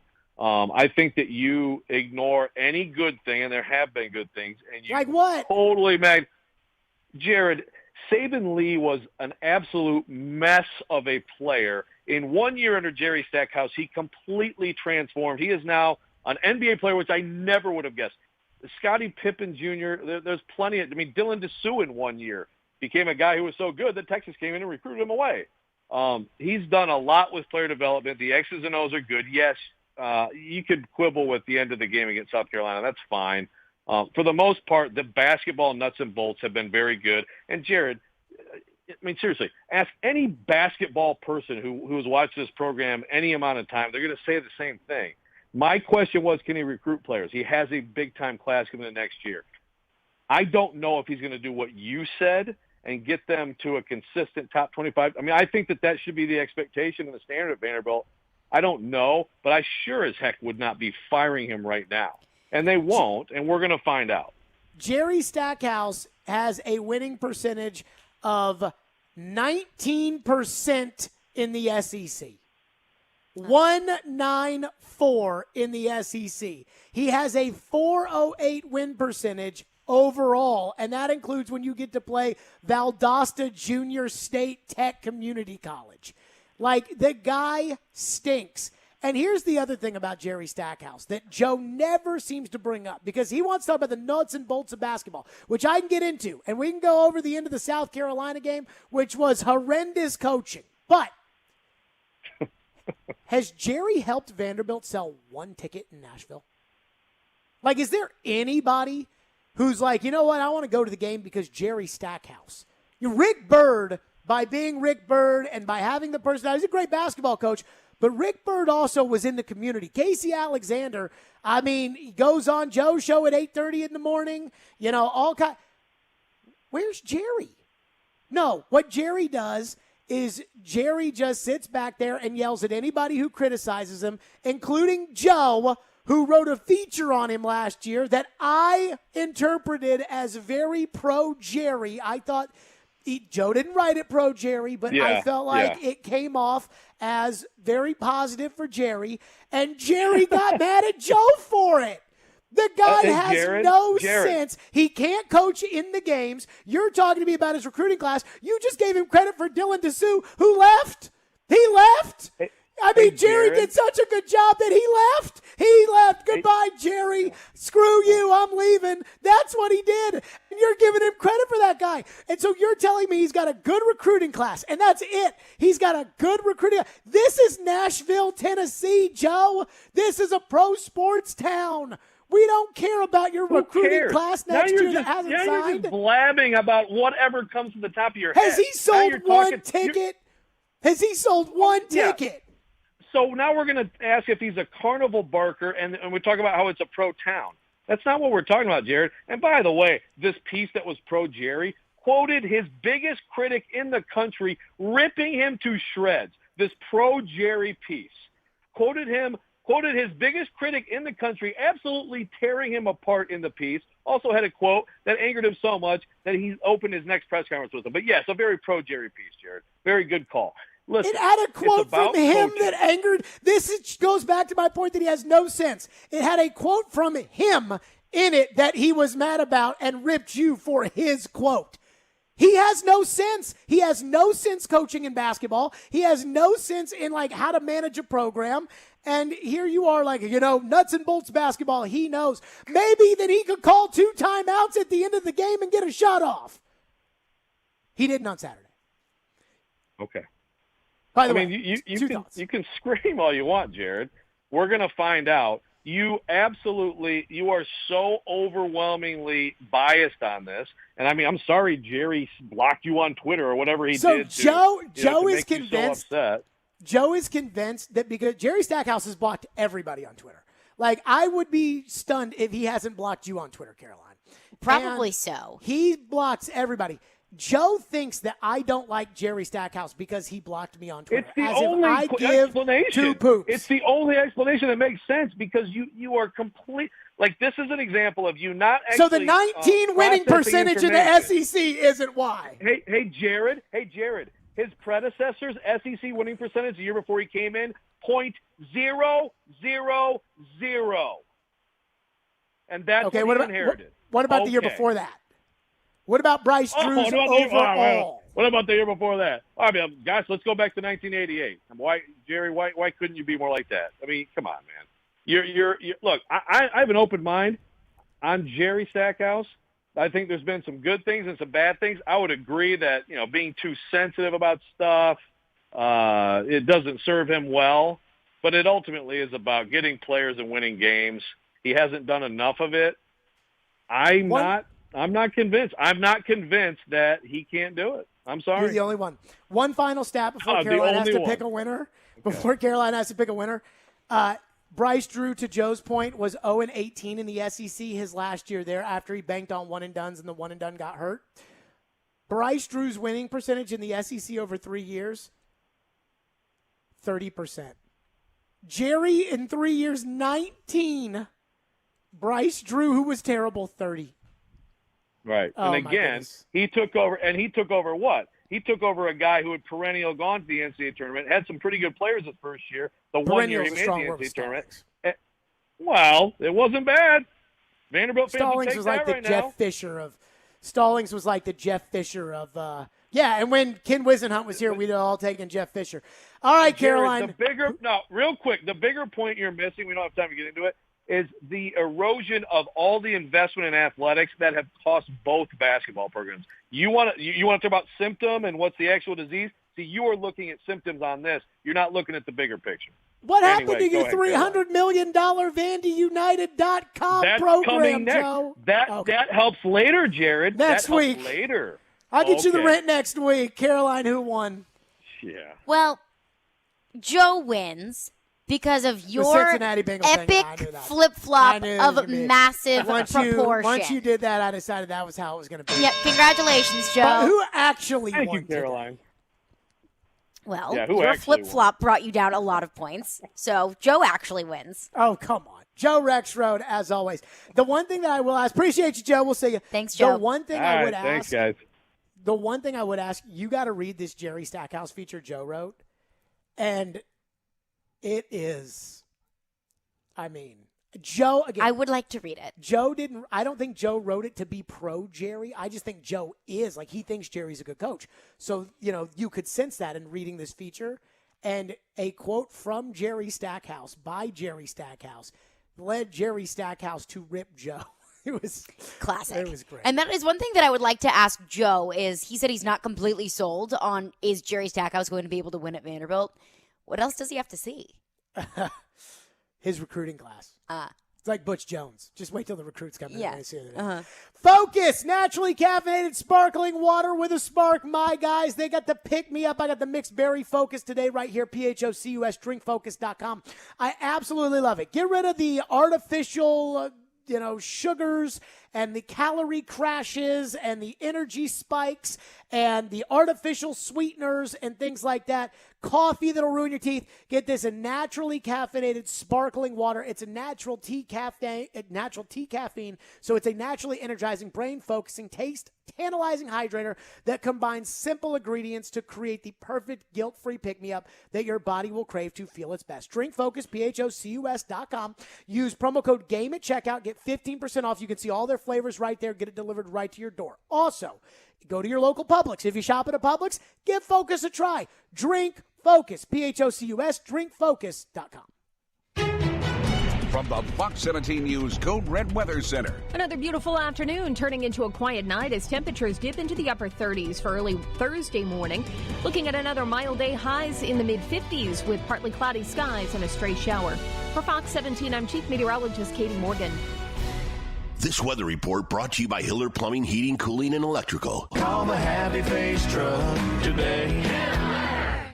Get some relief from the wintry mix outside with the hottest deals at Electronic Express. Deals are heating up on all 4K TVs, computers and gaming, smart home, housewares, and more. Avoid the roads with in-stock and ready-to-deliver appliances. Up to 40% off brands like LG, Whirlpool, GE, Samsung, and more. Plus, get up to 36 months free financing. The prices are falling faster than the snow at Electronic Express. We make it happen. Hey, what's up? It's me, Chase McCabe, here to tell you about BetMGM. Enjoy football, basketball, and all your favorite sports like never before at BetMGM. Just sign up using the bonus code 1025GAME, and your first wager is risk-free up to $1,000. BetMGM offers parlay specials and boosted odds every day. Plus, you'll earn M-Life rewards that you can use at any MGM resort nationwide. Turn loyalty points into comps for room nights, restaurants, and more. Download the BetMGM app today or go to BetMGM.com and enter bonus code 1025GAME and place your first wager risk-free up to $1,000. Now you're winning with the king of sportsbooks. Visit BetMGM.com for terms and conditions. 21 years of age or older to wager. Tennessee only. New customer offer. All promotions are subject to qualification and eligibility requirements. Rewards issued as non-withdrawable free bets or site credit. Free bets expire 7 days from issuance. For problem gambling support, call the Tennessee Red Line at 800-889-9789. Hey, it's Jared for TriStar Moving. If you're looking to move, you need to give my friends at TriStar Moving a call. At TriStar Moving, you'll get 5-star service throughout the entire process. Everything will be taken care of, from covering your floors, banisters, railings, front door thresholds, furniture, TVs, and more.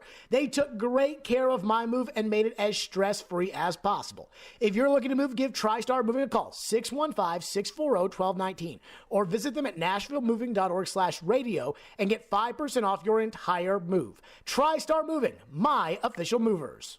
Hey, Darren McFarland here, and I want to talk to you about my friends at Creation CBD. You hear me talk about them every single day because they present Darren, Donick, and Chase, and we are proud to be associated with them and happy about it. And if you have aches and pains, on your body, whether it's from working out, being active, getting older, and you're looking for a solution, well, I've got it. Creation CBD. Creation means healing, and that says a lot. Creation is locally and organically sourced CBD products right here in Middle Tennessee. From seed to final sale, Creation is passionate about providing quality products for everyday use, including your pets. And you've heard me tell this story. Our female German Shepherd has had seizures for over 3 years, and lots of them. No matter how many pills a day she was on, the vet visits, nothing changed. But since putting her on the pet tincture, everything has changed. The seizures have stopped, she's lost weight, and she's a dog again. Right now, Creation CBD has got a special offer for DDC listeners. Go to CreationCompany.com, get 25% off your order by using the code DDC25 at checkout. DDC25 at checkout for 25% off your Creation CBD products. It's Creation CBD,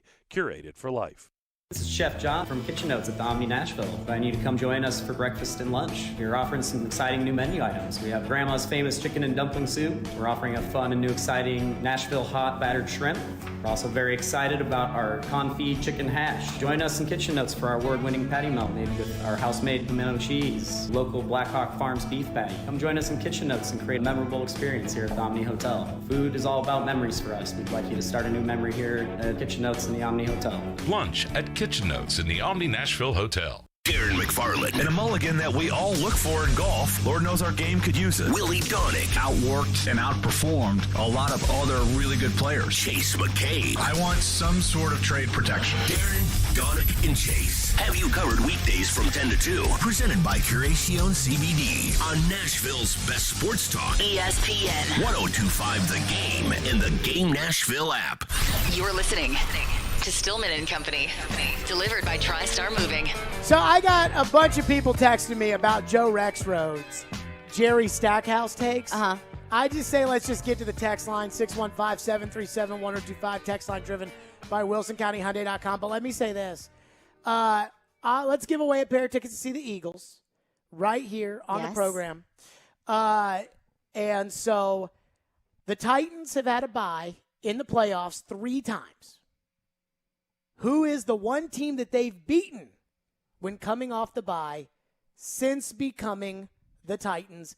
Be the first person to call Ian at 615-737-1025, and you will be able to see the Eagles, before you can buy tickets, perform their iconic Hotel California album in its entirety at Bridgestone Arena on April 28th. Tickets go on sale Friday at 10 a.m. By the way, Stefania Bell, ESPN's injury analyst, will be on our show tomorrow to break down Derrick Henry's return. Let's go to your phone lines driven by WilsonCountyHyundai.com. One texter texts in and says, why is the host always beating up on Tennessee teams? It must be a Yankee thing. Yes, born at Baptist Hospital West on West End Avenue, Jared Stillman. A lot of people have questioned where you are from in the text line. So I think I have like a non-committal accent. Like this isn't like it's not Southern, it's just neutral. Right. So it's hard to judge that. I mean, I think I'm kind of a skeptical person in general, right? Like, you're pretty loud too. And I feel like I have like a lot of, like, I feel like I have high standards. I think I have high standards just for me. Like I get on myself when I feel like I don't do well. I get on other people when I feel like they don't do well. Mm-hmm. And so I feel like it's all reality. But, I mean, Jerry Stackhouse has won 19% of his games in the SEC. I mean, it's not beating up on Vanderbilt to be like, the guy has not won anything at all, right? I mean, I am new to the market, but I knew coming into the market that Jerry Stackhouse was a bad coach. Really? Yeah. What makes you say that? Just because of all the losing at Vanderbilt or anything else? Well, I covered a lot of college basketball mid-time at ESPN. Yeah.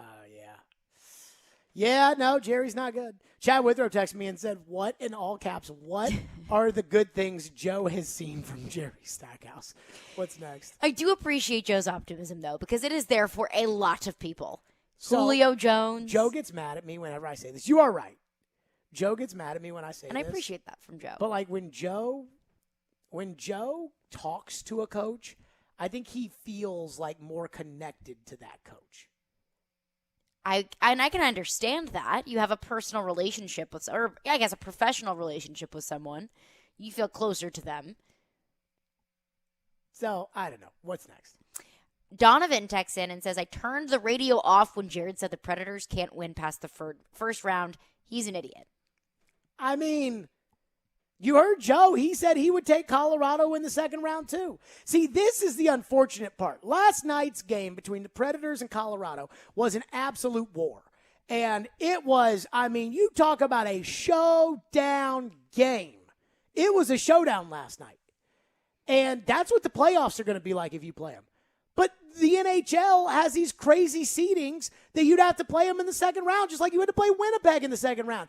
And Colorado is the class of the Western Conference. And they've been around for a while. It's like the Chiefs. I said this to a lot of people, both on the air yesterday and off the air during the game, after the game. Last night's game was like when the Titans played the Bills or when the Titans played the Chiefs. Can the Titans beat the Chiefs? Sure. Vegas is not going to favor the Titans to beat the Chiefs. And that's why Vegas has Colorado as the favorites to win the Cup. So I'm just saying, Joe said that he'd pick them. So that's it for us. Speaking of the Predators, Roman Josi, the captain, Mikhail Granlund coming up next on Smashville Live. We will see you tomorrow. We'll be at Bridgestone Arena as they take on the Buffalo Sabres. We will see you tomorrow